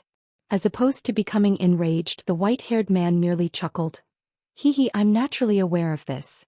However, if this fellow Taoist wishes to join our water wraith race, then it won't be an issue for us to use this vast glacial badge to take some of our brethren into the vast glacial realm, right? That would be fine, of course. But this fellow Taoist doesn't seem to have expressed any intention of joining your race. Perhaps he'd rather become a guest member of our Ying demon race. The shadowy figure referred to as Tsongying replied in a completely emotionless voice. Is that so? That's rather hard to say. If I recall correctly, there is an unspoken rule among our 13 races. If two races set their eyes on an outsider at the same time, the other race can only extend an invitation after said outsider has rejected the invitation from the first race. Fellow Taoist, I am by you of the water wraith race, and I'm officially extending an invitation to you to become a guest member of our race. If you're willing to join our race, I can promise you that we'll help you advance a tier in your cultivation base within 100 years, and we'll also offer you a variety of other immense benefits. The white-haired man turned his gaze away from Tsongying and extended a formal offer to Han Li. However, he stared intently into Han Li's eyes as he spoke, and a strange iridescent light rapidly swirled within his own eyes, seemingly emitting an invisible power that threatened to suck away the beholder's sense of reason. Han Li's eyelids twitched, and as soon as he looked into Bai Yu's iridescent eyes, his spiritual sense blurred, and almost reflexively opened his mouth to accept the offer being extended toward him. However, in the next instant he activated his great development technique, and his pupils contracted as piercing blue light appeared in his eyes, thereby allowing him to resist the strange captivating force of the white-haired man's eyes. At the same time, Han Li regained clarity in his spiritual sense, following which a burst of fury welled up in his heart. This white-haired young man appeared to be quite honest and benevolent, yet he had used a captivation technique to try and sway Han Li's decision. If it weren't for the fact that he possessed his bright-side spirit eyes, he would have most likely been drawn into accepting his offer just then. The white-haired young man faltered upon seeing this before a hint of surprise appeared on his face. Tsongying was also rather taken aback by this development, but he then burst into laughter as he said in a derisive tone, I didn't think that your iridescent illusionary eyes would fail to take effect on a being below the holy race. Stop trying to play your little tricks, fellow Taoist Bai. As you said yourself, the rule stipulating that invitations had to be made in sequential order to outsiders is only an unspoken one. In the face of the vast glacial badge, None of our 13 races would be willing to follow an unofficial rule like that. The white-haired man's expression quickly returned to normal, and he cast a meaningful glance toward Han Li before turning to Naging. Seeing as this fellow Taoist has no intention of joining our water wraith race, I naturally won't force him to do so against his will. Brother Tsonging, aren't you going to try and invite this fellow Taoist to join your Yin demon race? This matter concerns a vast glacial badge, which is an item of the utmost importance, so neither of us can decide which race he will join. In that case, I'm not going to waste my efforts doing something that won't lead to anything, Tsonging harumphed in response. Bai Yu merely smiled and remained silent upon hearing this. Tsonging also chuckled as he fell silent as well. As for Han Li, he also refrained from saying anything as the blue light in his eyes faded. Thus, the room became extremely silent, and the nearby armored warriors were left staring blankly at one another, wondering what they should do in this situation. However, this silence was broken just moments later. The sound of knocking suddenly rang out from the other side of the door, following which an elderly voice sounded. I am Qian Jizi of the Myriad Ancient Race. Would I be able to see the owner of this place? Bai Yu's face paled slightly upon hearing this elderly voice, and the gray light around Song Ying's body rippled unsteadily as well. Han Li immediately replied, Please come in, senior. It is a great honor for me to welcome you to my humble abode. Upon hearing Han Li's polite response, the elderly man didn't delay any longer. Spiritual light flashed and he passed directly through the door, appearing in the room in the next instant. This was a chubby yellow-robed elderly man with a strange woven basket on his back. He wasn't very tall and he had a set of benevolent facial features. Fellow Taoist Tsonging, I didn't expect to see you two here, the elderly man greeted in a warm voice, as if he really were only just finding out that these two beings were in the room. Greetings, fellow Taoist, the two of us have only just arrived as well. Indeed. I just so happened to be doing something nearby and I noticed the phenomenon resulting from the activation of the vast glacial badge, so I decided to come and have a look. Bai Yu and Tsonging were regarding each other with enmity just a moment ago, but in the face of this elderly man, both of them were behaving in an extremely careful manner. Han Li was naturally rather intrigued by their sudden changes in demeanor, and he swept his spiritual sense toward the elderly man, upon which a wave of shock surged through his heart. This Qian Jizi's magic power was as boundless as the ocean, and it was completely unfathomable to Han Li. At the very least, he was unable to glean the elderly man's cultivation base as he currently was, which meant that the elderly man was most likely a being at the pinnacle of the body integration stage. It was no wonder then Bai Yu and Tsonging were so wary of him.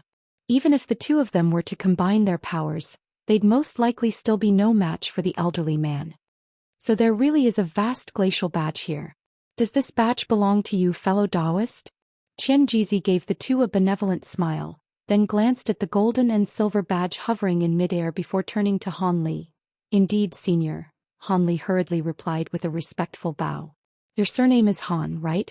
Qian Jizi suddenly asked with a smile. How did you know that, senior? Han Li's expression changed slightly, and even though he was asking that question, he most likely knew the answer already. As expected, Qian Jizi smiled and replied, I've heard about you from fellow Taoist Jia and I also have your portrait. I was going to send someone to invite you for a chat a few days from now, but it looks like I have no choice but to meet you a little earlier than expected. Do you recognize him, fellow Taoist Qian Jizi? Bai Yu asked. One of our Myriad Ancient Race's 4 top puppet masters, Master Jia, was almost captured by the Jiaoqi race a few days ago, and it was all thanks to fellow Taoist Han that he was able to escape unscathed, so of course I've heard of him, Qian Jizi replied as he stroked his beard. What? Does that mean Master Jia was sent to the border? Tsonging asked with a surprised look on his face. Indeed. Our race had an important matter to take care of, so we had no choice but to send Master Jia. We deployed a few guards to accompany him, but due to the invasion of the Jiaoqi race, all of them perished on the border. Are you too interested in the internal affairs of our Myriad Ancient Race? The elderly man asked with an amused smile. Bai Yu's expression changed upon hearing this, and he forced a smile onto his own face as he replied, I wouldn't dare to pry into your race's internal affairs, fellow Taoist. It's just that Master Jia's proficiency in puppetry is quite extraordinary, making him an indispensable member of our 13 races, so I am merely concerned for his safety. Indeed. We're both very happy to hear that Master Jia is now safe. It was quite apparent that Song Ying was also feeling very uneasy. Looks like I was overthinking things then. Seeing as this vast glacial badge has been activated by fellow Taoist Han, you wouldn't mind if I invited fellow Taoist Han back our race for a chat, would you? As for this place, we'll set up restrictions and deploy troops to put it into complete lockdown. Our myriad ancient race will deploy people soon after this to set up the relevant formation. Qian Jizi was speaking in a polite tone, but he gave the other two beings no opportunity to state any objections. Bai Yu and Song Ying naturally weren't very pleased by this arrangement, but they had no choice but to bow to Qian Jizi's overwhelming might. The elderly man nodded with a content look before turning to Han Li with a smile as he asked, "Fellow Taoist Han, would you like to follow me to our race?" A wry smile appeared on Han Li's face upon hearing this. This was an invitation that was being extended by a being at the pinnacle of the body integration stage, so he certainly wouldn't dare to refuse it. As such, he could only respectfully reply, "If you don't mind my intrusion, I'd love to accompany you, senior." Qian Jizi could see the hesitation in Han Li's eyes and he chuckled, "Not to worry, fellow Taoist Han. Setting aside everything else, you are the one who saved Master Jia's life, and our myriad ancient race isn't one to repay kindness with animosity."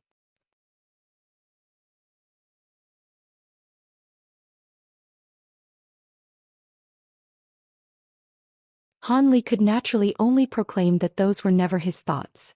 The rest of the process was quite simple.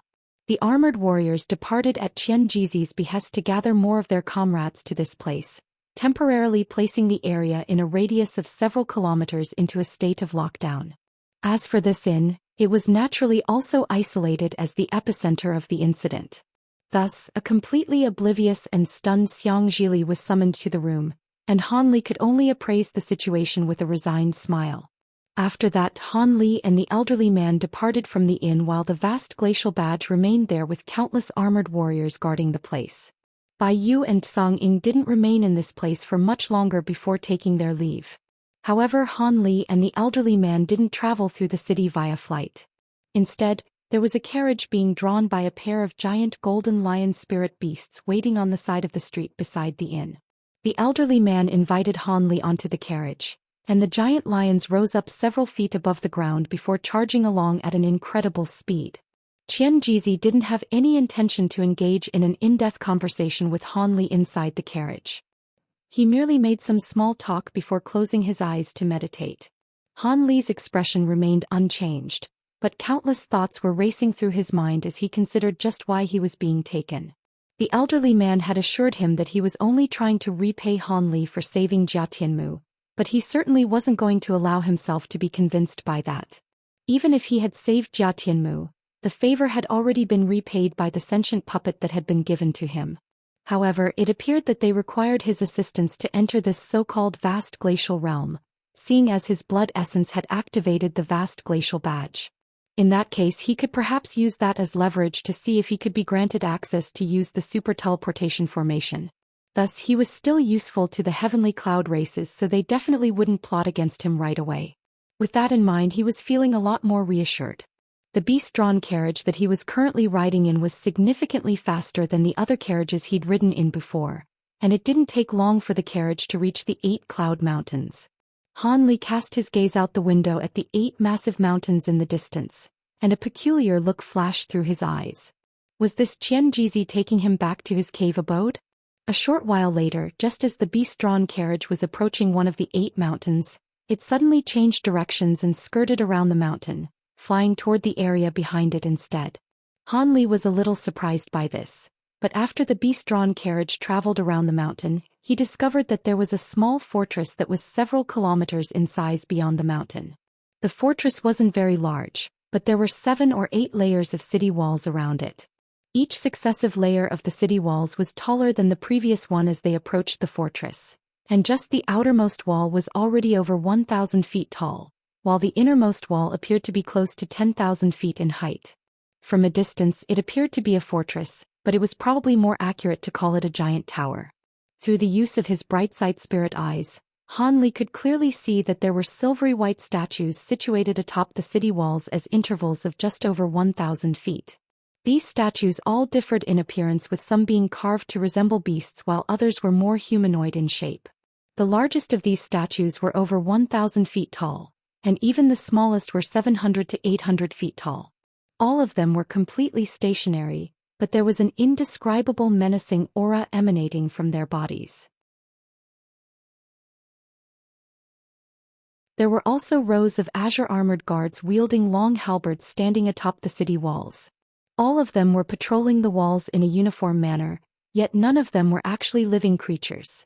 They were all humanoid puppets. There was a tall pillar situated on each of the four corners of the fortress, and these pillars were respectively yellow, blue, red, and green in color. All of them were quite translucent, and they reached all the way up into the clouds. There were countless large runes flashing over their surfaces, giving them an extremely mysterious and eye-catching appearance. Just as Han Li was taking in the scenes before his eyes with a hint of awe in his heart, the beast-drawn carriage flew into the air above the fortress, then descended before a strange green hall that was situated at the center of the fortress. After disembarking from the carriage, Han Li glanced up at the hall to find a plaque that was several tens of feet long hanging from it. The words "Sentient Hall" were inscribed on the plaque in large golden letters, and Han Li immediately thought of his own sentient puppet. Could it be that this hall was somehow related to sentient puppets, or was this just a pure coincidence? Just as these thoughts were running through Han Li's mind, Qianxia chuckled, "Please come in, fellow Taoist.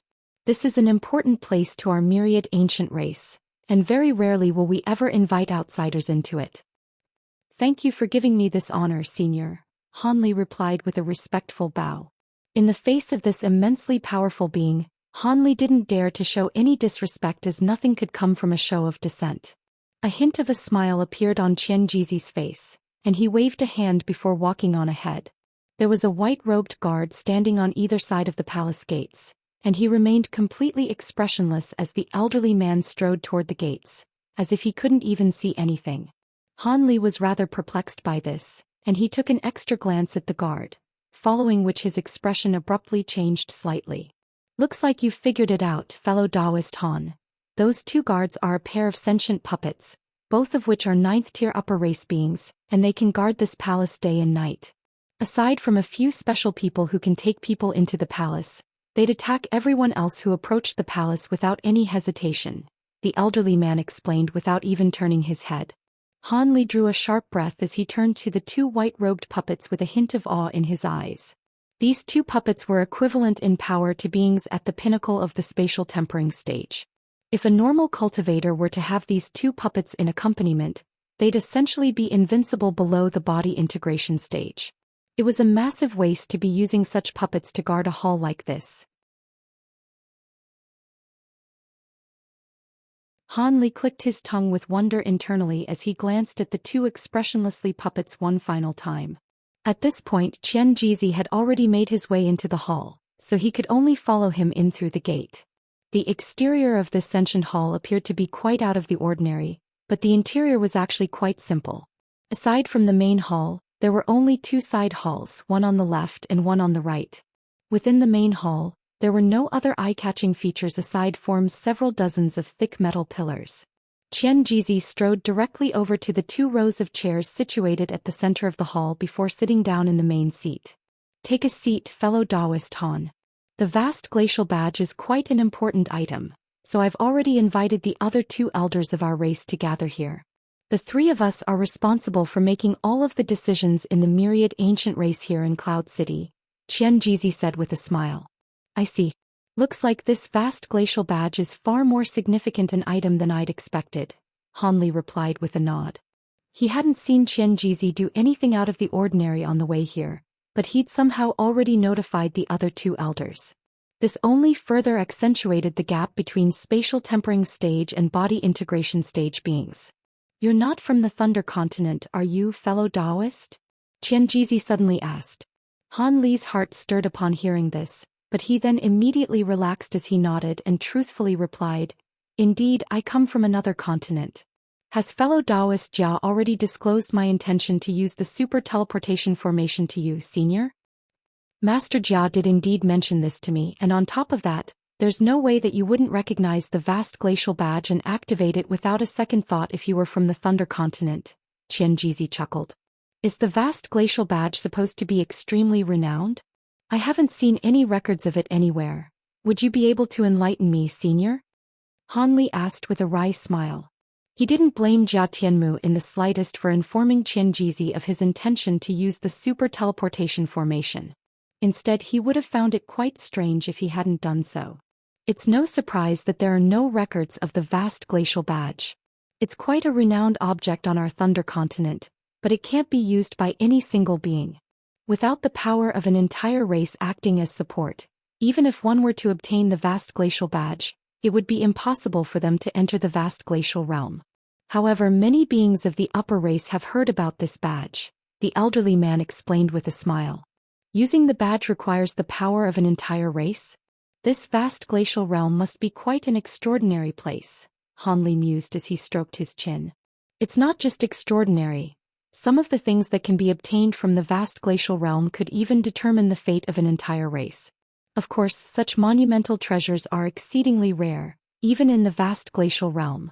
The main aspects about the realm that make it very attractive are that the richness of the world's origin qi there is over 10 times that of our spirit realm, and there are also many spirit medicines and spirit fruits there that were extremely difficult to find in the spirit realm, the elderly man explained with a smile. How can there be a place with such rich spiritual qi? An incredulous look appeared on Han Li's face upon hearing this. What kind of place do you think this vast glacial realm is, fellow Taoist?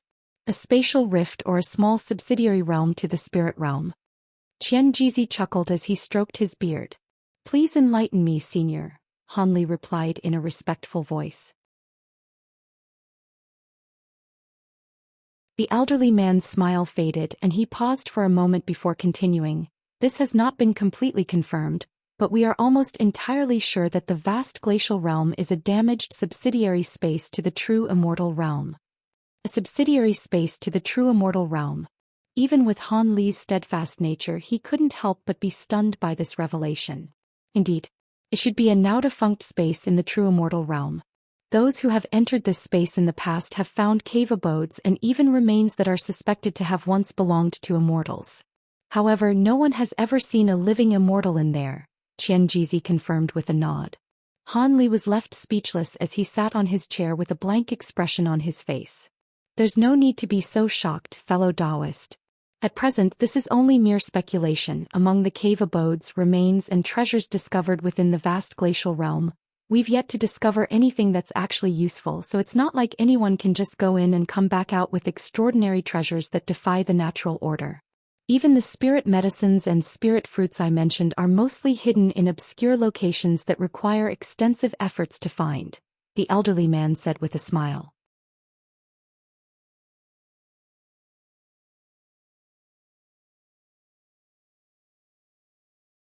All of a sudden, a clear voice sounded from outside the hall. In summary, there are many rare and precious items to be found in the vast glacial realm, but what you find in there will be down to your luck. Immediately thereafter, a streak of white light hurtled in through the gate, and the light faded to reveal a middle-aged man in a set of brocade robes. He had a pale face with a pair of thin and long eyes as well as a distinctive hook nose. You sure got here quite quickly, Elder Ma. I had thought that Brother Huang would get here before you, Qianjizi greeted the middle-aged man with a warm smile. It was quite obvious that this was another body integration stage elder of the myriad ancient race. Nad Han Li hurriedly rose to his feet to extend a respectful salute. Elder Huang has recently been refining a batch of pills, and even if he received the news before me, it'd most likely take a while for him to get here. Is the fellow Taoist the one who activated the vast glacial badge? The middle-aged man asked as he turned an indifferent gaze toward Han Li. Indeed, senior. Han Li could only reply in a truthful manner. 7th tier upper race, not bad. Your magic power seems to be over twice as abundant as beings of the same cultivation base, and even upper race beings of the 8th or 9th tiers won't want to face you in battle. For some reason, this elder Ma decided to disclose his observations surrounding Han Li's cultivation base. Han Li was quite stunned that the elderly man was able to glean so much from a single cursory glance, but his expression remained quite polite and respectful as he explained, I have some special cultivation arts, so my magic power is indeed slightly more abundant than normal. It's not just slightly more abundant. If a being of a higher cultivation base were to engage you in battle, thinking that they'd enjoy an easy victory, you'd most likely be able to turn the tables on them with ease. Your spiritual sense seems to be completely out of place in an upper race being as well. Golden light flashed past the middle-aged man's face as he unleashed some kind of secret technique, and a hint of surprise appeared in his eyes as he gleaned Han Li's immensely powerful spiritual sense. Han Li's calm facade finally cracked a little upon hearing this as a hint of astonishment crept onto his face. Alright, Elder Ma, you can stop flaunting your divine inspection technique now. It isn't really all that strange that fellow Taoist Han is far more powerful than beings of the same cultivation base. After all, he slew several such beings with ease while saving Master Jia, so it would be foolish to regard him as a normal upper race being. The elderly man wasn't surprised in the slightest by Elder Ma's findings. I see. Forgive me for my impudence, fellow Taoist. Please take a seat. The middle-aged man chuckled before sitting down beside Qian Jizi. Han Li finally managed to recompose himself before also sitting down with a wry smile on his face. I heard on my way here that the two of you were discussing matters surrounding the vast glacial realm, and it sounded to me like you don't know much about it, fellow Taoist Han. What's the point in speaking in such a roundabout manner, Brother Qian? Just lay out the information in the most straightforward manner possible, Elder Ma urged, seemingly with a hint of displeasure in his voice. Qian Jizi splayed his hands open upon hearing this, and a slightly resigned look appeared on his face as he replied, I was just about to do that, but your arrival cut me off. Now that you mention it, my entrance was indeed rather abrupt, the middle-aged man chuckled. Seeing as you're here, why don't you tell fellow Taoist Han about the vast glacial realm yourself, Brother Ma? After all, you once entered the realm in person, so you're far more qualified to talk about it than I am, Qian Jizi suggested.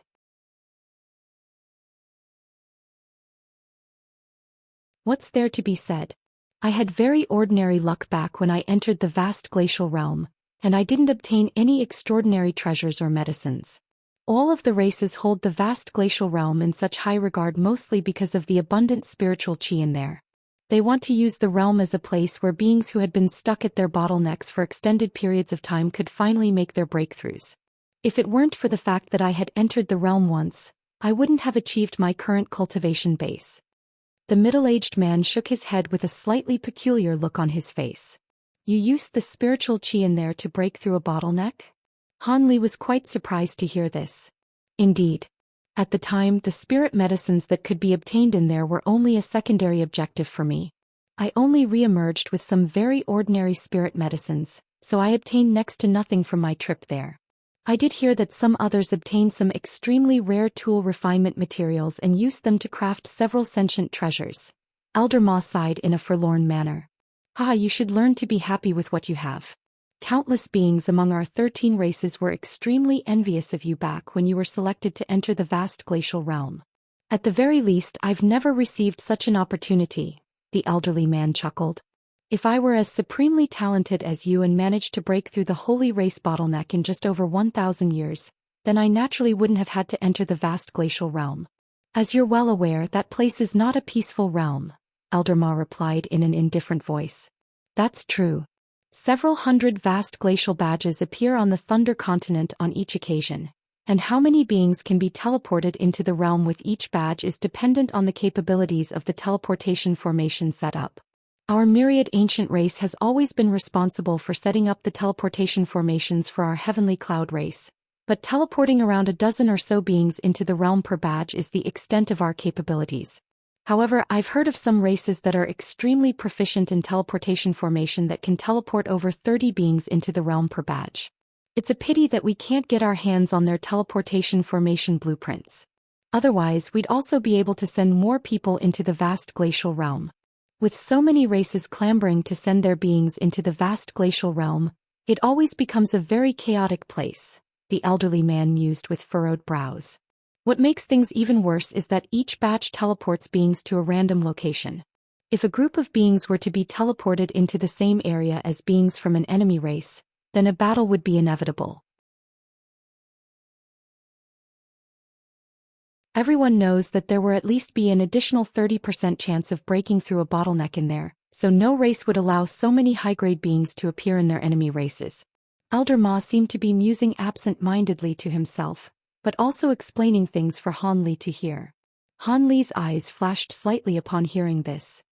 Not only that, but there have been countless instances of beings killing others in there over treasures and spirit medicines. However, the most perilous aspect of the vast glacial realm is actually the realm itself.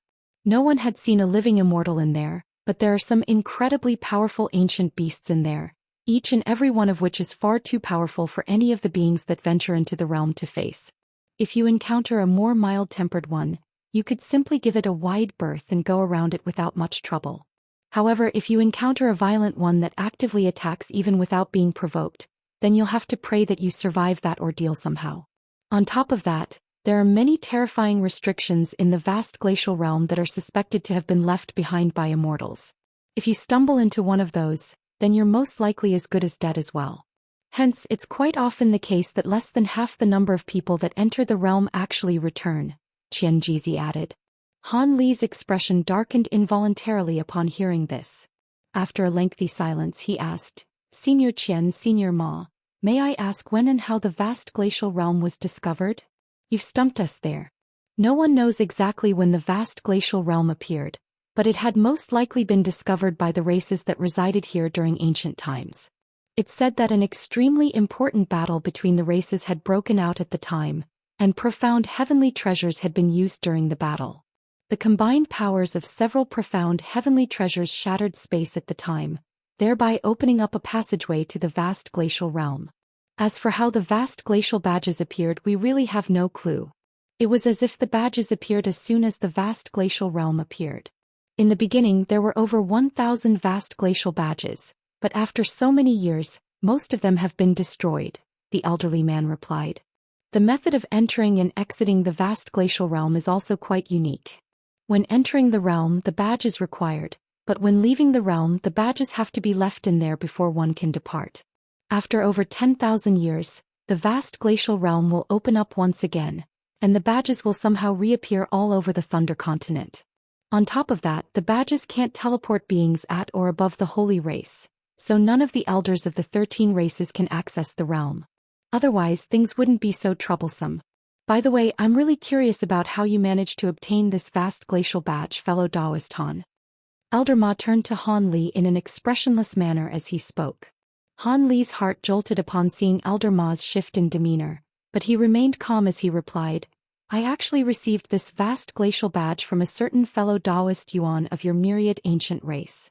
At the time, the city we were situated in had been surrounded by the Jiaoqi race. So fellow Taoist Yuan gave a jade box to each of his companions, including myself, so we could take them away from the city. He asked us to give the boxes to any one of the 13 heavenly cloud races, and to destroy them if we found ourselves unable to get away from our Jiaoqi race pursuers. I was quite curious about what was in the box, so I decided to open it and I unwittingly activated this badge in the process. Someone with a Yuan surname? In that case, it has to be the one responsible for Green Light City. Rather than being surprised to hear this, Qianxia merely nodded in a calm manner. It appeared that he'd already guessed the origin of this badge. Han Li's heart stirred upon seeing this. At this moment, the middle-aged man's expression darkened and he said, We haven't received any news of other vast glacial badges being gathered by the other races in Cloud City, so that means all of the other badges must have fallen into the hands of the Jiaoqi race. That's most likely the case. Apparently they have 2 holy race beings leading their army, and they've even deployed a fortress-level battle arc, so it's already extremely fortunate that fellow Taoist Han was able to bring just a single badge back to us, Qianxia sighed. In that case things will be quite troublesome for us. Our 13 races combined only have 17 or 18 badges. That's much less than usual. In contrast, the number of Jiaoqi beings that will enter the vast glacial realm will increase significantly, Elder Ma said with a grim expression. There's nothing we can do about that. We've gathered all of the vast glacial badges we could, and when we received news that 5 more badges had been discovered, we'd thought that we'd stumbled upon a figurative gold mine. However, the Jiaoqi race suddenly attacked at this crucial juncture before we could transport the 5 badges to Cloud City, which has led to them being lost. Xianxia sighed as he narrowed his eyes slightly. Elder Ma nodded before suddenly turning to Han Li as he said in an implacable tone, "In that case there's no point in wasting time with words. Fellow Taoist Han, you'll have to accompany our myriad ancient race nominees into the vast glacial realm on this occasion."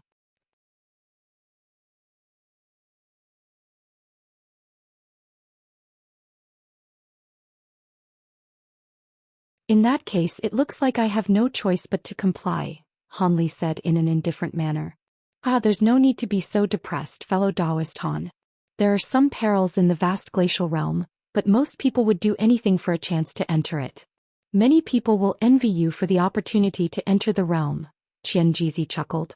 "My cultivation base hasn't reached a bottleneck yet, so entering the realm won't benefit me much. Instead, there's a good chance that I'll be dying in there. The risk and reward comparison simply isn't worth it, so if there's any possibility that I can be exempt from entering the realm, I would definitely pass up this opportunity." Han Li shook his head in a gloomy manner. Xianxia and Elder Ma exchanged a glance upon hearing this, and the former said in a slow voice, "Once a vast glacial badge has been activated, only the one who has activated it can take others to the void glacial realm with them. The future of our 13 races hinges on this, so you must enter the realm. That's non-negotiable.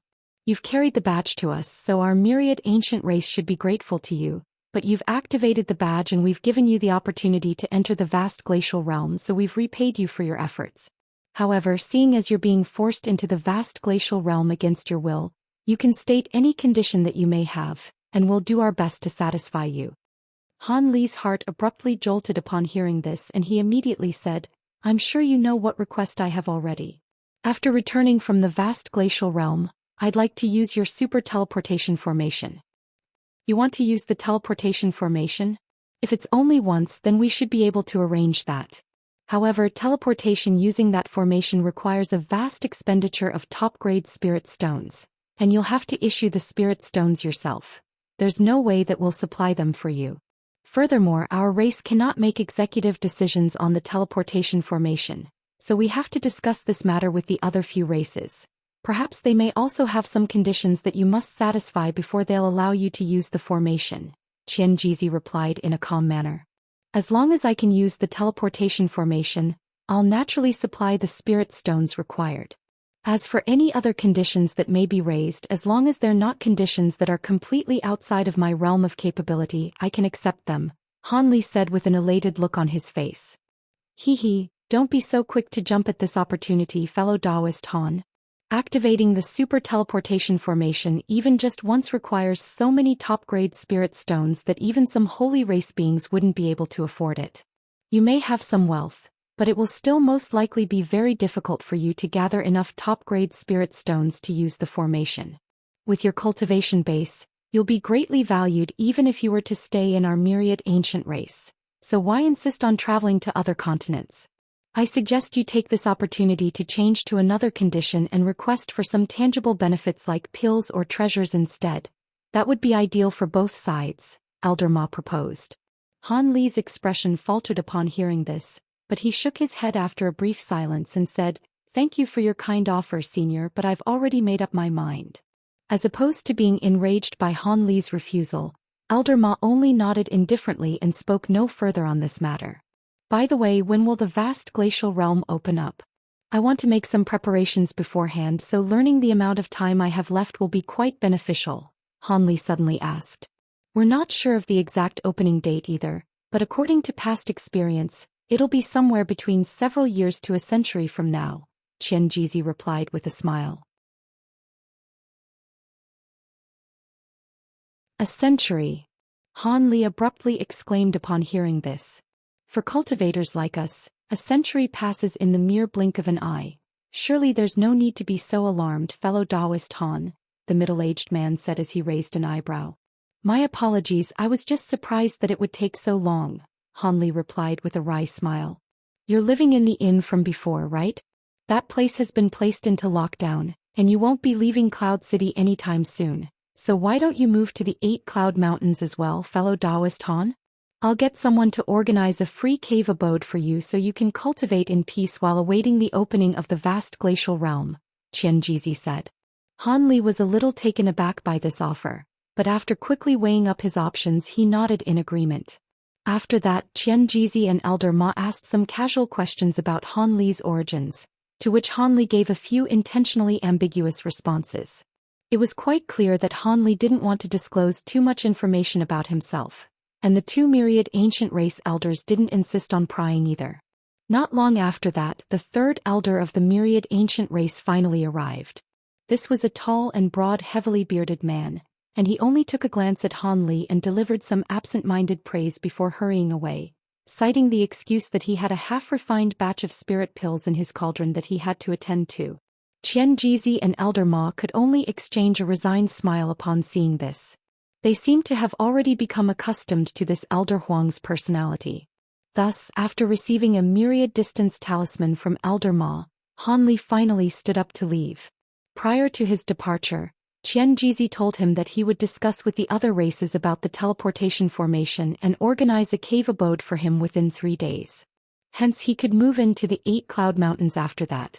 Han Li naturally thanked the elderly man for his kindness, then left the hall and departed from the myriad ancient races fortress on the beast-drawn carriage outside. At this moment both Qian Jizi and Elder Ma were sitting in silence within the hall, seemingly in deep thought. What do you think? Could he be a spy from the Jiaoqi race? Qian Jizi asked. There's no way that he's a spy. Expending a vast glacial badge just to plant a spy in our heavenly cloud races is far too heavy a price to pay. Besides, he also saved Master Jia and killed several Jiaoqi beings of the same cultivation base as himself. No matter how you look at it, the Jiaoqi race would have to be downright insane to sacrifice so much just to plant a spy. On top of that, even if he were to become a guest member of one of our 13 races, he wouldn't be able to obtain any of our confidential secrets anyway, so what would be the point? Elder Ma immediately shook his head in response. My thoughts exactly.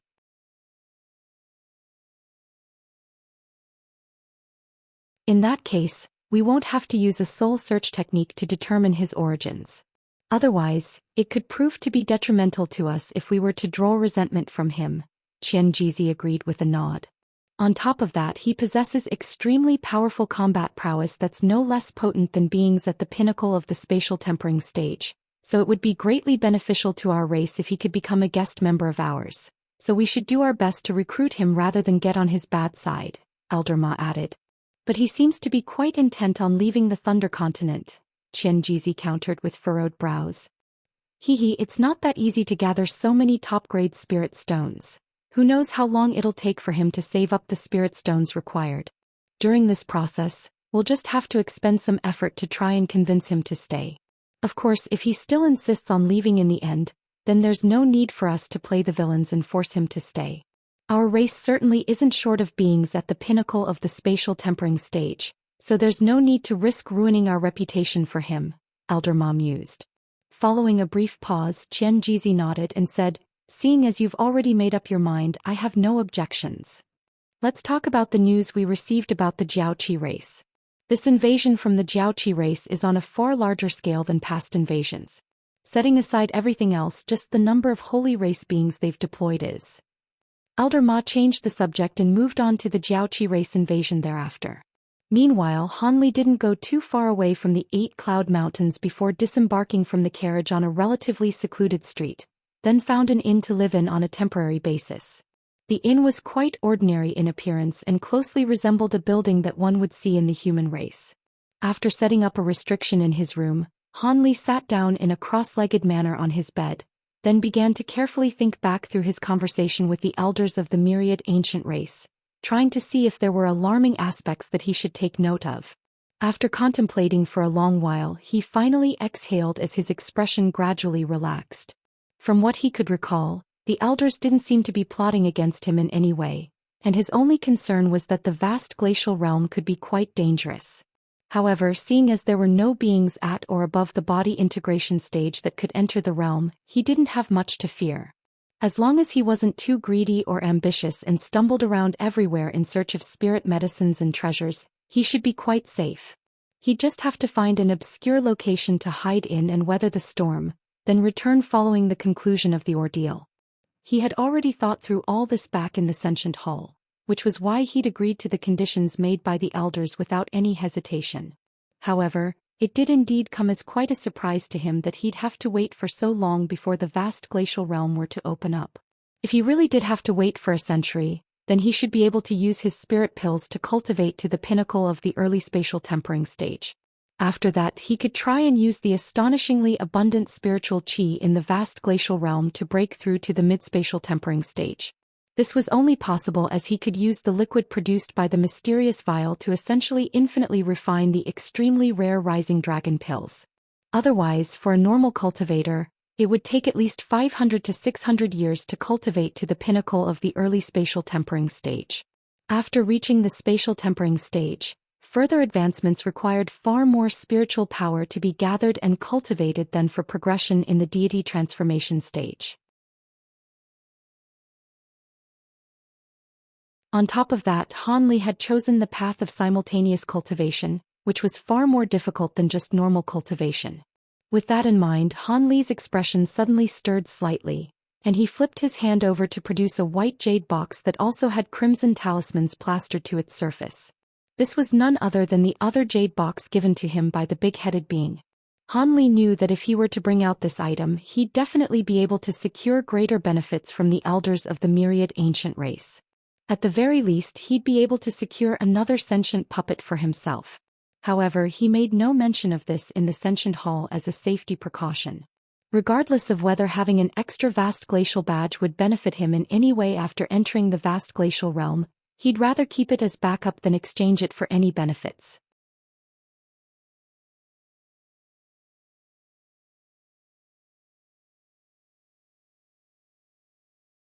Having made up his mind, white light flashed from Han Li's hand, and the jade box disappeared. After that, he sat down on the bed and entered a meditative state.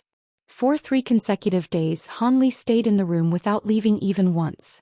On this day, just as he was cultivating with golden light shimmering from his entire body, he suddenly opened his eyes and flipped his hand over to produce the myriad distance talisman that Qian Jizi had given to him. On the white surface of the talisman, a line of small text had appeared. After reading the message on the talisman, Han Li stowed it away expressionlessly before making his way out of the room. Half a day later, he found himself within a certain cave abode on the Dream Cloud Mountain of the 8 Cloud Mountains, and he was inspecting the cave abode with a pleased look on his face. The abundance of spiritual qi in this cave abode was not inferior in the slightest compared to Jia Tianmu's cave abode on the iridescent Cloud Mountain.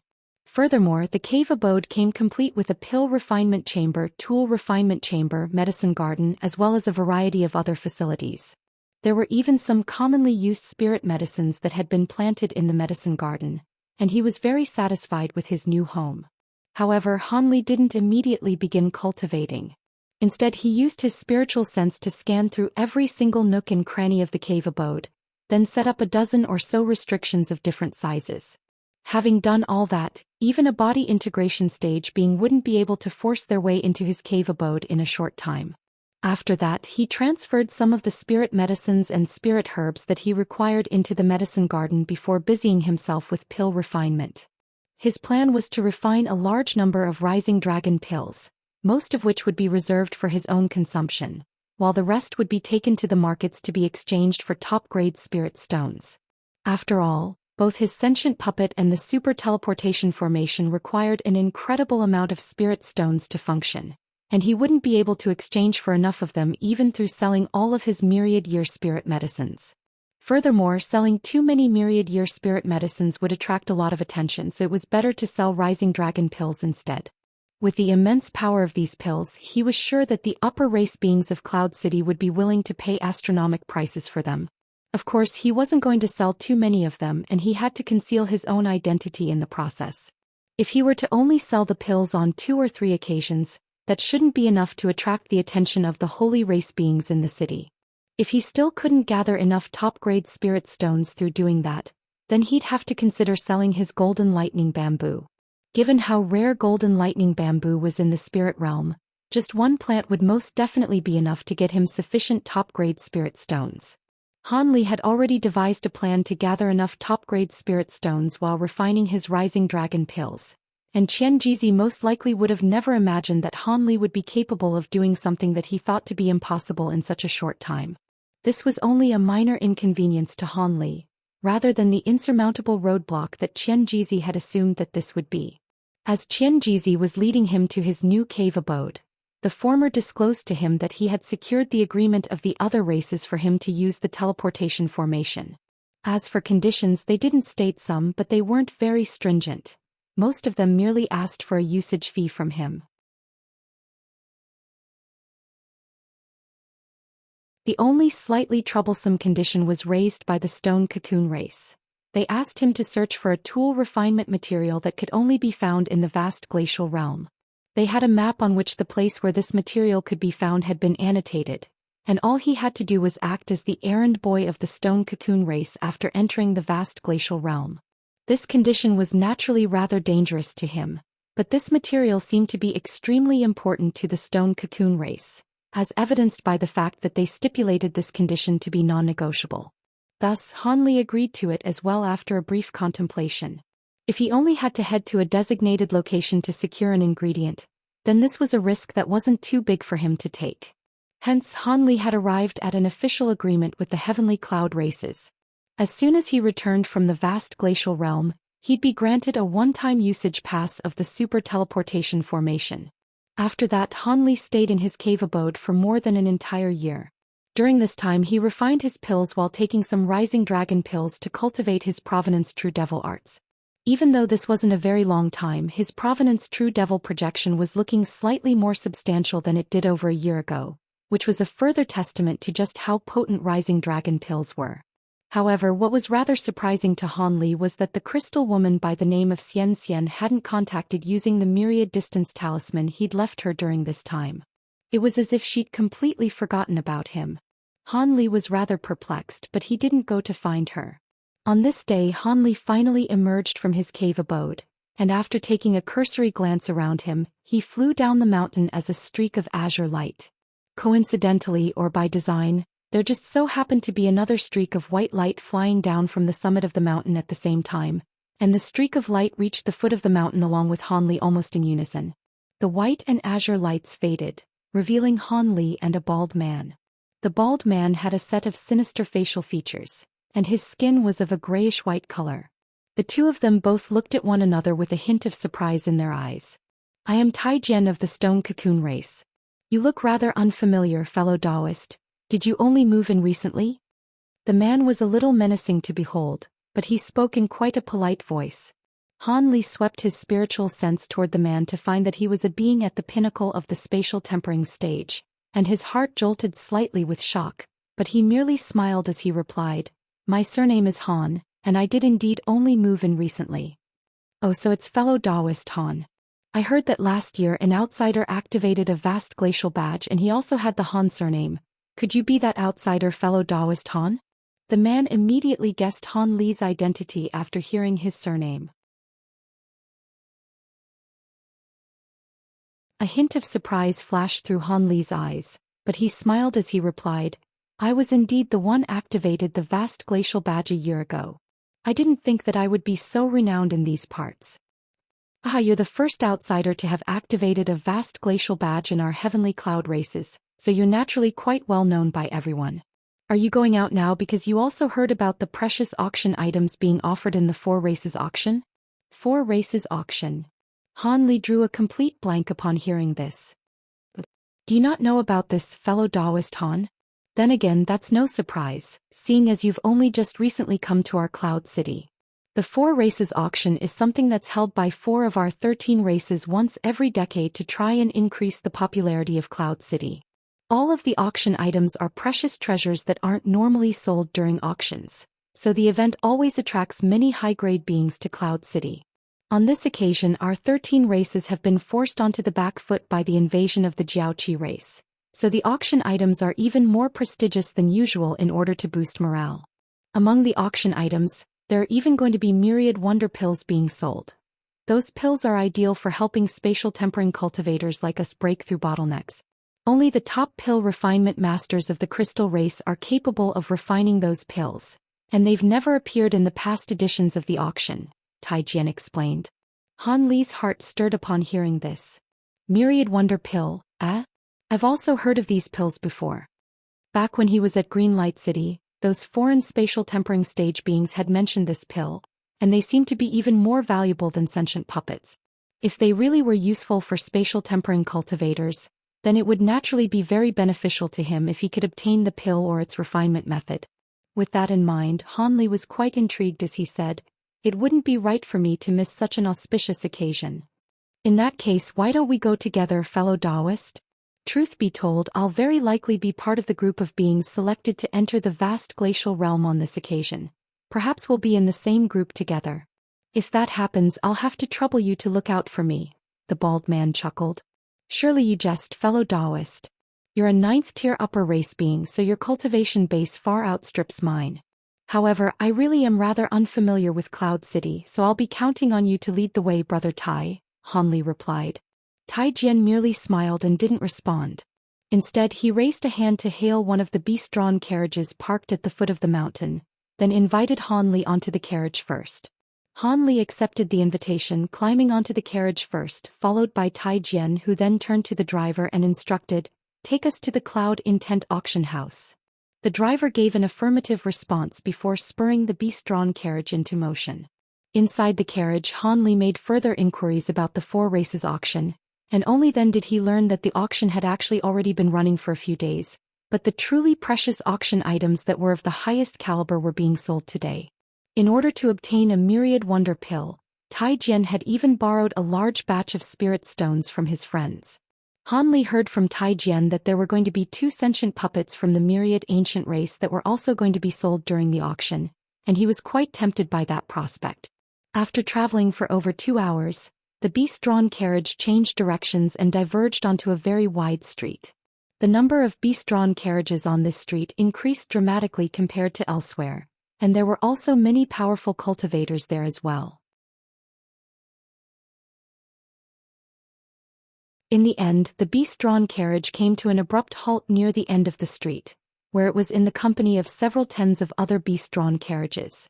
Han Li and Tai Jian disembarked before looking around, and Han Li discovered that there was a massive square building up ahead that was close to 10,000 feet wide and over 1,000 feet tall. At the pinnacle of the building was a cylindrical altar, above which a yellow ring with a diameter of over 100 feet was hovering.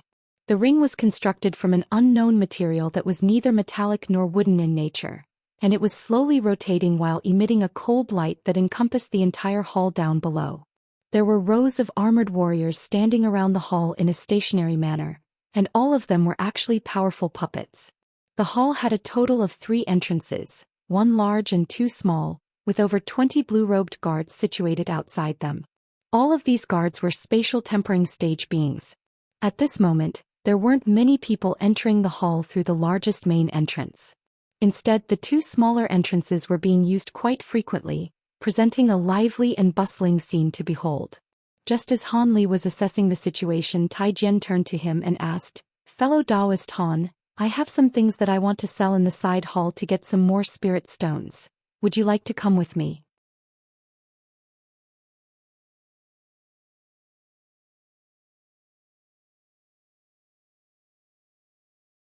"Is there a trade center in the side hall? Isn't this supposed to be an auction house?" Han Li was rather surprised to hear this. Everyone who's attending the auction needs to carry a large number of spirit stones with them, so many fellow Taoists like to sell off some of the precious materials they've gathered for spirit stones prior to the commencement of the auction. Hence, there will always be some time allotted before the auction for fellow Taoists to exchange items for spirit stones or try their luck and see if they can find something they'd like to purchase. If you end up not being able to sell your items to anyone, you can sell them directly to the auction house as well, but obviously at a slightly lower price than what they'd normally fetch. The good thing is that with 4 of the 13 races supporting the auction house, they'll have sufficient spirit stones to purchase anything, regardless of how rare it is. One of the side halls beside the main hall is dedicated to those looking to buy, while the other is for sellers looking to sell off items, Tai Jian explained. "So we can purchase items in the side halls as well?" Han Li was rather intrigued to hear this. "Are you interested in selling or buying, Brother Han? If so, I suggest you go look at what everyone's selling before you go and sell your own things." If you can trade something that you own for something that you need, that would be ideal for both parties, Taijian suggested. That's a good idea, fellow Taoist. In that case, I'll go in and have a look, Han Li replied with a nod of approval. Alright, then I'll come with you. Perhaps you'll find some things that you need if you're lucky. A smile appeared on Taijian's face as he led Han Li directly toward the entrance of the side hall on the right. The blue-robed guards at the entrance merely glanced at Taijian and Han Li before allowing them into the side hall without asking any questions. The Four Races auction is only held to boost the popularity of Cloud City, so all upper race beings and above can attend as they please. As such, there's a great diversity in cultivation bases and status among the beings who attend the auction. It's also because of this that this auction attracts far more people per year than the other auctions held in Cloud City, Taijian explained with a smile as he strode into the side entrance alongside Han Li. All upper race beings or above can attend this auction. Can this auction house hold that many people? Han Li's brows furrowed with skepticism.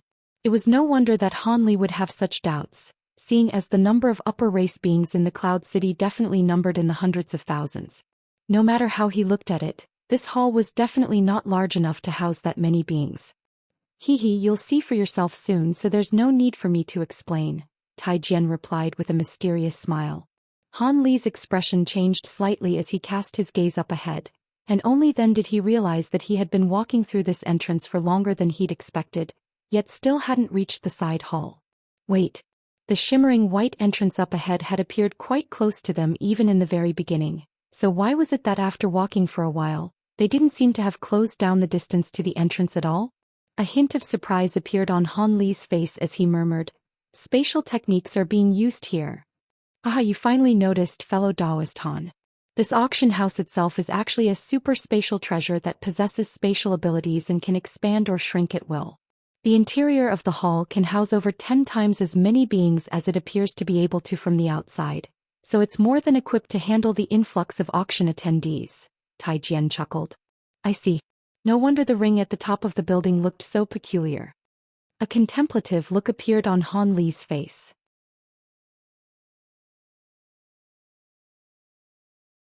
Due to the auction house's spatial ability, the entrance has been elongated slightly, but it's still not all that long, so we should be able to emerge on the other side soon, Taijian said in a confident manner. Han Li merely nodded without offering a reply. Just as Taijian had proclaimed, after walking for a short while longer, the entrance up ahead suddenly drew closer to them, and they made their way through it to appear on a spacious plaza. The plaza was very lively and bustling, resembling a popular street market. There were a series of semi-spherical light barriers situated next to one another in tight rows on the plaza, and many cultivators were entering and exiting those light barriers. At the center of the plaza was a white jade stone platform, atop which an ordinary wooden table had been placed. There was a pair of azure-robed figures with delicate facial features handing out something to the foreign beings standing in front of the table. Just as Han Li was inspecting his surroundings, Taijian suddenly cupped his fist in a salute as he said, "Let's part ways here, fellow Taoist Han. I have to find some buyers so I can sell off my treasures as quickly as possible, so I won't accompany you any longer." "Go ahead, fellow Taoist. I also want to do some exploring on my own as well," Han Li replied with a polite smile. "Farewell for now then, brother Han." Taijian nodded before hurrying away. Han Li looked on at Taijian's departing figure for a short while before casting his gaze toward the jade platform, then suddenly making his way toward it. Moments later he had arrived close to the platform, and at this moment, a few more beings strode onto the platform. Han Li looked on from the side to find that these foreign beings were exchanging bags of high-grade spirit stones for small flags of different colors from the pair of azure-robed figures. Han Li's gaze followed one of those foreign beings to find that after receiving a small flag, he made his way over to an empty spot near the edge of the plaza, then waved the small flag to conjure up a semi-spherical light barrier that concealed himself within. Han Li released his spiritual sense toward the light barrier, only for it to be kept at bay by a certain restriction. It was quite clear that these light barriers were specifically to be used for cultivators looking to trade on the plaza. With the light barriers set up, they wouldn't have to worry about other people gleaning their secrets. Han Li cast his gaze toward the surrounding area to find that these semi-spherical light barriers were everywhere, and further beyond the plaza that he was situated on, There were even a few smaller plazas that were also very busy. Han Li exhaled as he shook his head.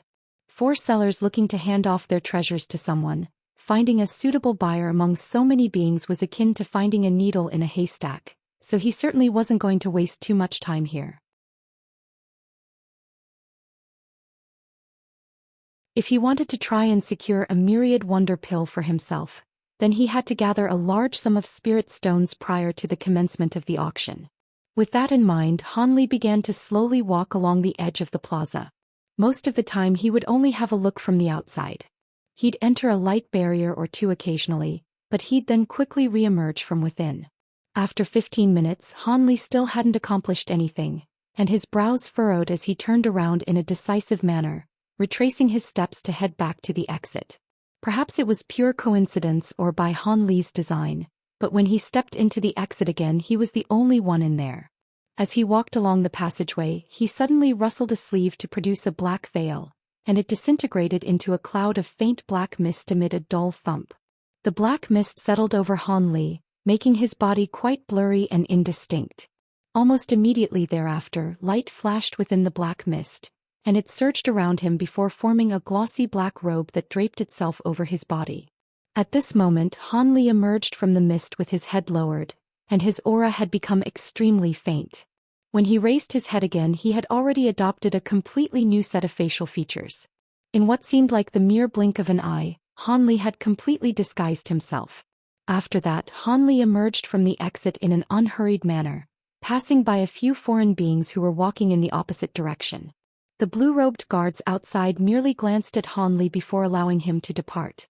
Thus, Han Li made his way into the other side hall and found himself on another large plaza, but the scenes within came as a slight surprise to him. There were also many beings gathered here, but in contrast with the other side hall where treasures were being sold, most of the people here were gathered on a small section of the plaza. There a series of bluestone walls stood, and each of them was over 100 feet in height. There were silver characters flashing from the walls, and all of the foreign beings were gathered around them, looking on with rapt focus. Further on beyond the stone walls, there were a dozen or so jade pavilions with multiple levels, and all of these pavilions were interconnected with one another. The pavilions were all of a translucent snowy white in color, and their doors were wide open, but the entrances were concealed by layers of flashing white light. The pavilion at the center of the cluster of pavilions was crimson in color and enshrouded under a layer of faint azure smoke. Furthermore, there was an indistinct fragrant aroma emanating from it, as if it were some kind of ethereal otherworldly object. The beings inspecting the stone walls would occasionally enter those jade pavilions, and some would re-emerge in high spirits, while others were left quite dejected. After assessing the situation, Han Li made his way over to one of the stone walls, yet right at this moment, a slender figure standing before a nearby stone wall suddenly turned around and also headed toward the same wall that Han Li was walking toward. Han Li cast a reflexive glance toward the slender figure, and he abruptly shuddered as his expression changed drastically. This was a woman with a head of long black hair in a set of blue robes. Her facial features were exquisitely beautiful, yet her expression was quite cold, and she strode directly over to the other stone wall before inspecting it with her brows furrowed in concentration, completely oblivious to Han Li's reaction toward her. Han Li's footsteps drew to a halt as his face paled slightly. He stared intently at the blue-robed woman with an unblinking gaze and murmured in a voice that was only audible to himself, "How could it be her? That's impossible. Are there really people in this world who so closely resemble one another?" The intense scrutiny that the blue-robed woman was receiving from Han Li finally drew her attention, and their eyes met as she turned toward him.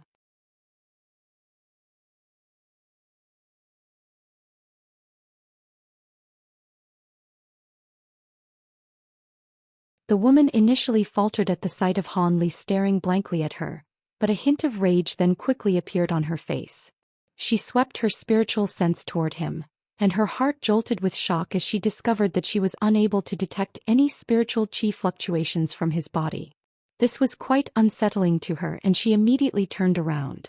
At this moment Han Li finally managed to recompose himself, and his expression reverted back to normal as he stared at the woman in deep thought. This blue-robed woman was a memory in the bottom of his heart that he had been trying not to revisit, and as such he was both astonished to see her, yet also hesitant about approaching her. She was Xianxia, the woman who had once expressed her love toward him countless years ago, and the memory of her voice and her smile filled Han Li's entire heart. This blue-robed woman was completely identical to Xianxia, who had already perished in the human world. Aside from her fact that her demeanor was quite cold, she was the spitting image of Xianxia, and it was as if she'd been resurrected. Back when Han Li had heard about her death, he'd remained quite calm and collected, but an indescribable sense of sorrow had welled up in his heart. It wasn't the type of grief that one would be struck by following the passing of a lover. Instead, it was simply a reminiscent sense of melancholy that any normal man would experience when hearing about the passing of a woman who had once loved them. However, there was no way that Xianxia could be resurrected, and there was certainly no chance that she would be reincarnated in the spirit realm. As such, regardless of how closely she resembled Xianxia, she had to be someone else.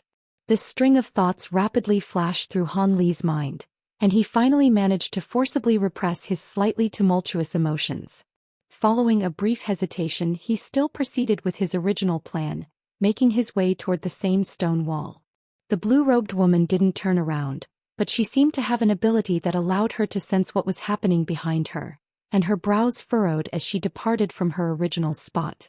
Thus, Han Li strode forward and stood directly on the spot where she had been standing just a moment ago. Even without turning around, Han Li could sense the vicious glare that the blue-robed woman had aimed at him, following which she hurried away to a stone wall that was slightly further away. It appeared that this woman had formed the opinion that he was some kind of perverted swine. Han Li chuckled internally before focusing his attention on the stone wall in front of him. As expected, the silver characters on the stone wall were all names of different types of materials and treasures, but strangely enough, none of the items had any prices listed next to them. They only had a number between 1 to 13 assigned to them. Han Li's heart stirred upon seeing this, and a thought occurred to him as he cast his gaze toward the distance. There just so happened to be 13 jade pavilions surrounding the crimson pavilion, and there was a shimmering golden number hovering above each of the pavilions. As such, it wasn't difficult to deduce what those numbers assigned to the materials meant. He wasn't in any hurry, so he carefully scanned his gaze throughout the entire stone wall, then headed toward the next one. Han Li was able to glean the contents of an entire stone wall virtually in the blink of an eye, yet even after looking through most of the stone walls present, he remained completely expressionless as if he hadn't found anything that caught his eye. Right at this moment, a rumbling boom rang out from the crimson pavilion at the very center, following which a thunderous roar of rage erupted from within.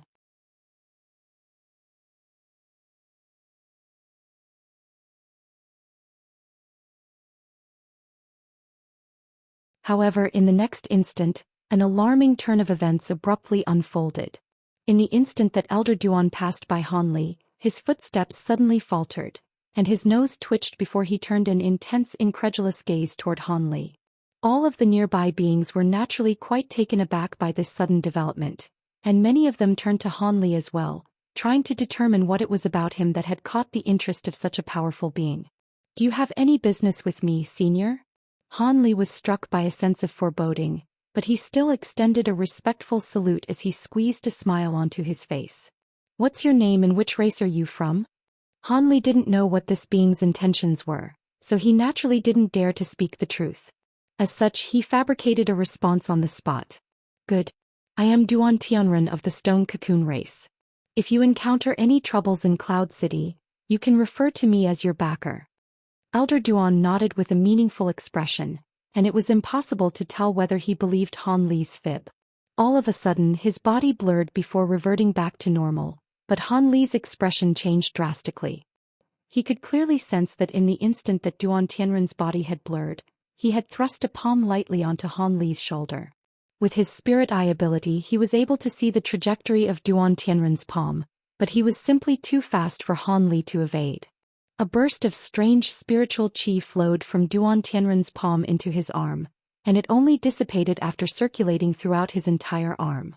"What's the meaning of this, senior?" An enraged look appeared on Han Li's face. There were only a dozen or so beings present that had actually caught sight of what Duan Tianren had done to Han Li, so to everyone else, It appeared that Han Li had suddenly gotten angry even though Duan Tianren was clearly extending a gesture of kindness toward him. In the face of Han Li's enraged interrogation, Duan Tianren merely swept his gaze over Han Li's face as he chuckled. "Rest assured, fellow Taoist, I could see that you'd also cultivated quite a special body refinement technique, so I wanted to see what that was all about." After Duan Tianren's gaze had swept past his face, Han Li was stunned to find that his face began to throb with pain. He had used that black veil in conjunction with a disguise technique to conceal his original appearance, but there was simply too much of a cultivation-based disparity between the two of them, so Han Li wasn't confident in the slightest that he'd fooled Duan Tianren. However, Han Li naturally wasn't going to believe the excuse that Duan Tianren had offered to placate him, and his mind raced as he attempted to glean the intentions behind that palm. However, he was unable to think of any potential reasons why this being would target him. After all, this was most definitely the first time that he'd met him. At this moment, Duan Tianren suddenly transmitted his voice to Han Li. "Save your brain cells, little fella. I'll be waiting for you at the Rich Aroma Pavilion across the street. Don't even think about getting away. I didn't intend to harm you with that palm, but with my residual spiritual qi circulating within your body, I'll be able to detect your location within the next few hours." After that, he gave no further explanations before departing with a hearty laugh. Moments later, he left the plaza and strode into the exit, leaving behind a befuddled Han Li, as well as a bunch of bemused beings who were all looking at him with peculiar expressions. Han Li was struggling to calm himself down in the wake of what had just happened, and the widespread scrutiny he was receiving certainly wasn't helping matters. Thus, he also turned and made his way toward the exit.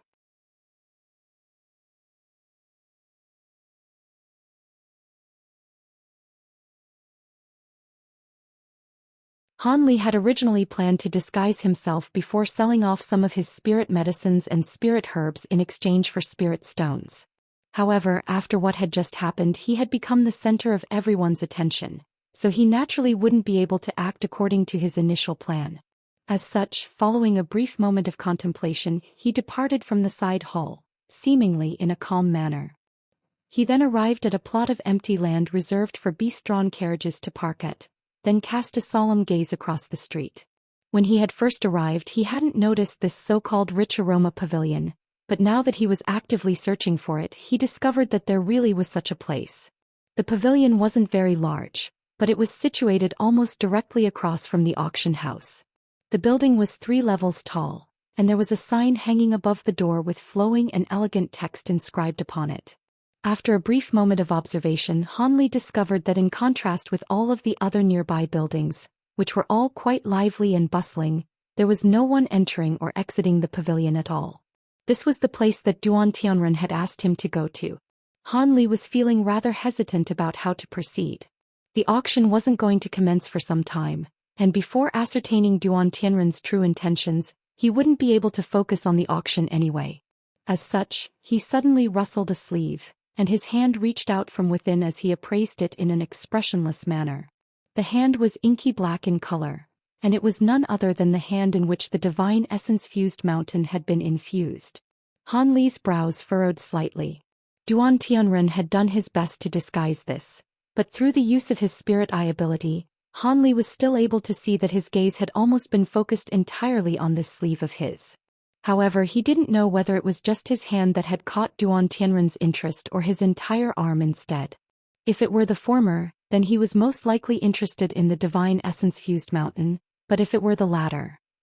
Han Li's heart sank slightly as a realization dawned on him. At the thought of his arm, Han Li abruptly raised his other hand and stroked a certain section of his arm through his sleeve. Even though he couldn't sense anything amiss in that arm, it was undeniably true that the long sword that the profound heavenly fruit had transformed into was sealed within his arm. Could it be that Duan Tianren had managed to detect the existence of that sword? Han Li was growing more and more uneasy as he followed this train of thought. He was still oblivious to the fact that the many races, including the human race and the flying spirit race, had been indirectly affected by this profound heavenly treasure, and nor was he aware that some smaller races had even been entirely slain to facilitate a blood sacrifice due to this.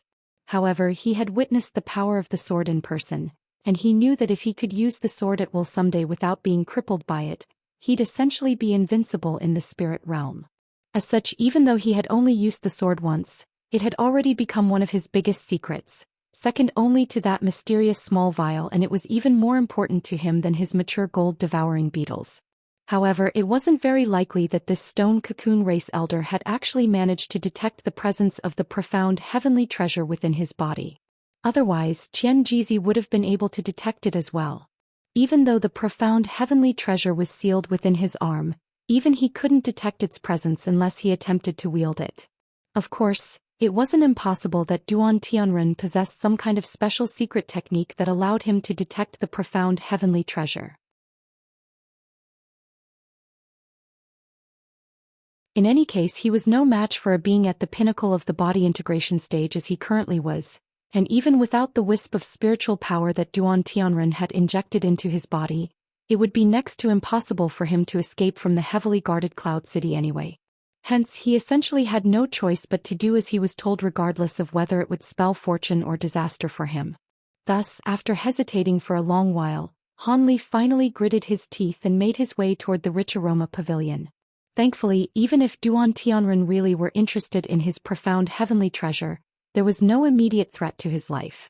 Han Li made his way into the rich aroma pavilion in a slightly resigned manner to find that there was a handsome young crystal being standing inside by the entrance. This was a core formation stage crystal being, and he immediately greeted Han Li with a smile as he said, "Senior Li, right? Elder Duan has already been waiting in the 4th VIP booth for a long time. Please come with me, Senior." Han Li glanced around at the first level of the pavilion, and a hint of surprise appeared in his eyes, but he merely nodded and said, "Lead the way." The entire hall around him was completely empty without any ornaments or furniture at all, and the walls were constructed from some kind of unknown material that was flashing with faint blue light. Thus, the crystal being led Han Li up a staircase, and a short while later Han Li found himself on the 3rd floor of the pavilion, standing in front of a booth that was enshrouded under faint golden light. The crystal being stopped there and made a hand seal before raising a hand toward the door of the booth. A burst of silver light immediately shot forth from within his sleeve, following which he stepped away to the side in a respectful manner. Moments later, a voice sounded from within the booth. "Seeing as you're already here, then come in." Han Li was rather bewildered to hear this voice as it belonged to a woman. Right at this moment, golden light flashed up ahead, and the door to the booth slowly opened of its own accord. After a brief hesitation, Han Li strode into the booth, and the door swung shut again amid another flash of golden light. "I pay my respects to my 2 seniors." Han Li cupped his fist in a calm salute after cast his gaze around the booth. This was an antiquated room that was over 100 feet in size, and there were 2 beings sitting beside a table in there. One of them was Duan Tianren, while the other was a crystal race beauty who appeared to be in her 30s, and she was at the early body integration stage. The female voice that Han Li had heard earlier undoubtedly belonged to this woman. "No need for excessive formalities, fellow Taoist Li, please take a seat," the woman said with a smile. Meanwhile, Duan Tianren was pouring wine directly into his mouth from a pink wine flagon, and he showed no sign of stopping even as he glanced at Han Li out of the corner of his eye.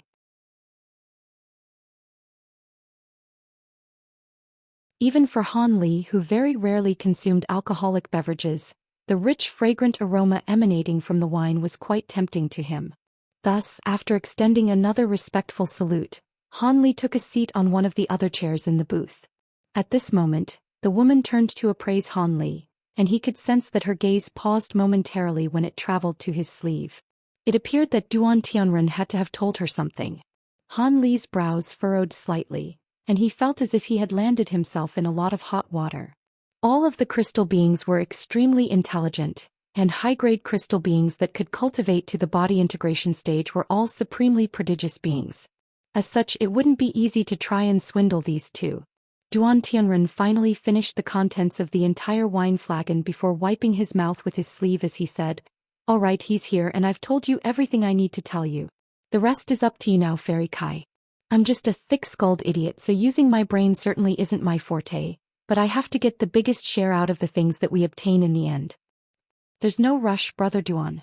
I've only heard a verbal account from you, so I have to verify the specific details for myself," the woman said with a smile. "You can do whatever you want.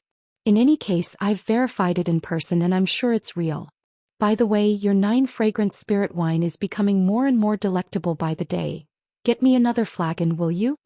Duan Tianren waved the empty wine flagon in his hand in a demanding manner. Do you really think my rich aroma pavilion is a pub, Brother Duan? It takes 100 years just to brew around 10 jugs of this 9 aroma spirit wine, and you've already drunk 3 flagons.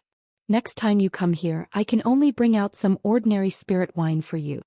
The woman rolled her eyes at Duan Tianren, but she still complied in the end. A green wine jug appeared in her hands amid a flash of spiritual light, and she refilled the pink wine flagon in Duan Tianren's hand. Aha, that's because you're the only one in Cloud City who knows how to brew this wine. I've asked to purchase the brewing method from you on several occasions, but you refuse to sell it to me. It really is quite strange how you're able to brew the finest spirit wine in the entire Cloud City when you don't even drink wine yourself, Duan Tianren said with an amused smile after downing another large mouthful of wine. I never proclaimed that my wine is the best in Cloud City. This is merely an honorary title given to me by other fellow Taoists. On top of that, I'm not refusing to give you the brewing method because I'm stingy. Instead, it's because the brewing method is closely related to the cultivation arts that I'm using, so you wouldn't be able to brew this 9 aroma spirit wine even if I were to give you the method, the woman chuckled. Duan Tianren merely smiled in response before continuing to chug down wine without offering a reply.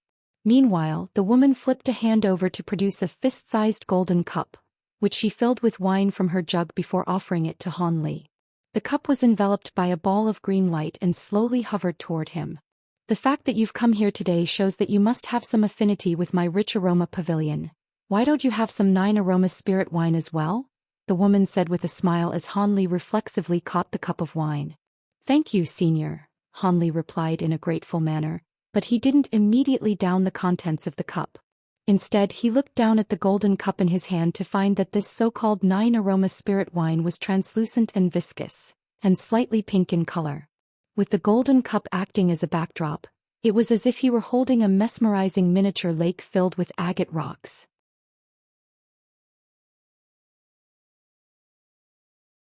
There was also a unique aroma wafting from the wine in the cup, and as he took a faint whiff, the aroma changed several times in an instant, presenting quite an extraordinary phenomenon.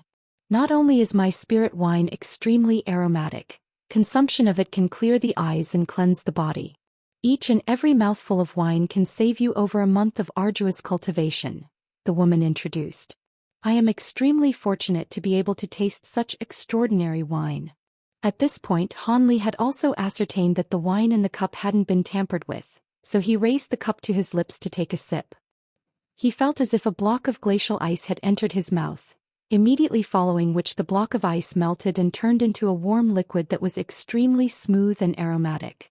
The captivating aroma then slid down his throat and into his stomach, even without the need for Han Li to actively swallow.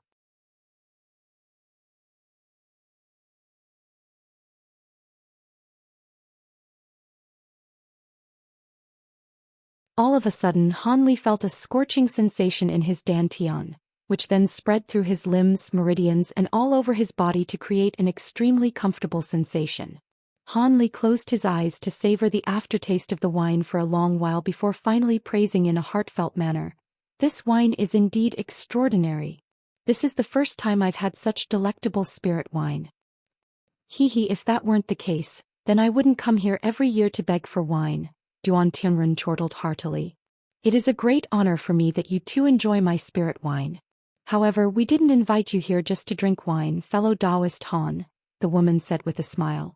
Han Li's heart stirred upon hearing this and he put down his cup as he asked, "I'm also quite curious. Why did you and Senior Duan ask me to come here? Seeing as you've raised the question, I won't waste any more time. Fellow Taoist Li, would you be able to roll up that sleeve so I can see your hand?" The woman asked with a peculiar look on her face. "My hand?" Han Li feigned a surprised expression, but he actually heaved a long sigh of relief internally. It appeared that these two weren't after his profound heavenly treasure. "Indeed, I'd like to see your hand," the woman confirmed as she pointed at Han Li's sleeve.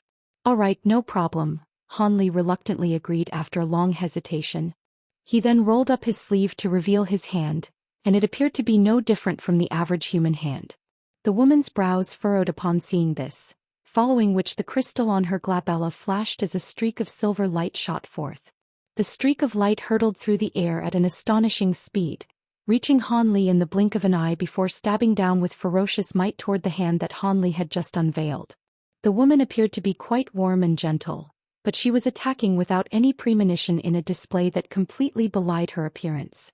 Han Li was completely caught off guard by this attack, and he reflexively spread his fingers apart before grabbing toward the silver streak of light.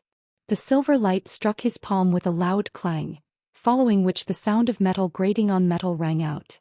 Han Li then grabbed onto the silver streak of light before unfurling his fingers to reveal a silver needle that was several inches in length. The needle was shimmering with translucent light and trembling slightly in his hand, seemingly possessing extremely abundant spiritual nature. At this moment Han Li's entire hand had already turned a glossy black color as if it had been forged entirely from black iron. On top of that, a shimmering silver miniature mountain insignia had appeared on the back of his hand, and that was none other than a manifestation of the divine essence-fused mountain. After mastering the 100 Meridian Refinement mantra, the mountain had completely fused as one with his hand, so despite the lethality of the silver needle that the woman had unleashed, there was no way that it would be wound him. However, Han Li wasn't triumphant in the slightest to have withstood that attack. Instead, his expression darkened significantly. In contrast, the crystal woman was staring at his black hand with undisguised excitement in her eyes, and Duan Tianren also wore an elated expression on his face. "You really do possess an acquired essence-fused body. In that case, we'll be able to achieve our objective," the woman murmured to herself before raising a hand, and the silver needle escaped Han Li's grasp before flying back to her. In the end, the needle disappeared into the crystal on her glabella in a flash. Han Li took a deep breath to compose himself before asking, "What do you mean by essence-fused body, senior?" An essence-fused body naturally refers to someone capable of using the divine essence-fused light.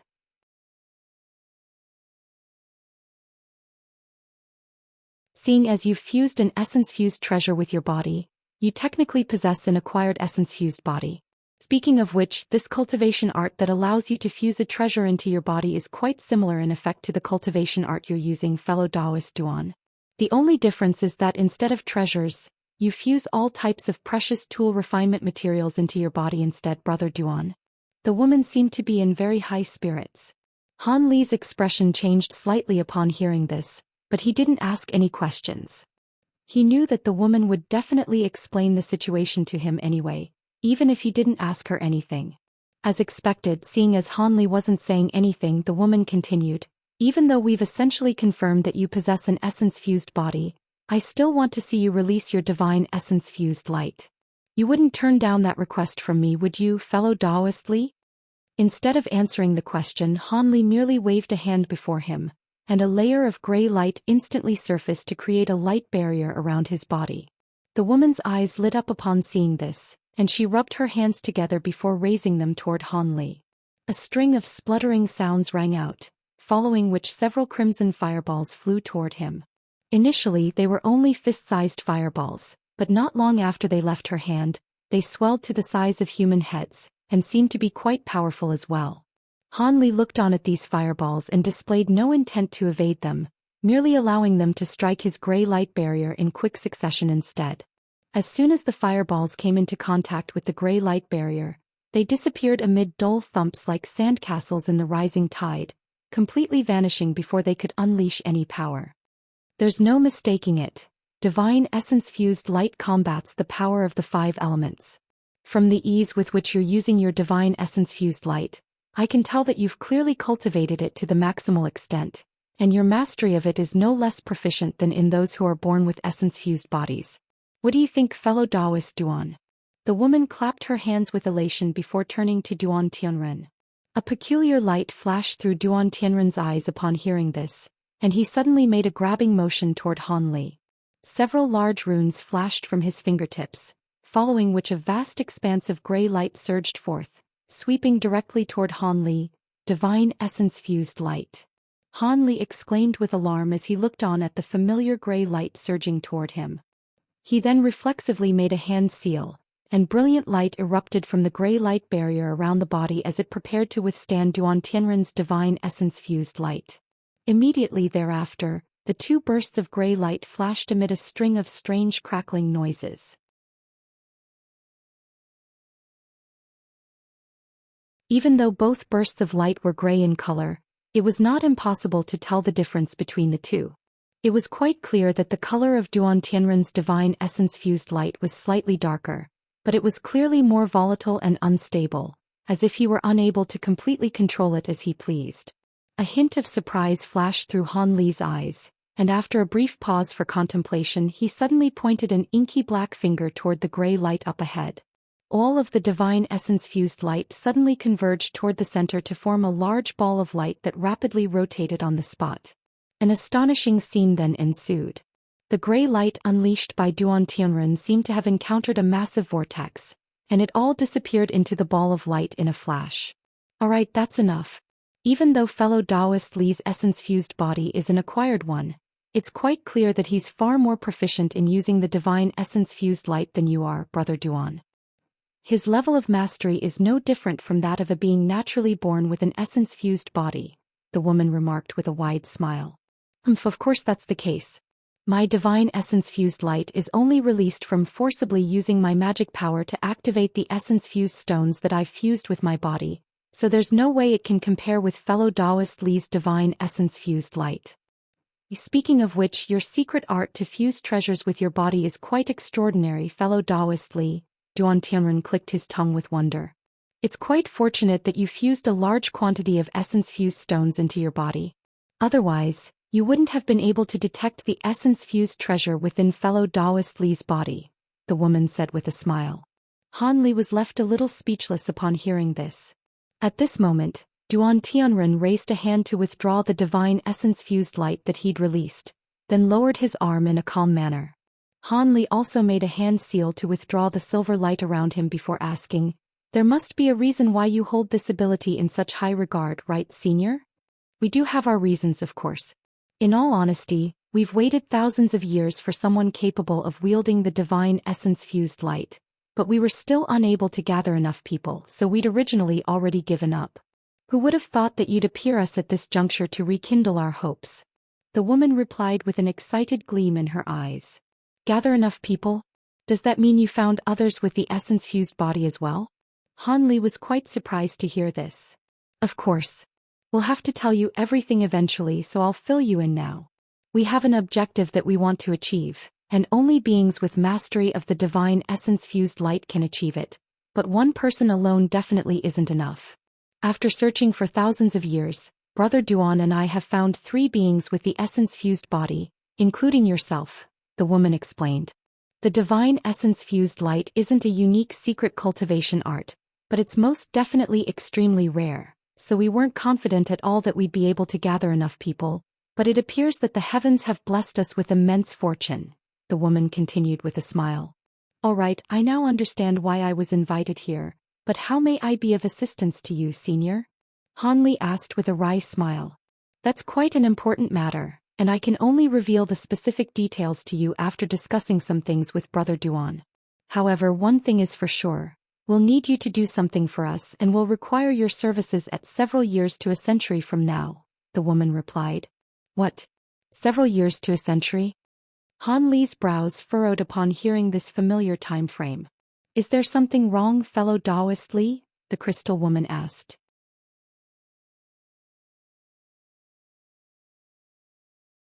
Han Li was silent for a long while before a peculiar look appeared on his face and he asked, "Does this have something to do with the vast glacial realm?"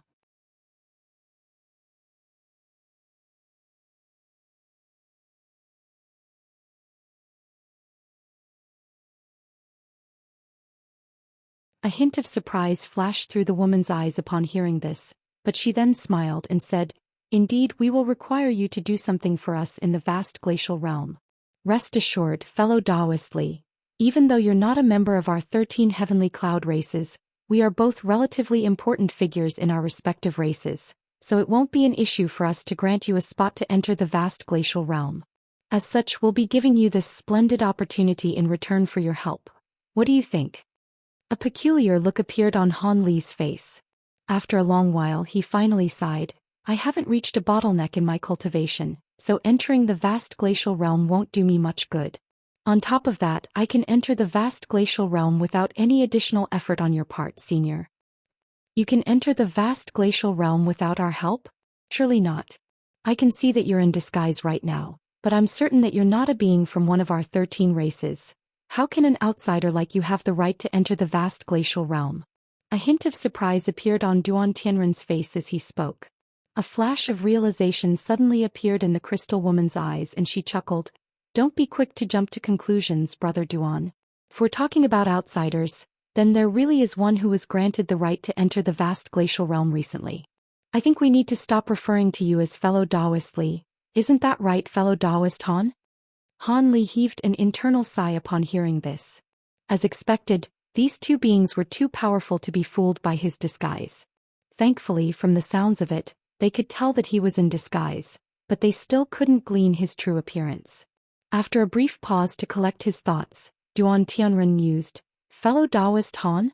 Now that you mention it, I did hear someone in my race tell me about this. There was a certain outsider who activated a vast glacial beige around a year ago, and he seemed to be requesting access to our super teleportation formation at the time as well. Indeed. It appears that this fellow Taoist Han and fellow Taoist Li are one and the same, the woman said with a smile. In that case he has to enter the vast glacial realm anyway. That'll save us a lot of hassle. Duan Tianren was quite elated to hear this. I still don't know what you'd like me to do, and on top of that I've accepted another mission from your stone cocoon race as well, so it'll be quite difficult for me to juggle two missions at once in the vast glacial realm, Han Li said in a hesitant manner. Oh, you're talking about gathering the tool refinement material, right? Don't worry, that won't take you long at all, so it definitely won't delay you. If you have to choose between one or the other, then naturally prioritize the task that fellow Taoist Kai and I are assigning you. Even if you don't manage to gather the tool refinement material, our stone cocoon race wouldn't hold you accountable as long as I have something to say about it, Duan Tianren said in a proud manner. As for what task we're going to be assigning you, seeing as it's assured that you'll be entering the vast glacial realm, it couldn't hurt to divulge some of the details to you. What do you think, Brother Duan? The crystal woman asked. If you think it's fine, then go right ahead. I have no objections, Duan Tianren replied. It's actually very simple. We need you and two other beings who also possess the essence-fused body to combine your powers in order to open a hidden restriction in the vast glacial realm, then secure a few items from within the restriction. Those items will assist Brother Duan and me greatly in our heavenly tribulations, and if you succeed, our survival will essentially be ensured for the next few tens of thousands of years, the woman elaborated in a serious manner.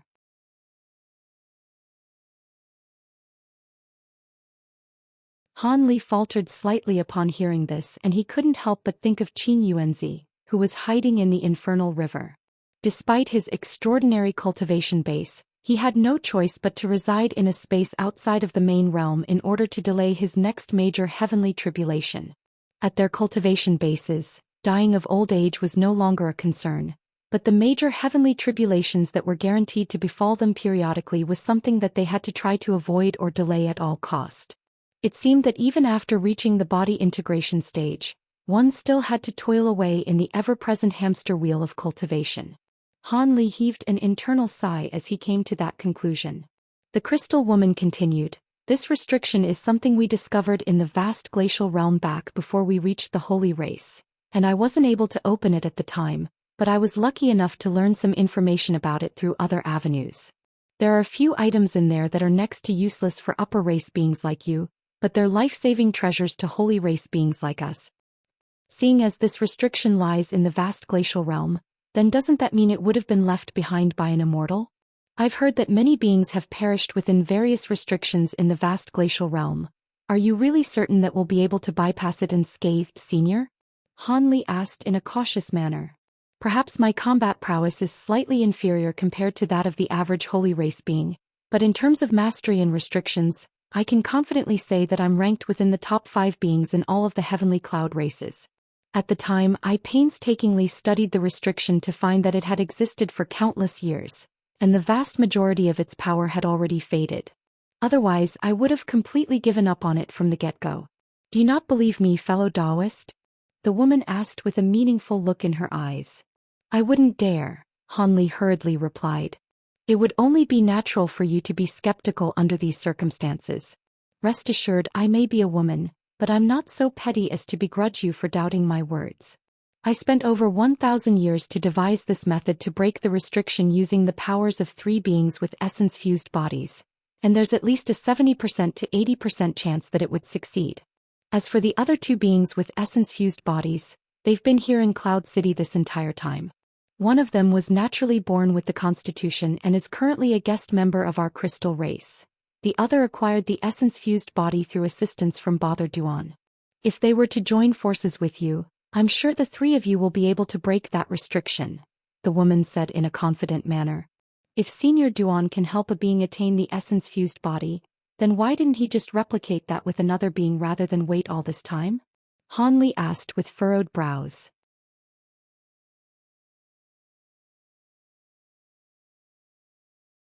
The other being was only able to attain the essence-fused body with Brother Duan's assistance through the use of essence-fused stones. These stones are extremely rare, and it's very difficult for beings to absorb them into their bodies. At the time, Brother Duan attempted to assist 6 of his brethren to attain the essence-fused body at once, but only one of them succeeded. After that, we couldn't gather any more essence-fused stones, so that course of action was no longer feasible.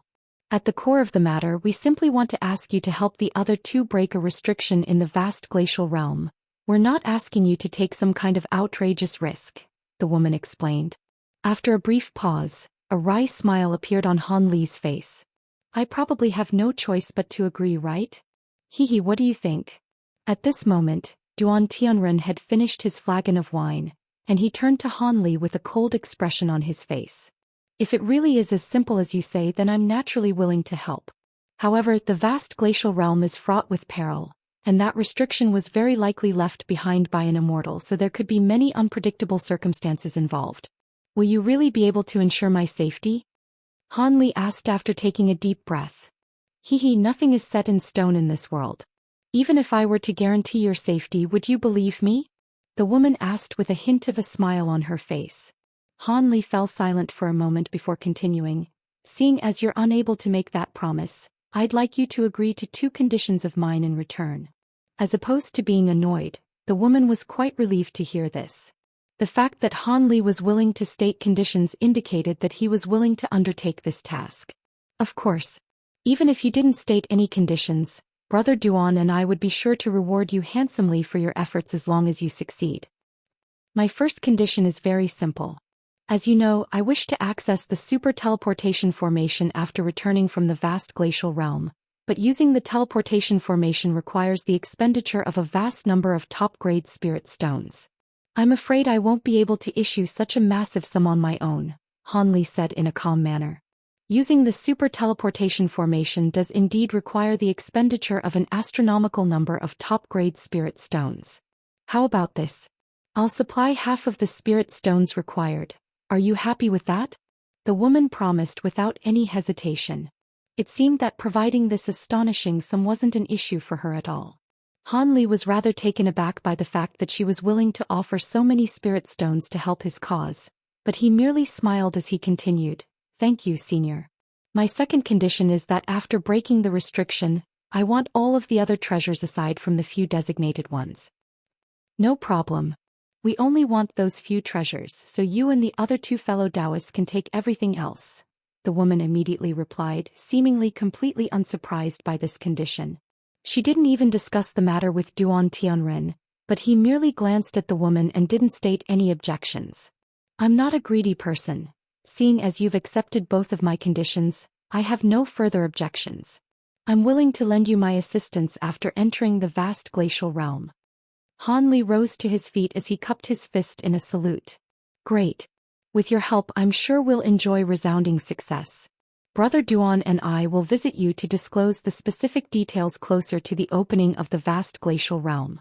Also, I hope that you won't reveal what we discussed here to anyone else, the woman cautioned with a smile. Rest assured, Senior, I'll be sure to keep this a secret. If that's all, then I'll be taking my leave, Han Li replied with a respectful bow. All right, you can go now.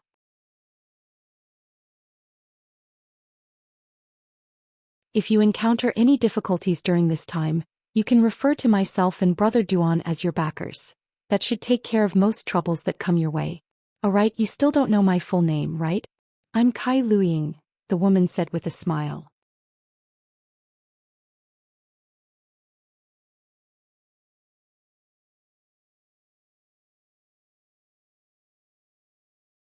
When Han Li re-emerged from the rich aroma pavilion, there were already many people making their way into the main hall of the auction house, indicating that the auction was about to commence.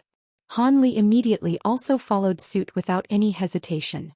The entrance to the main hall was about 3 to 4 times the size of the entrances leading to the side halls, and the number of blue-robed guards outside also far outstripped that of the guards stationed in front of the side halls. However, these guards did nothing aside from maintaining basic order. Han Li followed the crowd into the auction house in an inconspicuous manner, and after walking through the entrance he found himself in a hall with several corridors leading elsewhere. Each of the corridors had a sign hanging next to their entrances, upon which were written simple words like appraisal, pawn, and hull. There was a young man standing next to each of the signs in a respectful manner, and they seemed to be employees of the auction house. Han Li cast his gaze toward the signs, and a hint of surprise flashed through his eyes. After a brief pause, he made his way toward one of them and asked, "What can I expect to find in here?" The young man standing next to the appraisal sign bowed and replied, "This is the place where auction items are taken to be appraised.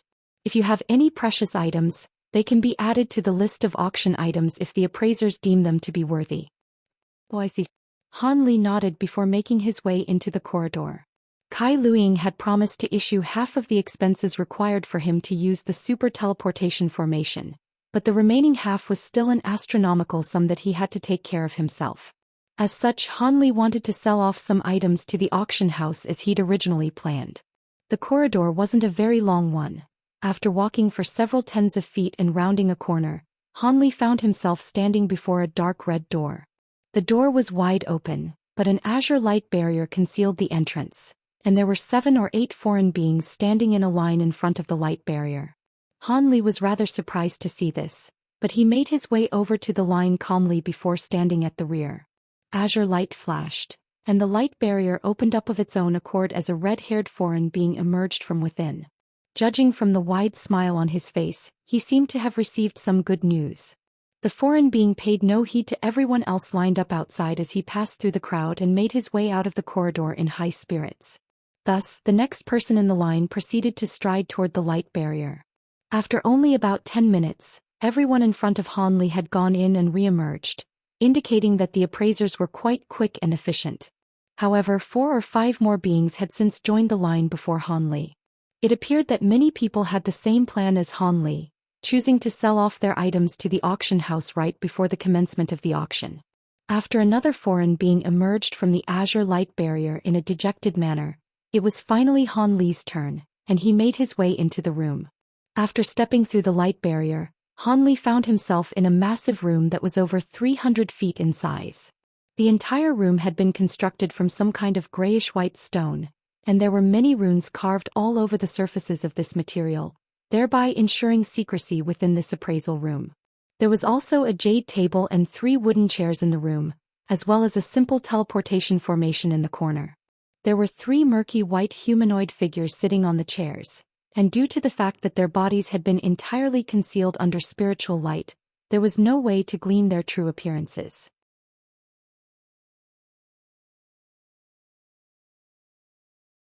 Han Li reflexively swept his spiritual sense toward them, only to find that all 3 seemed to be carrying some kind of aura concealment treasure that completely thwarted his attempt to gauge their cultivation bases. "If you have something you'd like to offer to the auction house, you can show it to the 3 of us now. However, our 4 races auction will only be selling materials and treasures of an extremely high caliber, so if you don't have anything that's extremely rare or special, you can go to the side hall to sell your items there. On top of that, if you're dissatisfied with our appraisals, you can raise the issue to us, and we'll get another panel of 3 appraisers to offer their appraisals." The one who had spoken was the humanoid figure at the center of the trio, and she had a pleasant young female voice. "Thank you for the information. I'm sure I have something that will be of interest to you." Han Li nodded before rustling his sleeves, then flipping his hands over to produce a green jade vial and a pristine white jade box.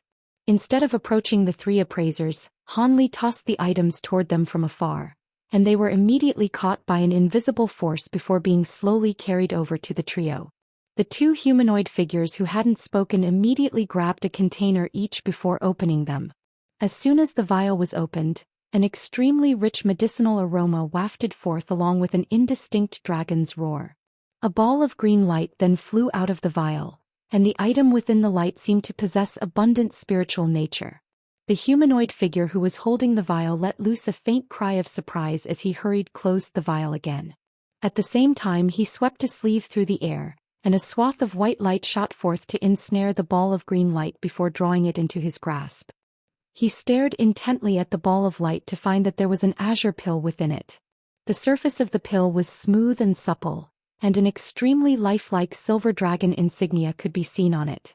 The humanoid figure picked up the pill before taking a light whiff, then began to carefully appraise it in silence.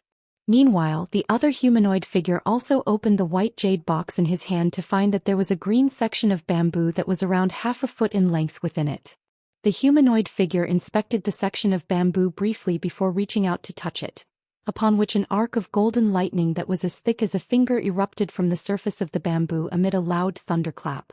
"This is golden lightning bamboo," the humanoid figure exclaimed. The woman in the middle was also quite surprised to hear this, but she repressed her shock as she cautioned, "Golden lightning bamboo? Please ensure that you've appraised it correctly, Brother Dao." "Rest assured, I'll be sure to appraise it carefully," the humanoid figure holding the jade box replied. A faint smile appeared on Han Li's face upon seeing this, and he crossed his arms as he waited in silence.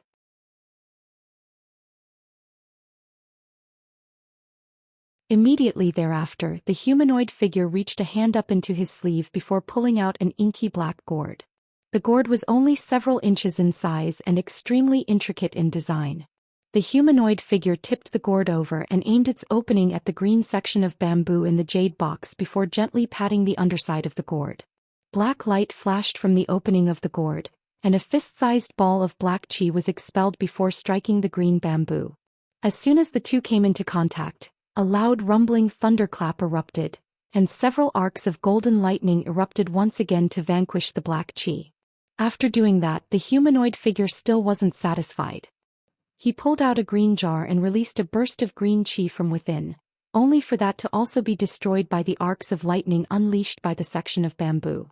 "There's no mistaking it. This is golden lightning bamboo, I'm sure of it," the humanoid figure confirmed. "Thank you for your efforts. How is the pill appraisal coming along, fellow Taoist? The pill possesses some spiritual nature already, so it must be quite an extraordinary item as well, right?" The woman nodded before turning to the other humanoid figure. "This pill predominantly contains wood attribute power with earth and metal attribute powers as secondary components. The pill has already attained very basic sentient will, and it's suitable for consumption for 7th and 8th tier upper race beings. However, if a 9th tier upper race being were to consume it, the effect of the pill would be less than a tenth of what it would be otherwise. This pill can qualify as a first-grade pill." After staring at the pill for a long while, the humanoid figure was somehow able to gauge the properties of the rising dragon pill down to a fault. Even Han Li couldn't help but be struck by a hint of surprise upon hearing this unerringly accurate appraisal. "Congratulations, fellow Taoist, this golden jade bamboo and these pills both qualify as auction items. In particular, the section of golden jade bamboo will be one of the most precious auction items that will be brought out near the end. By the way, is there a name for these pills? Also, I'll propose a starting price for both of these items, and you can tell me whether those starting prices are satisfactory to you," the woman said with a smile as she carefully appraised Han Li. Before Han Li had a chance to say anything, she picked up a white jade badge from the table before quickly scribbling something on it with her fingertip. Then tossing it to Han Li caught the jade badge and merely took a cursory glance at it before nodding as he replied, "I'm happy with these two starting prices. In any case, I'm confident that these two items wouldn't actually be sold for just their starting prices. As for those pills, they're called Rising Dragon pills and they were very difficult to refine." "Rising Dragon pills, got it. We'll sell these pills under that name. Please keep that jade badge safe. That will act as your receipt for you to claim the spirit stones for those two items at the conclusion of the auction," the woman reminded. I'll be sure to do so. If that's all, then I'll be heading into the auction now. Han Li cupped his fist in a calm salute as he prepared to take his leave. Enjoy the auction, fellow Taoist. We'll be sure to issue your spirit stones to you in secret at the end, the woman replied with a smile. Han Li nodded before turning to leave. It was unknown which of the trio was operating the restriction in the room, but none of the three appeared to have done anything before the azure light barrier parted to allow him passage. After emerging from the appraisal room, Han Li paid no heed to everyone outside as he made his way out of the corridor in an unhurried manner.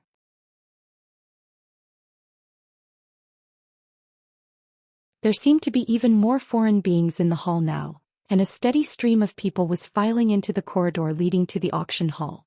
Han Li didn't delay any further as he also followed suit. After passing through a passageway that was shimmering with yellow light, he found himself in a massive hall. After assessing his surroundings, Han Li was slightly stunned to find that not only was the hall extremely large and spacious, it had also been split into upper, middle, and lower levels. He couldn't tell what kind of material the middle and upper levels had been refined from, but they were entirely pristine white in color, and they managed to hover in midair despite the complete lack of support structures, creating quite a mysterious sight to behold. The middle and lower levels were filled with sets of normal tables and chairs that were each situated around 10 feet away from one another, yet the upper level consisted of a series of cabins of the same size. Furthermore, these cabins were occasionally shimmering with spiritual light, thereby indicating that some kind of restriction had been applied to them. It was quite clear that those cabins were reserved for beings of high status in Cloud City. Han Li only took a quick glance at the upper level before withdrawing a gaze and finding a random obscure corner to sit down at, where he silently awaited the commencement of the auction.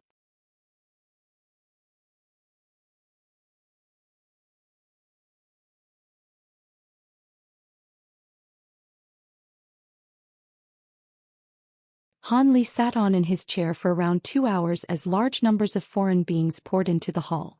The spacious 3-level hall was entirely filled in the end, and even the cabins on the upper level had all been occupied. Even the weakest foreign beings to attend the auction were at the nascent soul stage, while the most powerful beings were at the body integration. Just the body integration stage beings that Han Li counted amounted to around 4 or 5, and both Duan Tianren and Qian Jizi among them. As for the other few body integration stage beings that Han Li saw, those were also presumably all-important figures akin to elders in their respective races. At least 60 to 70 beings had already filed to the cabins on the upper level prior to Han Li's entrance, and all of them were at the body integration stage. However, Han Li didn't see Kai Luiying among their ranks, which meant that she had either taken a cabin before Han Li had arrived or she had no interest in participating in this auction at all. As he looked around at the packed auction hall, Han Li couldn't help but heave an internal sigh of awe and wonder.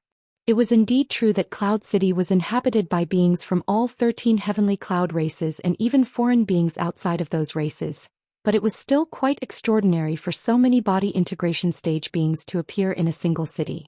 After all, there were only a dozen or so body integration stage beings among the human and demon races combined in Deep Heaven City, and that city had also been where the cream of the crop among the human and demon races resided. After waiting for a while longer, the entire hall was virtually packed to the rafters. A string of 3 crisp bell chimes rang out, and the gate leading to the main hall slowly swung shut amid bursts of flashing 5-colored light. When the gates were completely shut, the auction finally commenced.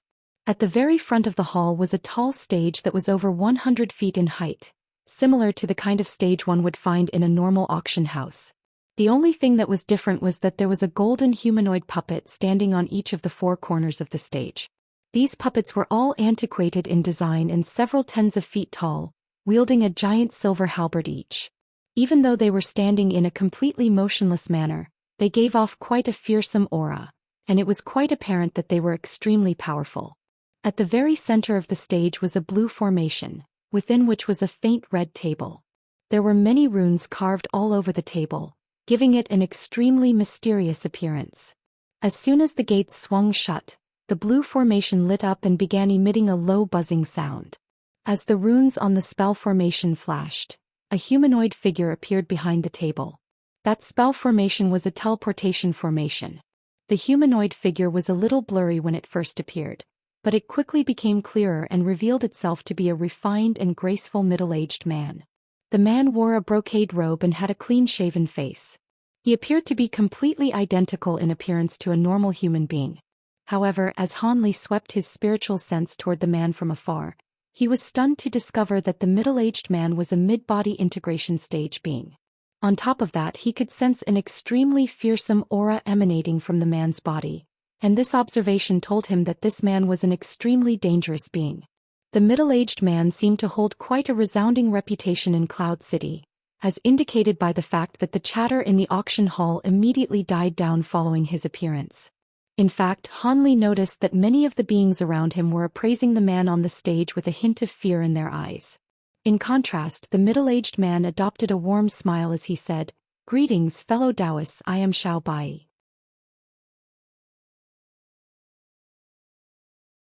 I'm sure that many of you know of me already, and there are even some among you who have met me in person. As such, I'll skip the self-introduction and cut straight to the chase. Due to the fact that the Sand Race, which I am a member of, is partly responsible for holding this 4 races auction, I was asked to act as the host. I won't elaborate too much on the rules of the auction. They're completely the same as that of normal auctions. Seeing as all of you are attending an auction of this level of prestige, I'm sure you all know basic auction rules and etiquette. Aside from that, I can disclose some information about the most precious auction items that are to be brought out near the conclusion of the auction. Those auction items are definitely not inferior to any that have been offered during the last 4 races auction. In fact, for some fellow Taoists, the final auction item will be far more valuable than even the great fortune pill that was sold for the highest price during the last 4 races auction. Alright, without further ado, let the auction begin. Xiao Bai's voice wasn't very loud, but he had injected his spiritual power into it, so it was clearly audible to everyone in the auction hall. Just a simple introduction had piqued the interest of the hundreds of thousands of beings present. In the instant that Xiao Bai's voice trailed off, a buzzing sound rang out from the blue formation again, and a dozen or so miniature light formations suddenly appeared on the empty table. Immediately thereafter, spiritual light flashed, and a dozen or so boxes of different sizes emerged along with a palm-sized jade badge. Everyone's attention was immediately drawn to the table as a result. Xiao Bai strode forward and picked up the jade badge before seeping his spiritual sense into it to glean the information within. He then picked up one of the jade boxes before removing the lid as he announced, "Similar to how the 4 races auctions have operated in the past, the items we'll be auctioning off first will still be different types of materials. We'll start off with this phoenix stone." Xiao Bai raised the box in his hand before him, and an object immediately hovered out from within. It was a strange rainbow stone that resembled the shape of a bird. Xiao Bai inspected the stone briefly before announcing, "Phoenix stones are rare materials that can only be found at the sites where true phoenixes are born. They are extremely prized and sought after both as a tool refinement materials, as well as a pill refinement ingredient. This phoenix stone weight 1.7 kilograms and it is of the highest quality with no impurities whatsoever. The starting price for this item will be 2 million spirit stones."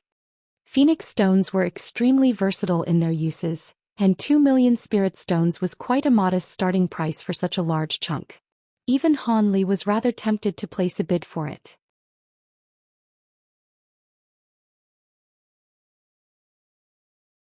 Even if he had no use for it in the immediate term, he could purchase it so that he'd always have it on hand for future usage if required. However, the events that unfolded next immediately made him give up on the item. As soon as Xiao Bai announced the starting price of 2 million spirit stones, bids came flying in thick and fast.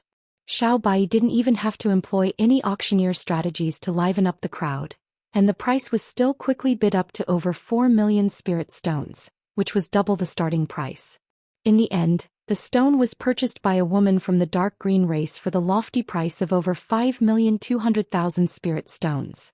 She immediately issued the spirit stones on the spot in exchange for the item. Even though Han Li had attended many prestigious auctions in the past, he still couldn't help but draw a sharp breath upon seeing this.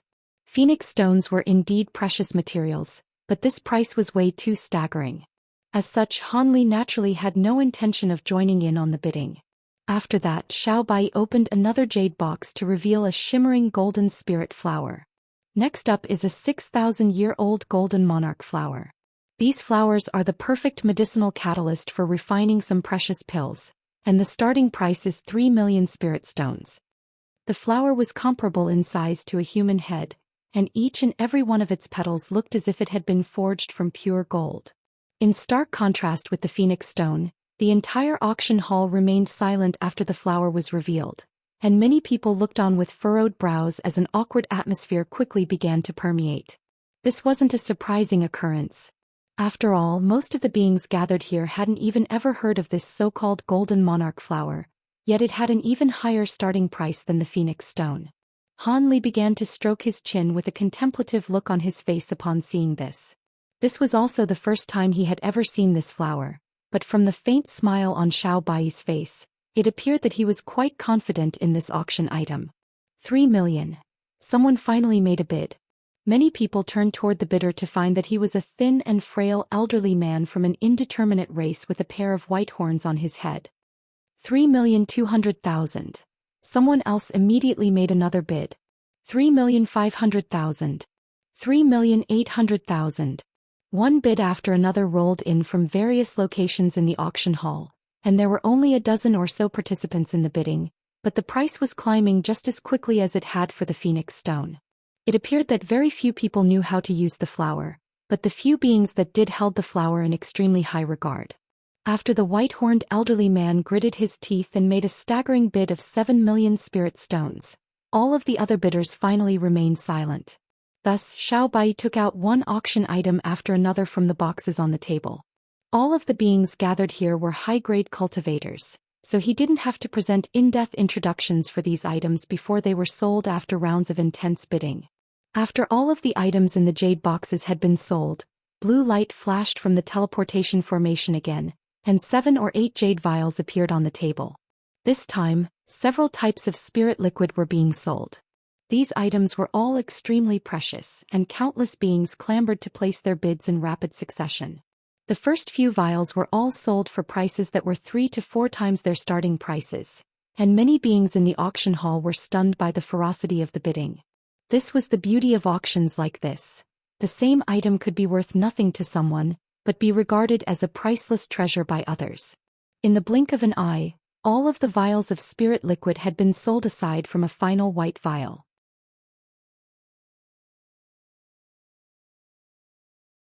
Xiao Bai's expression had remained quite calm throughout the auction, but a hint of desire finally flashed through his eyes as he cast his gaze toward the final small vial. He heaved a faint forlorn sigh before picking up the vial as he introduced in an extremely concise manner. This is half a vial of glazed heavenly flame liquid. The starting price will be 18 million spirit stones. What? Glazed heavenly flame liquid? Did I hear that right? How could this item possibly be sold in an auction? And the starting price is only 18 million? Is it real? How could that not be one of the final auction items? It's one of the 7 most precious spirit liquids of our spirit realm. The entire auction hall immediately burst into a frenzy as everyone stared at the small vial with incredulity and scorching yearning in their eyes. There were even a few cries of surprise that rang out from within the cabins on the upper level, and Han Li's expression also changed drastically as he heard the name of this spirit liquid being announced.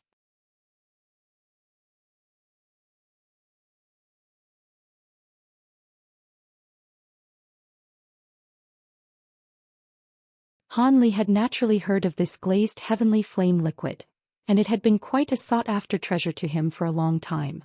This liquid was something that was refined from an extremely rare type of heavenly flame, and compared to other spirit items of the same caliber, it was even rarer and harder to find.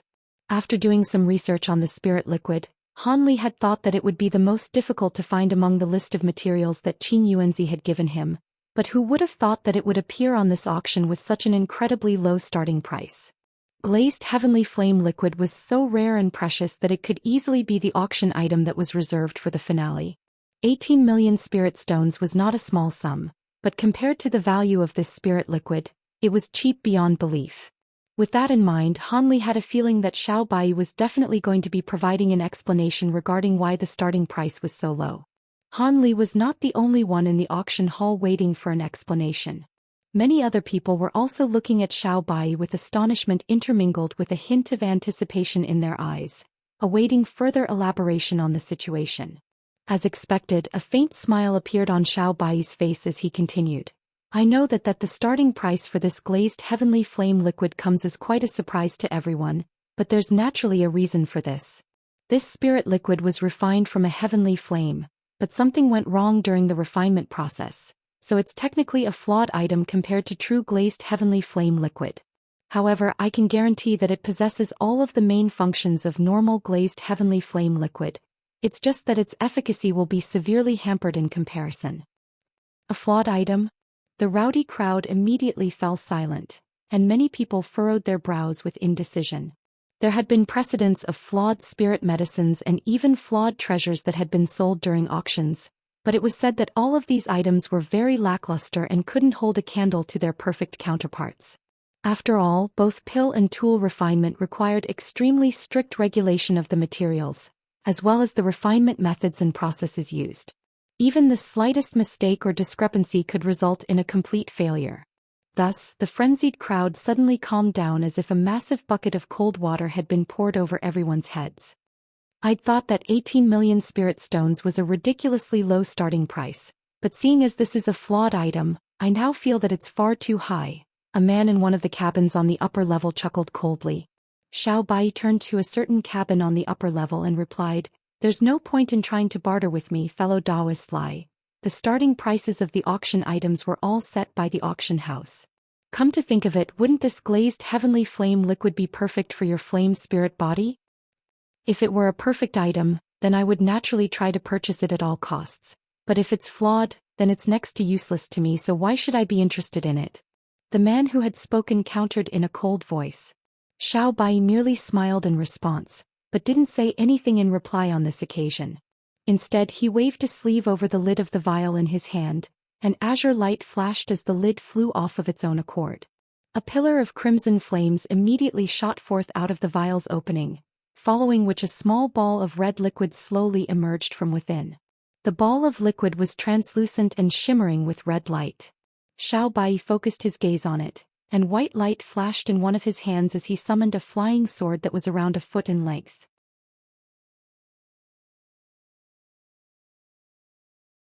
This was an antiquated sword that was flashing with a cold light, and it was quite apparent even from a single glance that this was a weapon of quite a high caliber.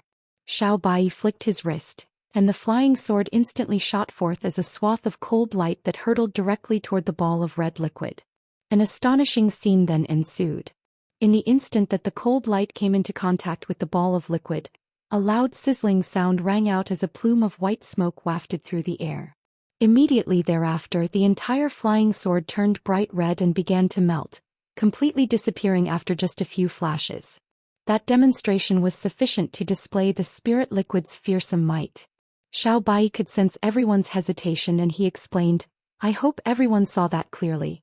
Even though this spirit liquid is flawed, it still possesses the ability to melt metal and rocks, so it'll be very useful for tool refinement." After that, he opened his mouth to expel a ball of azure spiritual qi that immediately enshrouded the ball of red liquid within. The liquid began to burn in a frenzy like a phoenix rising from the ashes, transforming into a head-sized fireball amid a dull thump. A burst of scorching heat proliferated from the stage, quickly surging into the distance in all directions. All of a sudden, the air temperature in the entire hall was raised significantly, and the foreign beings sitting on the front few rows closest to the stage felt as if they'd been plunged into a sea of lava. All of the beings in the hall were high-grade cultivators, so they naturally wouldn't be injured by this level of heat, but many of them were still quite stunned by what they saw. Everyone could see that Xiao Bai had only expelled a ball of pure spiritual qi as a catalyst to draw forth that wave of scorching heat, so this was entirely a display of the spirit liquid's power alone. It came as quite a surprise to everyone that even a flawed ball of glazed heavenly flame liquid could possess such staggering power. Thus, quiet chattering rang out within the silent hall again, and the yearning in everyone's eyes was rekindled as they stared at the ball of fiery liquid. Xiao Bai knew that he had already achieved the intended effect at this point, so he casually swept a sleeve toward the fireball. A swath of light swept forth, and the scorching flames were snuffed out to reveal the ball of liquid again before it disappeared into the vial in a flash. Xiao Bai made a grabbing motion, and the vial was sealed shut again using its original lid. After that, the vial itself slowly descended onto the center of his palm. "Bidding for the glazed heavenly flame liquid will now commence," he announced without any further delay. 30 million. An astonishing bid was immediately made by someone from a certain corner of the auction hall.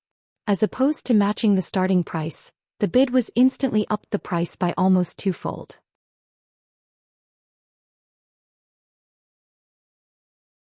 Many people who were just about to make lower bids were quite stunned by this opening salvo, and they all turned to find that the bidder was a pale-faced man in a set of long black robes.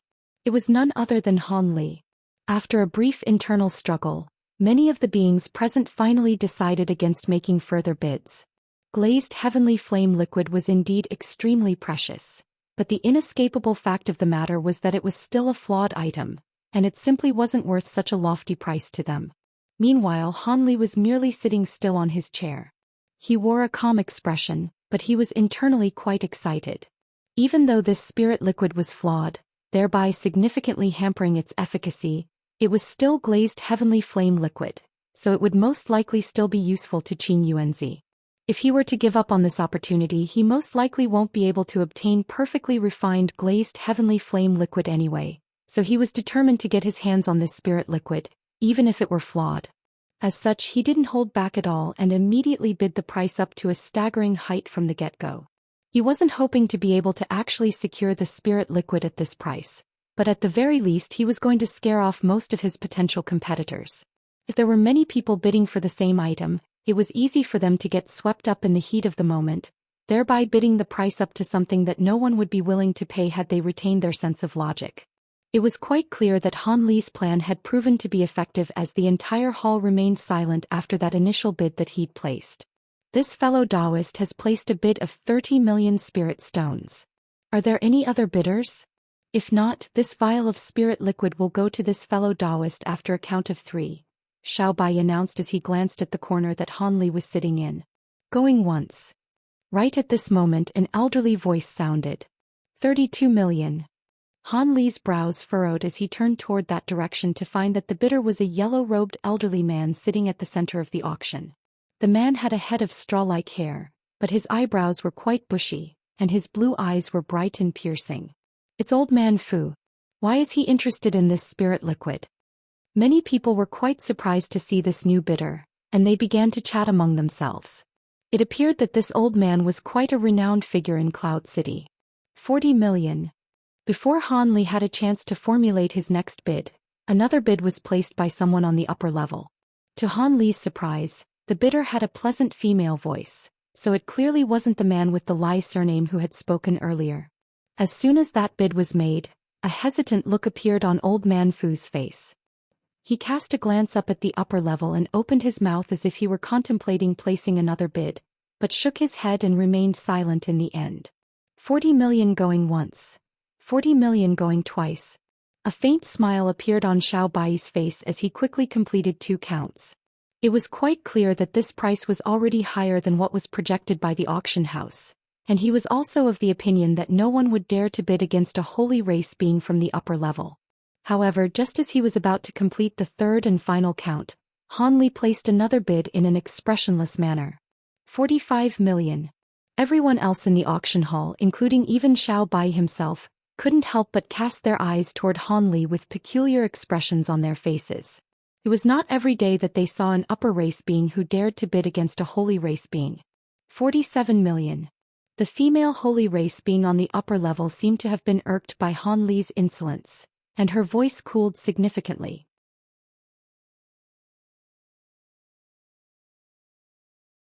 Han Li's eyelids twitched slightly upon hearing this new price, but he still immediately followed up with a bid of 50 million without any hesitation. This was basically the extent of the number of spirit stones he currently possessed, so if the price were to be raised any higher, he'd have no choice but to give up. Thankfully, this price seemed to have also exceeded the limit of what the woman on the upper level was willing to pay, and she gave a cold harumph before falling silent. After completing a quick count of 3, Xiao Bai announced, Alright, this half vial of glazed heavenly flame liquid goes to this fellow Taoist for 50 million spirit stones. Please issue your payment right away. Han Li heaved an internal sigh of relief before immediately rising to his feet and making his way onto the stage. Upon reaching Xiao Bai, Han Li brought out a bag of top-grade spirit stones that he'd prepared in advance from within his storage bracelet. Xiao Bai swept his spiritual sense toward the bag before nodding with a faint smile and handing the small white vial over to Han Li. Han Li removed the lid of the vial and took a quick glance inside, upon which a hint of elation appeared on his face. After extending a slight bow toward Xiao Bai, he walked down from the stage in an unhurried manner before returning to his original seat. During this process, Han Li naturally sensed many pairs of eyes fixated on him, and needless to say, most of them were not appraising him with benevolent expressions on their faces.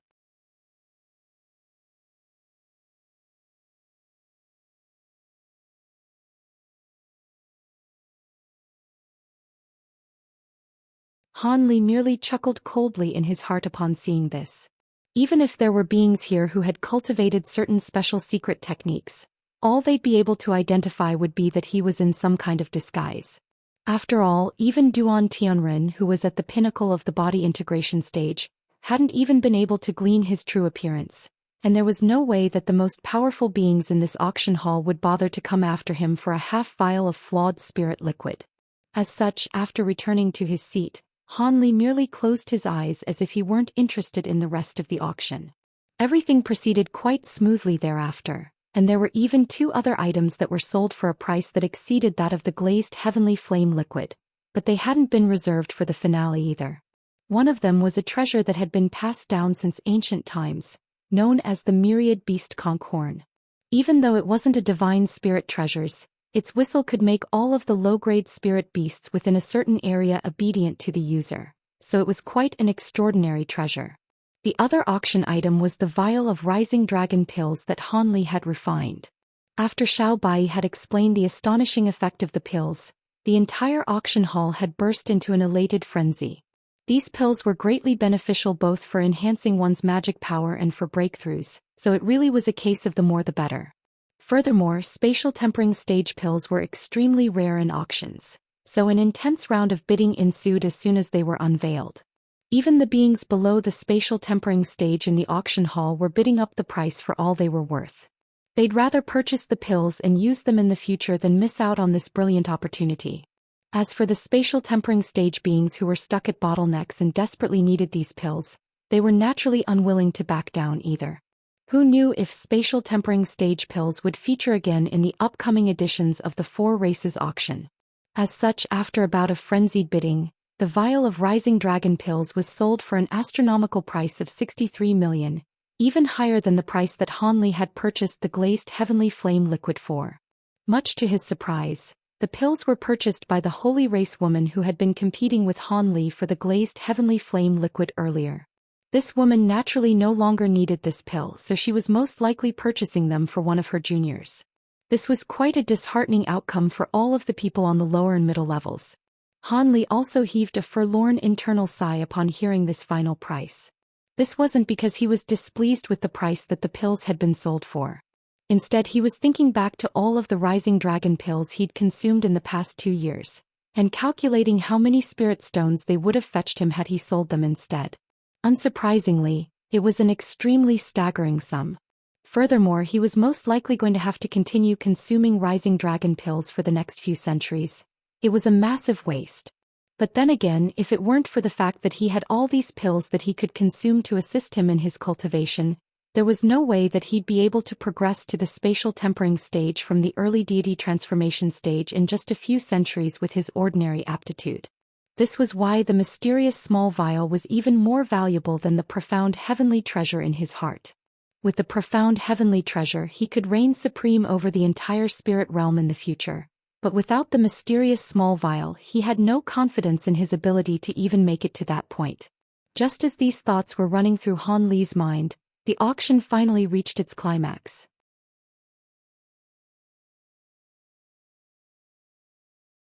After a blue puppet was taken away from the stage by its buyer, Xiao Bai looked around as a serious expression appeared on his face. I presume many of you are already growing quite impatient, So without further ado, I'll now be presenting the final few auction items for today. 2 of these items are precious treasures supplied by our 4 races, while the other 2 were supplied by other fellow Taoists. Just as Xiao Bai was making this announcement, a burst of light erupted from the teleportation formation on the stage, following which 4 humanoid figures emerged.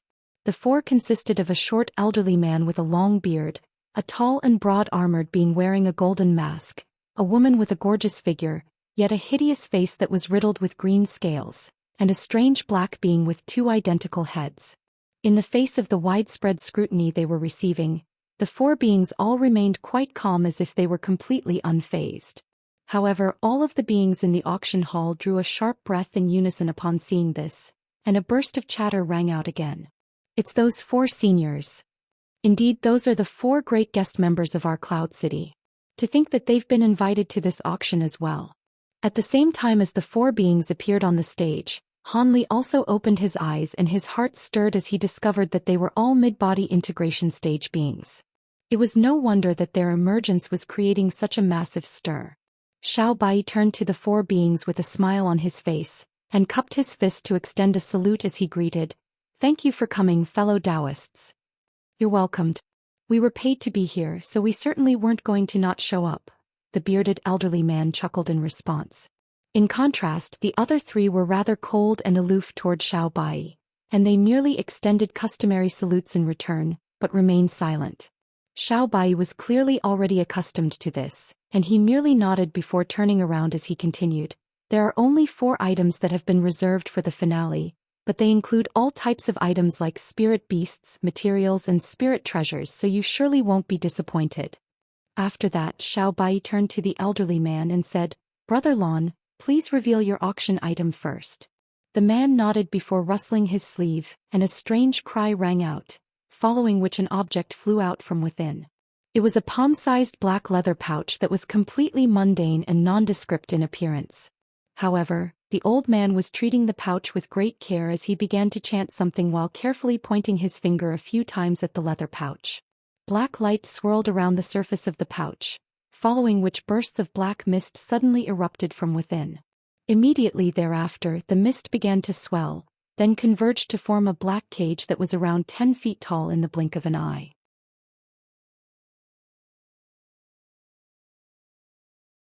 Within the cage was a small purple beast that was huddled up into a ball, and its entire body was bound tightly by a series of thin golden and silver chains. Due to the fact that its head and limbs were all burrowed into its body, it appeared to be like a large fur ball from afar, making it impossible to glean its true form. At this moment, everyone below the stage, including Han Li, was staring intently at the small purple beast. It had been reserved for the finale, so they knew that this was definitely no ordinary spirit beast. After all, there was a 4th-tier upper race sentient puppet that had been sold earlier, and even that hadn't been reserved for the finale. Could it be that this spirit beast possessed holy-grade power? The same thought flashed through everyone's minds, and hints of scorching yearning appeared in their eyes. However, the faint black light emanating from the cage managed to keep out all of their prying spiritual sense, thereby thwarting their attempts to glean the small beast's true appearance. Looks like all of you are growing rather impatient. Brother Lon, I'll let you introduce this beast to everyone," Xiao Bai chuckled. "Sure thing. There are not too many people who are aware of this beast's origins, but I'm sure many of you know about the 8 mystical beasts of our spirit realm, which are only ranked below the almighty true spirits," the old man said with a stroke of his beard. "What? The 8 mystical beasts? Could this be one of them?" The entire auction hall instantly erupted into a frenzy, and there were even many astonishing auras that erupted uncontrollably from within the stone cabins on the upper level. That's not the case, fellow Taoists. The 8 mystical beasts are all extremely powerful creatures, and even though they aren't comparable to true spirit beings, they're definitely not creatures that can be captured by holy race beings.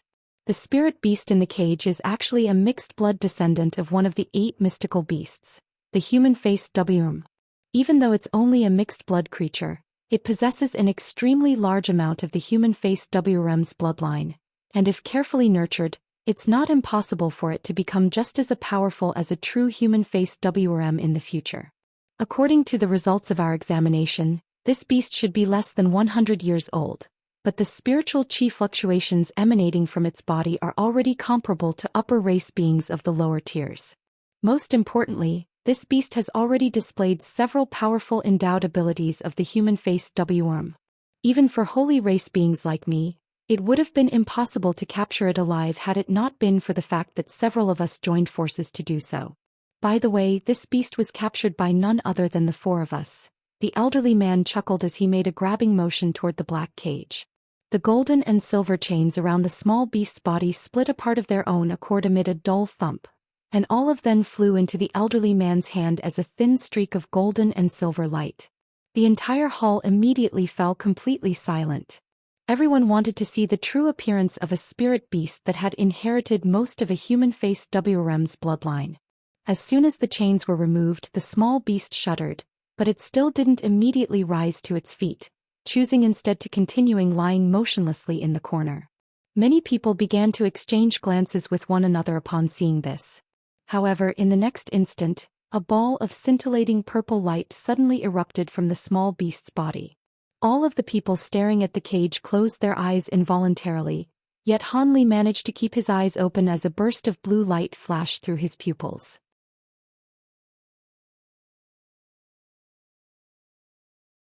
Arg. Impossible. Where did the spirit beast go? After everyone finally reopened their eyes, many of them were shocked to find that the small beast had disappeared without a trace from within the black cage. However, the expressions of the beings on the stage remained unchanged, and the elderly man harumphed coldly, "You still dare to play these little tricks even now? Looks like we didn't discipline you enough on the way here." The elderly man raised a hand as he spoke before flicking a finger toward the black cage from afar.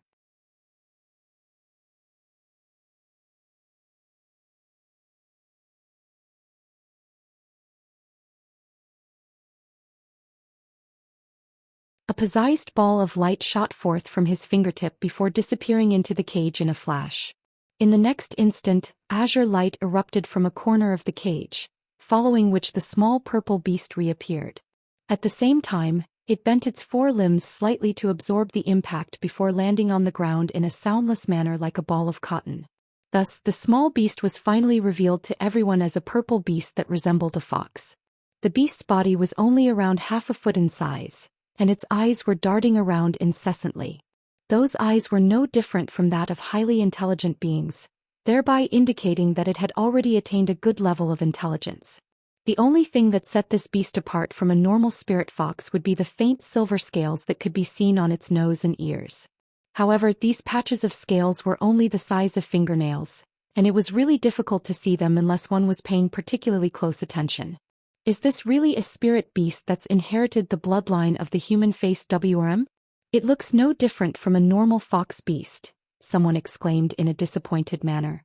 Many of the other beings present were also appraising the small beast with furrowed brows, unable to identify how it was supposed to be special in any way. A normal fox beast? I'd advise all of you to take a closer look, fellow Taoists. A sinister look suddenly appeared on the elderly man's benevolent face, and he abruptly thrust a palm toward the black cage from afar. A resounding boom erupted from within the cage, following which white lightning flashed and a layer of white electricity appeared. A string of loud thunderclaps then rang out as countless thin arcs of lightning transformed into sharp blades that hurtled directly toward the small beast in the cage. An extremely humanized expression of alarm and fury appeared on the small beast's face upon seeing this, and it let loose a low snarl as purple light swirled over its body. All of a sudden, a projection surfaced above it, shielding its body within. This was the projection of a faint silver WRM. The WRM projection was extremely blurry and indistinct, making the onlooker only barely able to identify it as a WRM, but all of the blades of lightning disappeared like sandcastles in the tide after striking the projection. After absorbing so much lightning, the WRM projection had swelled to several times its original size, almost filling up the entire cage as it raised its head to let loose an enraged roar. All of a sudden, the cage began to screech and groan as if it were struggling to hold itself together. All of the beings present drew a sharp breath in unison upon seeing this. Just a projection conjured up by this purple beast in its infantile stage was this powerful. It was indeed displaying astonishing potential. At the sight of the astonishment etched on everyone's faces, The elderly man knew that he had achieved the intended effect, and he chuckled as he raised a hand up into the air. Brilliant golden and silver light erupted, and the thin chains appeared again before hurtling toward the cage to bind the small beast. The chains were somehow able to completely disregard the WRM projection and wound themselves tightly around the purple fox's body, rendering all of its struggles completely futile. Immediately thereafter, the silver WRM projection that it had conjured up vanished, and the black cage settled again.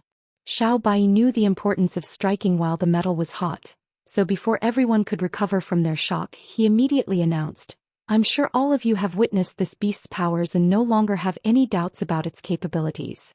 This starting price for this mystical beast will be 80 million spirit stones. Let the bidding begin.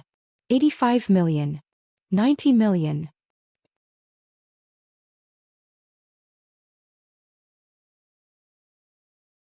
As expected, after witnessing the beast's powers, a series of astonishing bids were made, and within mere moments, the price had been bid up to over 100 million spirit stones. However, Han Li merely sat on the spot and didn't participate in the bidding.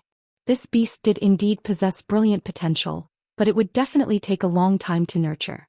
He already had his weeping soul beast, leopard Kirin beast, and his gold devouring beetles, so another spirit beast would most likely be superfluous to his requirements. On top of that, even if he were tempted to bid for the beast, he simply didn't have enough spirit stones to participate in the bidding anyway. At this point, even the holy race beings on the upper level were beginning to participate in the bidding. As such, even if he hadn't purchased the glazed heavenly flame liquid earlier, the chances of him securing the beast now were extremely slim. However, at this moment, a peculiar look appeared on Han Li's face as he appraised the silver fox in the cage. Perhaps it was simply a figment of his imagination, but the appearance and demeanor of the bound purple beast somehow struck him with a sense of familiarity. In his eyes, the small beast bore a strong resemblance to Silver Moon. Even though Silver Moon's true form was a silver wolf, she had also possessed a spirit fox in the human world, so it wasn't particularly strange that there was a certain level of resemblance between the two. Even though he was well aware of this, he still couldn't help but feel slightly saddened at the sight of the pitiable purple fox that was bound in the cage. Back when Silver Moon had left him, he certainly hadn't failed to notice the emotions hidden deep within her eyes prior to her departure. However, at his pitiful cultivation base at the time, he couldn't do anything aside from look on as she returned to the spirit realm. Perhaps it was due to the fact that Han Li's expression was different from those of the other foreign beings in the auction, but the immobilized purple fox seemed to have taken notice of him and suddenly turned its gaze toward him. As soon as their eyes met, it blinked its intelligent eyes, and a hint of confusion intermingled with elation suddenly appeared on its face. The changes in the purple fox's expression were extremely minute, but they certainly couldn't escape the notice of Han Li's spirit eye ability. As such, he immediately faltered slightly, and a hint of befuddlement welled up in his heart. 130 million. An astonishing bid was made by the owner of an elderly voice on the upper level, and the entire auction hall finally fell completely silent. It seemed that no one was able to outdo that astronomical bid. 130 million going once. 130 million going twice. Going thrice. Xiao Bai was clearly also of the opinion that no one else would be able to place a higher bid, so after completing a quick count of 3, he turned to the upper level with a smile and said, "Congratulations, Brother Liu.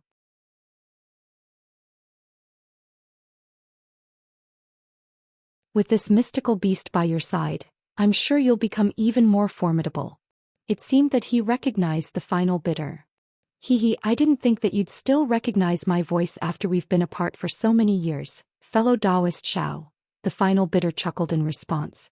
Immediately thereafter, a burst of light suddenly flashed from a stone cabin near the back of the upper level, following which a ball of yellow light flew forth from within before landing on the stage in the flash.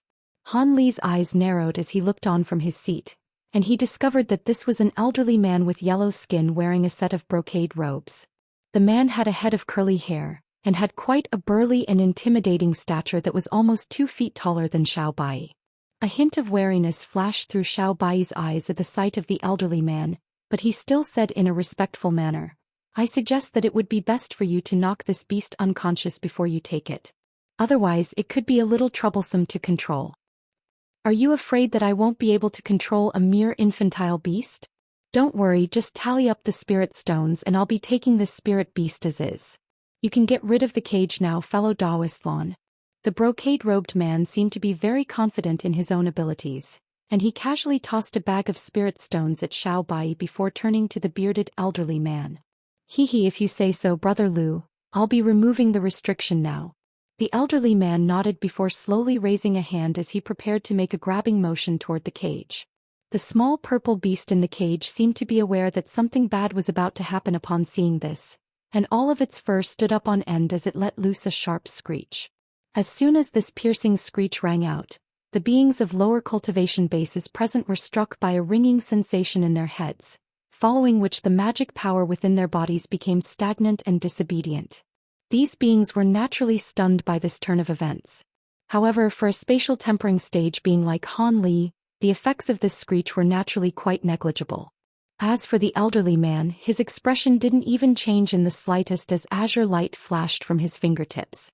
Meanwhile, the brocade-robed man had made quite a confident and bold declaration earlier, but he didn't actually dare to get too complacent. His eyes were fixed intently on the small beast as he readied himself to restrict it as soon as the elderly man withdrew the cage. All of the other beings in the auction house also had their eyes fixed firmly on the stage. At the sight of the purple fox's alarmed expression, a thought suddenly seemed to have occurred to Han Li, and his eyelids abruptly twitched as a dull crack rang out. His hand was resting on the armrest of his chair, but he had abruptly clenched his fingers and crushed the jade armrest into dust. Right at this moment, a startling turn of events abruptly unfolded. An earth-shattering boom erupted from outside the auction hall, following which the massive gates that were flashing with spiritual light suddenly exploded into countless shattered fragments. The entire auction hall fell deathly silent as expressions of astonishment appeared on everyone's faces. This was the Four Races auction. Who would dare to do something so brazen and reckless here? However, the entire auction hall then immediately erupted into a frenzy as countless voices rang out at once. What happened? What's going on? Guards! Guards! Due to the fact that the restriction on the gates had been broken, there were spiritual lights flashing erratically at the entrance, making it impossible for everyone to see who the intruder was.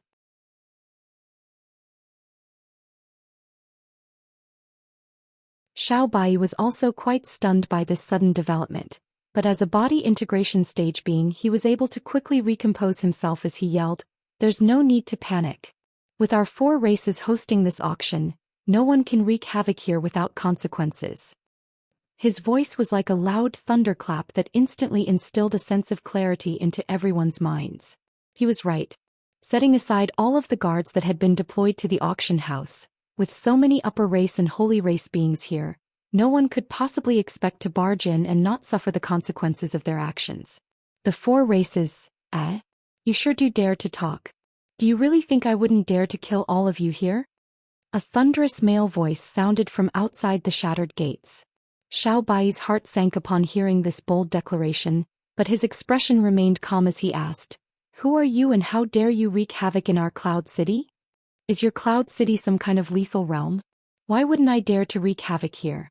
The sound of footsteps rang out from outside the auction hall, following which a humanoid figure slowly strode in.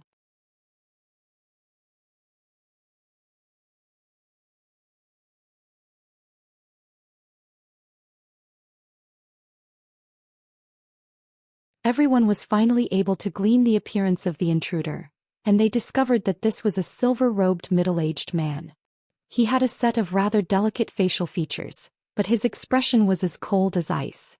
Many of the beings in the auction hall immediately tried to sweep their spiritual sense toward him, only for their spiritual sense to be repelled by a burst of mysterious power emanating from the man's body, thereby completely thwarting their attempts to ascertain his cultivation base.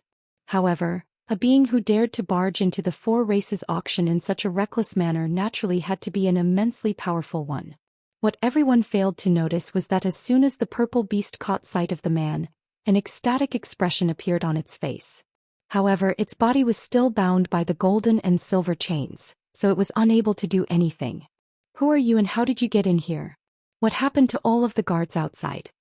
Xiao Bai asked with a solemn expression. I brought him in here and I told the guards outside to grant us passage. Do you have a problem with that? Another unfamiliar voice suddenly rang out, following which another person strode into the auction hall.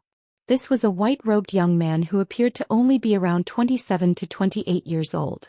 His appearance was extremely ordinary and there were no memorable features about him whatsoever. However, as soon as the young man entered the auction hall, an alarmed expression appeared on Xiao Bai's face as he hurriedly extended a respectful bow. Xiao Bai pays his respects to Senior Fei. We pay our respects to Senior Fei. The other holy race beings on the stage also seemed to have recognized the young man, and their expressions also changed drastically as they hurriedly extended respectful bows. Not only that, but all of the holy race beings on the upper level also flew out of their cabins before paying their respects to the young man. Han Li looked up to find that even Qian Jizi and Duan Tianren were among these holy race beings.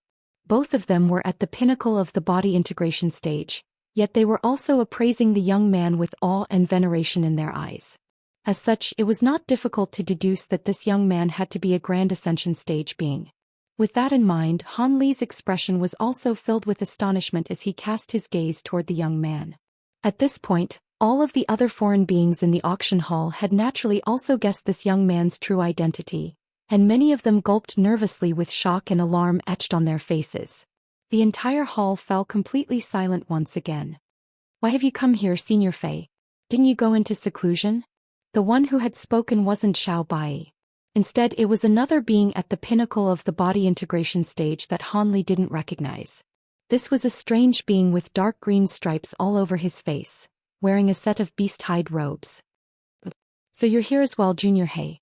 I came out of seclusion and arrived in Cloud City due to the recent Jiaoqi race invasion, but I'm here today because of fellow Taoists too, the young man sighed.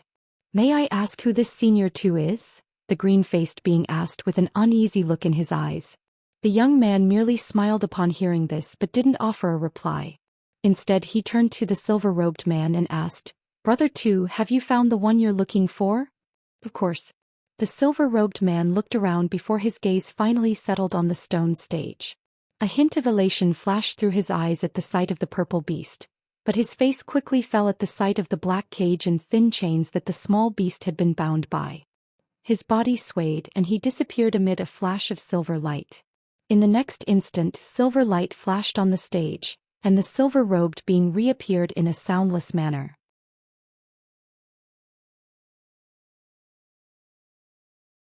The brocade-robed man was given quite a fright by the sudden appearance of the silver-robed man right next to him, and he couldn't help but exclaim, Senior, you. Piss off. The silver-robed man had no intention of speaking with him, and he cut him off in an abrupt manner before casually sweeping a sleeve toward him.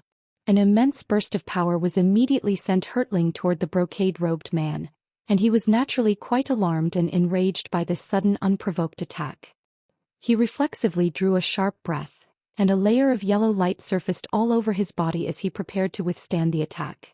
Following an earth-shattering boom, the yellow light around his body tremored violently, and he was forced back 7 or 8 steps in quick succession, almost falling off the stage in the end.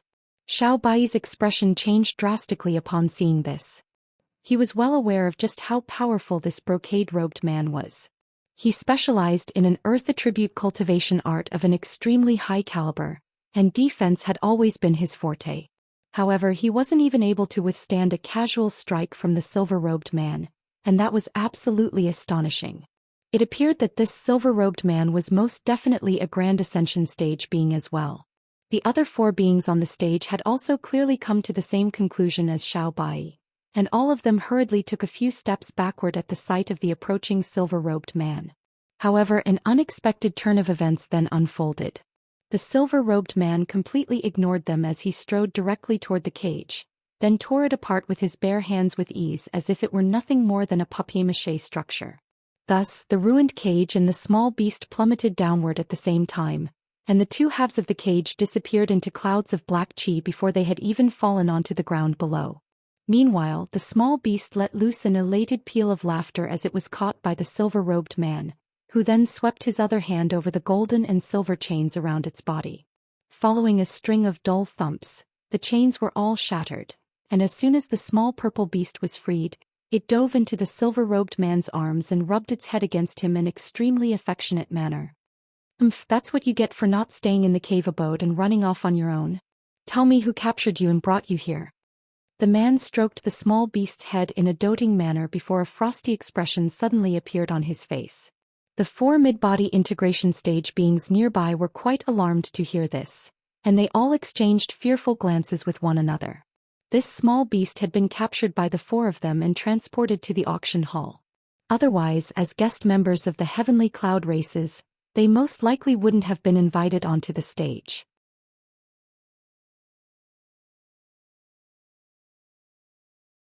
At this moment, the small purple beast turned to the bearded elderly man with a resentful expression, then let loose a string of low snarls as if it really were communicating something to the silver-robed man. "What? He tortured you? How dare you? The 4 of you can all pay with your lives."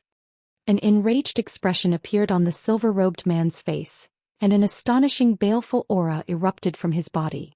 His shoulders swayed and his arm shot forth toward the elderly man like lightning. There was a distance of over 100 feet between them, but his arm somehow elongated drastically, and his 5 fingers shimmered with silver light as they reached the elderly man in a flash. The attack was so fast that it reached its target almost instantaneously. At the same time, an asphyxiating burst of spiritual pressure crashed down upon the elderly man. He was already prepared for an attack, but never did he think that the attack would come with such immense power and ferocity. In the face of this lightning-fast attack, he only had a chance to open his mouth to expel an azure bead that hurtled directly toward the oncoming hand. At the same time, he activated an incantation seal that he'd already prepared in advance, and his body suddenly blurred as 3 light barriers of different colors instantly materialized before him. However, the events that unfolded next plunged the elderly man into a state of extreme horror. Before the azure bead even had a chance to unleash its power, it was shattered into countless fragments by a flash of silver light. Almost at the exact same moment, the silver-robed man's hand pierced through all 3 light barriers in an instant, and 5 streaks of silver light flashed directly toward the elderly man's head. The man naturally had countless other abilities that he had yet to unleash, but in this dire situation, there was nothing that he could do. As such, his face immediately turned deathly pale as a sense of impending doom dawned upon him. However, right at this moment, a calm voice sounded nearby. "Please stop, fellow Taoist too. Have you forgotten what you promised me?" All of a sudden, an ordinary-looking palm appeared out of thin air, swatting the 5 streaks of silver light aside with a casual wave. Immediately thereafter, spatial fluctuations erupted nearby, and the young man with the Fey surname appeared beside the silver-robed man with a serious expression on his face. The silver-robed man seemed to be rather wary of the young man, as indicated by the fact that he didn't unleash any further attacks after his first attack was nullified. However, he still wore a dark expression on his face as he said, I did indeed promise that I wasn't going to kill anyone here, but I never said I'd spare them from all punishment. Of course. Seeing as these fellow Taoists have hurt your daughter, they naturally must be punished," the young man said with a smile. "Daughter? That means you're a human-faced W." The elderly man was yet to recover from that near-death experience, and his face paled even further upon hearing the young man's words. "Indeed, my true form is that of a human-faced W. Do you want to capture me as well?" The silver-robed man turned to the old man with a cold look in his eyes. "I wouldn't dare to even dream of it, Senior. We didn't know that this spirit beast was your daughter, so I implore you to spare us, Senior." The elderly man was a holy race being, but he knew the importance of cowering when required. As such, he immediately begged for his life in this grim situation. "You were far too reckless, Brother Lon. How could you have gone hunting for spirit beasts near Brother Two's cave abode? You should thank the heavens that no harm has befallen Brother Two's daughter," the young man scolded with a dark expression. "I didn't know that Senior Two's cave abode was under that region of the sea.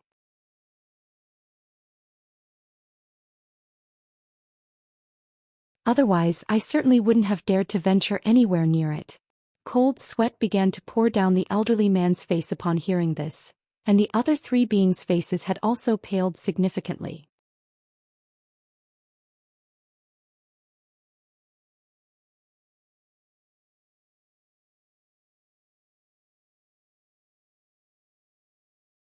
Even though they were already holy race beings, they knew that the difference between the Grand Ascension stage and the body integration stage was like that of heaven and earth.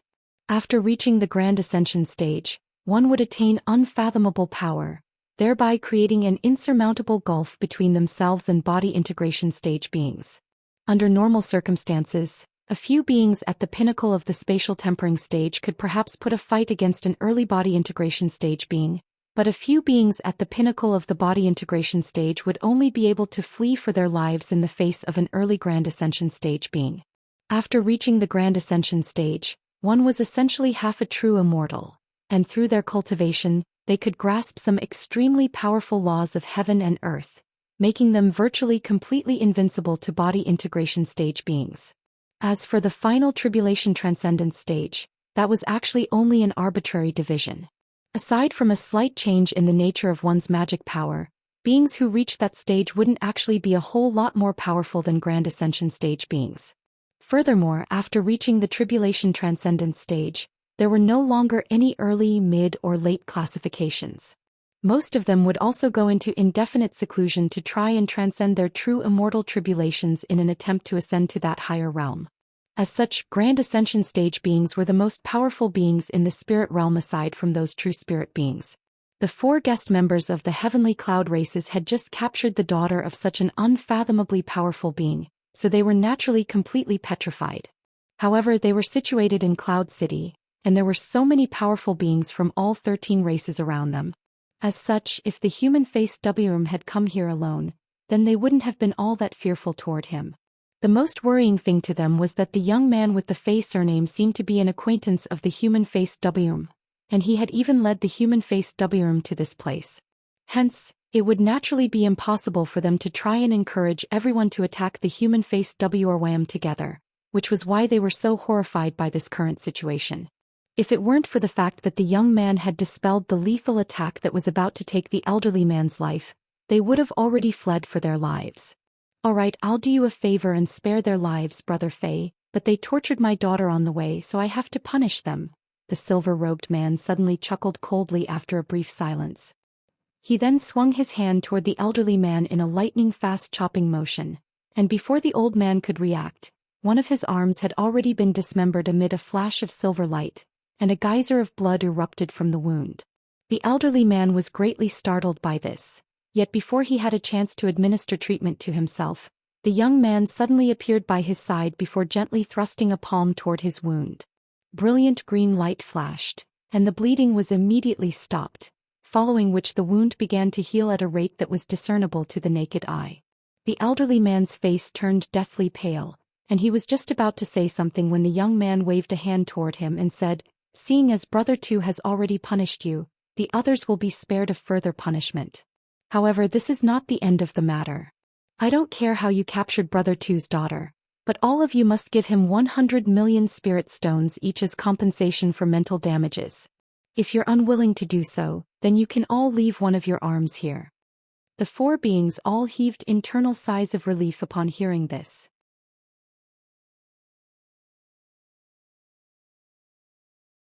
If they could settle such a major issue through spending just 100 million spirit stones each, then that would naturally be close to the ideal outcome.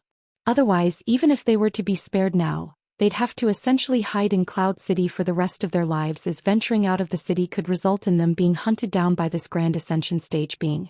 The elderly man had lost an arm and some blood essence, but at his cultivation base, reattaching a limb was a simple matter. Thus, the 4 beings immediately gathered together and brought out 4 bags of spirit stones, all of which they handed to the young man in a respectful manner. The young man took the bags of spirit stones from them before turning to the silver-robed man with a smile as he said, "I'm sure these spirit stones won't be enough to assuage your rage, but this is the first time fellow Taoist Lon and the others had visited your crepe myrtle sea, so they were completely oblivious and certainly didn't intend to offend you. As such, please do me a favor and let bygones be bygones." The silver-robed man's expression remained quite furious upon hearing this, but after glancing at the elderly man's dismembered arm, then turning back to the young man's smiling face, he finally gave a reluctant nod in the end. "Alright, I'll do you a favor and spare them on this occasion, but from now on, they are prohibited from coming to my crepe myrtle sea." If I find them there again, don't blame me for putting an end to their lives." A set of blurry silver patterns appeared on the silver-robed man's face as he spoke, giving him a far more sinister appearance. The young man wasn't surprised at all by the silver-robed man's condition, and he tossed the bags of spirit stones over to him as he replied with a smile, "Of course. If fellow Taoist Lon and the others dare to venture into your crepe myrtle sea again, then they'll be rid of their statuses as guest members of our heavenly cloud races, and you'll be able to do with them as you pleased." The four beings in question began to sweat profusely again after hearing this. The silver-robed man caught the 4 bags of spirit stones, and his expression eased slightly as spiritual light flashed from his hands, following which the 4 bags abruptly disappeared. Immediately thereafter, the man suddenly patted the small beast on the back, and purple light flashed as the small beast disappeared, only to be replaced by a little girl who appeared to be 6 or 7 years old. The little girl had snowy white skin and a pair of bright black eyes.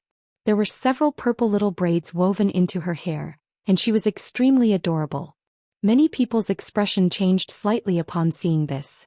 This small beast clearly wasn't powerful enough to be able to manifest a human form on its own, yet the silver-robed man was able to assist her in doing so, thereby presenting a further indication of his immense powers.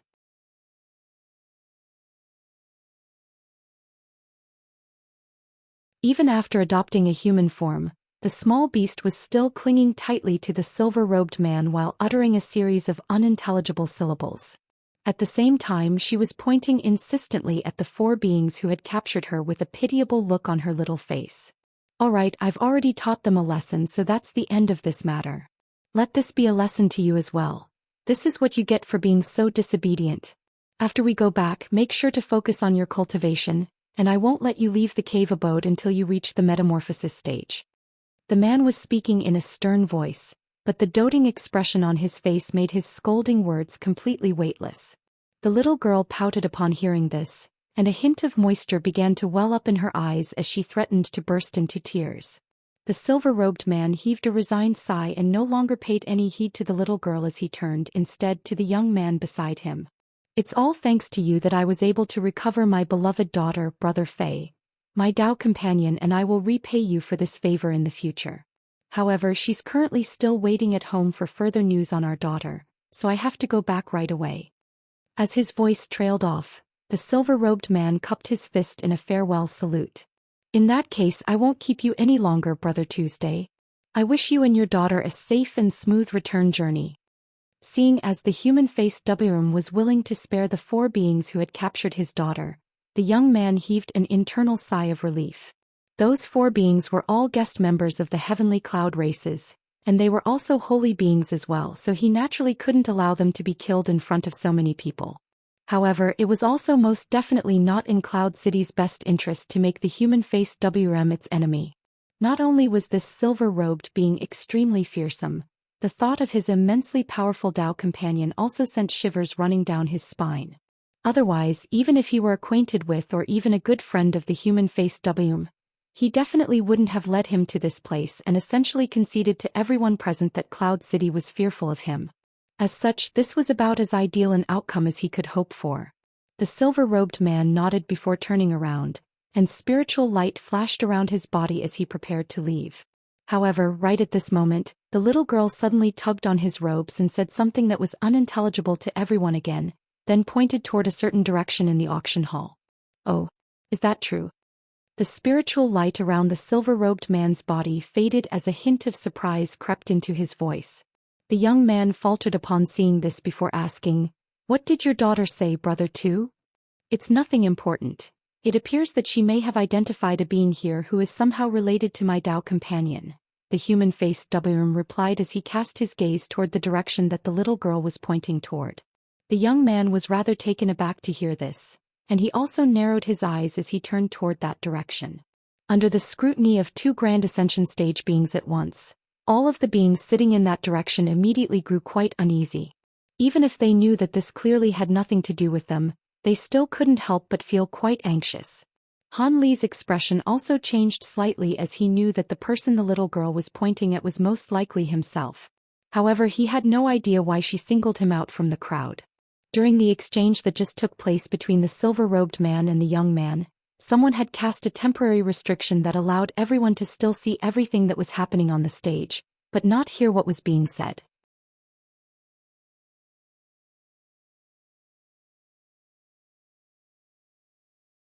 On top of that, in that instant, an extremely fearsome burst of spiritual sense suddenly swept through this area, and many beings' faces paled as this spiritual sense washed over them. In the instant that this burst of spiritual sense swept past his body, Han Li was also struck by the harrowing sensation that his entire being had been completely bared to the owner of the spiritual sense. This feeling was like being scrutinized by a primordial beast that was too powerful for him to even consider resisting. His heart sank slightly, following which he immediately sensed the silver-robed man's gaze lock onto him from afar.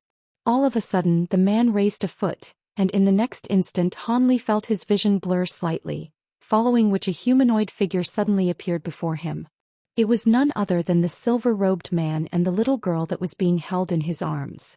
The little girl was currently appraising him with curiosity shimmering in her bright eyes, and Han Li immediately rose to his feet. He was feeling quite uneasy, but he still maintained a calm expression as he extended a respectful salute to the silver-robed man. "I pay my respects to Senior too." In the face of a grand ascension stage being, he didn't dare to show any disrespect. The man took an errant glance at Han Li before shaking his head in an aloof manner. "He does indeed possess a hint of aura that belongs to the race that your mother hailed from, but it's very slight. Even if there is some kind of bloodline connection, it's completely negligible. What am I going to do with you? Your mother has so many powerful abilities for you to inherit, but you inherited her most useless sensory ability. Seeing as he doesn't have much of a connection with your mother, let's leave him be." Before the little girl had a chance to say anything, silver light flashed from his body, and he immediately flew out of the auction hall as a streak of silver light.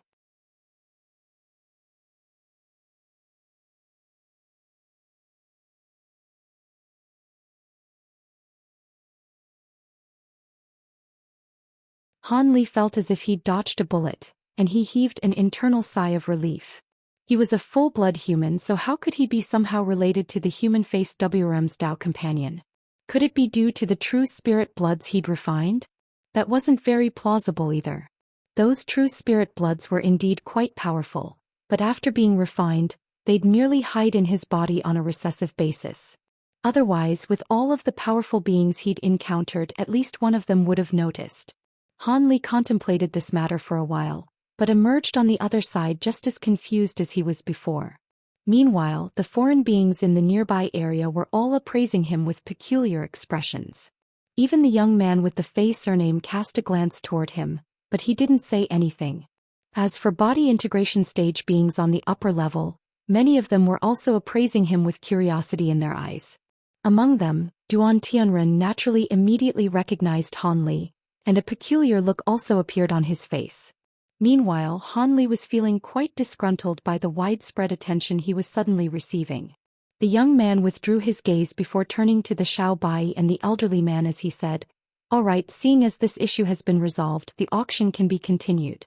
I'll be going now.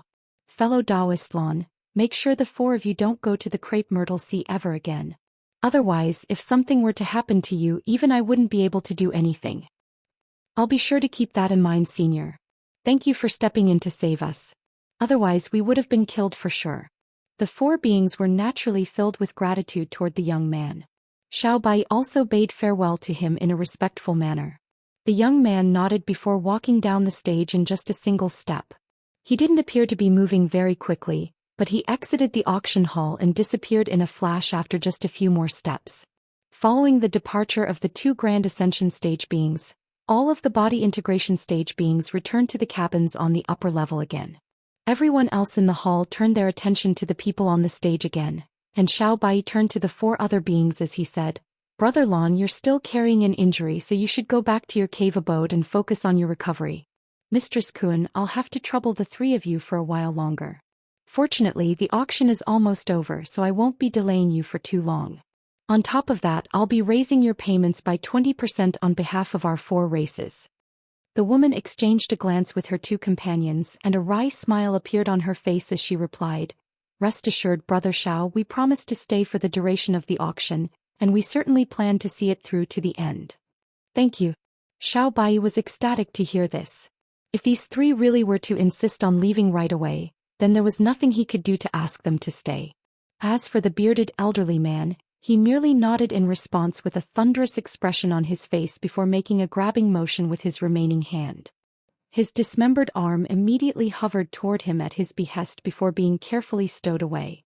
Immediately thereafter, the elderly man made a hand seal, and a low buzzing sound rang out from the blue formation on the stage, following which he disappeared amid a flash of spiritual light. As a holy race being, the elderly man had always been respected and revered, so it was naturally extremely humiliating for him to have an arm dismembered in front of so many people. As such, he didn't want to remain in the auction hall for even a moment longer, and nor did he want to see anyone for a long time after this.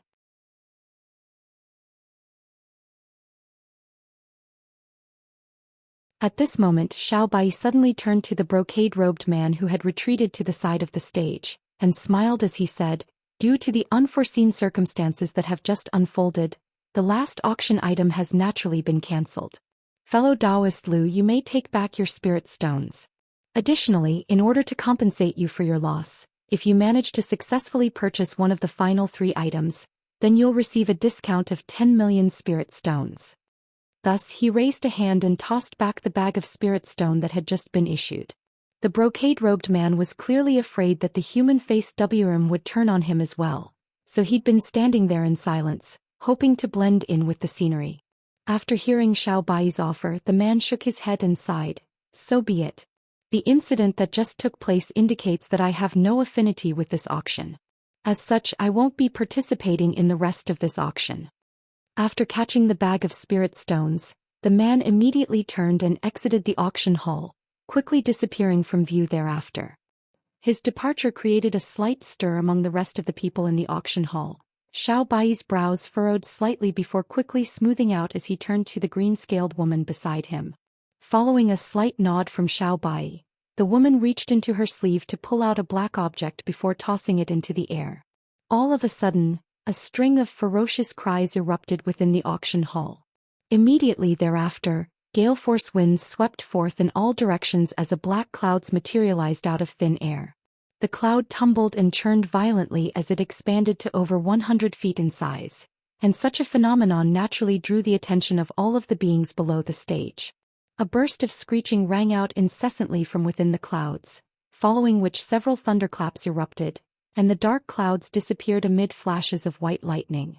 Thus, an inky black flying carriage was instantly revealed. The carriage was around 50 to 60 feet in length, antiquated patterns carved all over its surface, and an ancient aura was emanating from it. The carriage was being drawn by 4 black-horned Pegasi, and not only did they each have a pair of black wings, most of their bodies were covered by a layer of black armor. Atop each of these Pegasi was a black armored being that was around as tall as an average human. They were all armed to the teeth with swords and bows strapped to their backs, and all of the Pegasi as well as their riders were hovering completely motionlessly in midair, indicating that they were all puppets. The same cold light was emanating from the carriage and the 4 Pegasus riders, and that suggested that they had been refined from the same material. Many people below the stage were quite intrigued by the sight of this carriage and the Pegasus riders. This is the second auction item that has been reserved for our finale, the Infernal Earth Battle Carriage.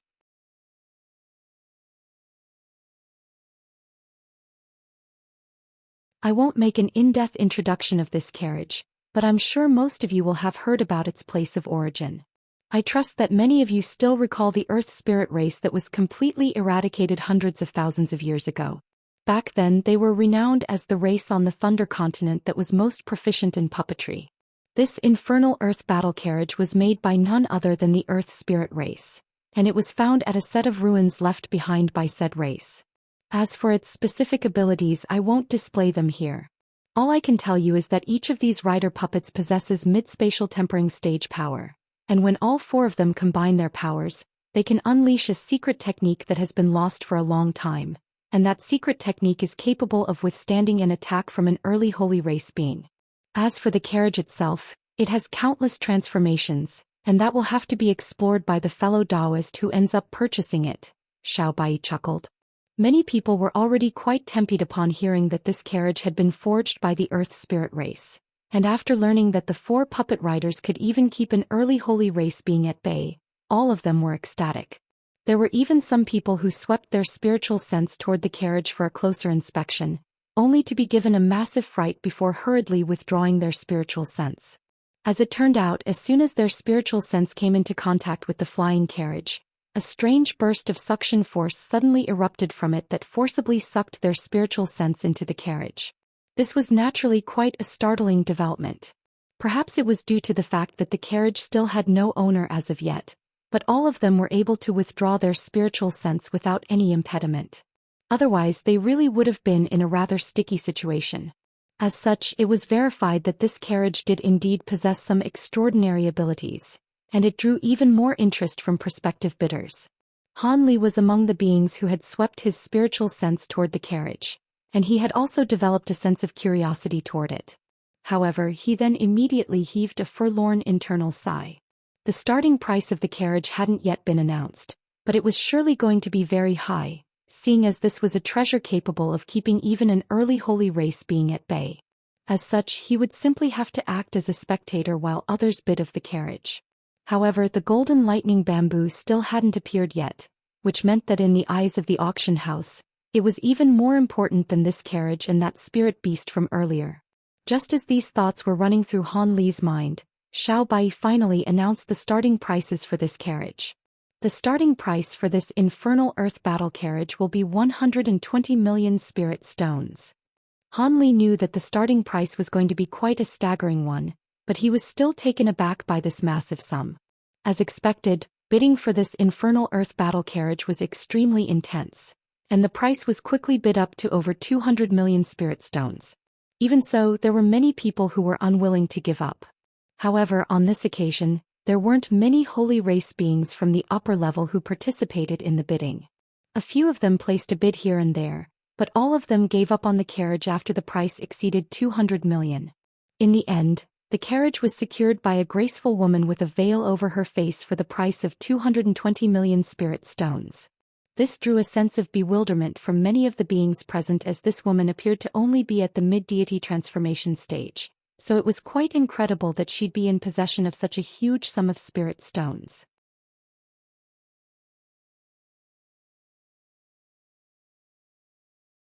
Han Li was also rather surprised to see this, but he quickly cast these thoughts aside as the next auction item was a section of green bamboo. It was none other than the golden lightning bamboo that he'd offered to the auction house. This is a section of golden lightning bamboo, the source of the paramount wood attribute divine lightning. The starting price is 70 million. Xiao Bai's introduction was quite concise on this occasion, and he picked up the section of bamboo as he spoke before waving it toward the people below the stage. A loud thunderclap rang out as countless arcs of golden lightning erupted from the section of bamboo at once, instantly forming a large golden net of lightning. Golden lightning bamboo. Divine devilbane lightning. Paramount wood attribute divine lightning.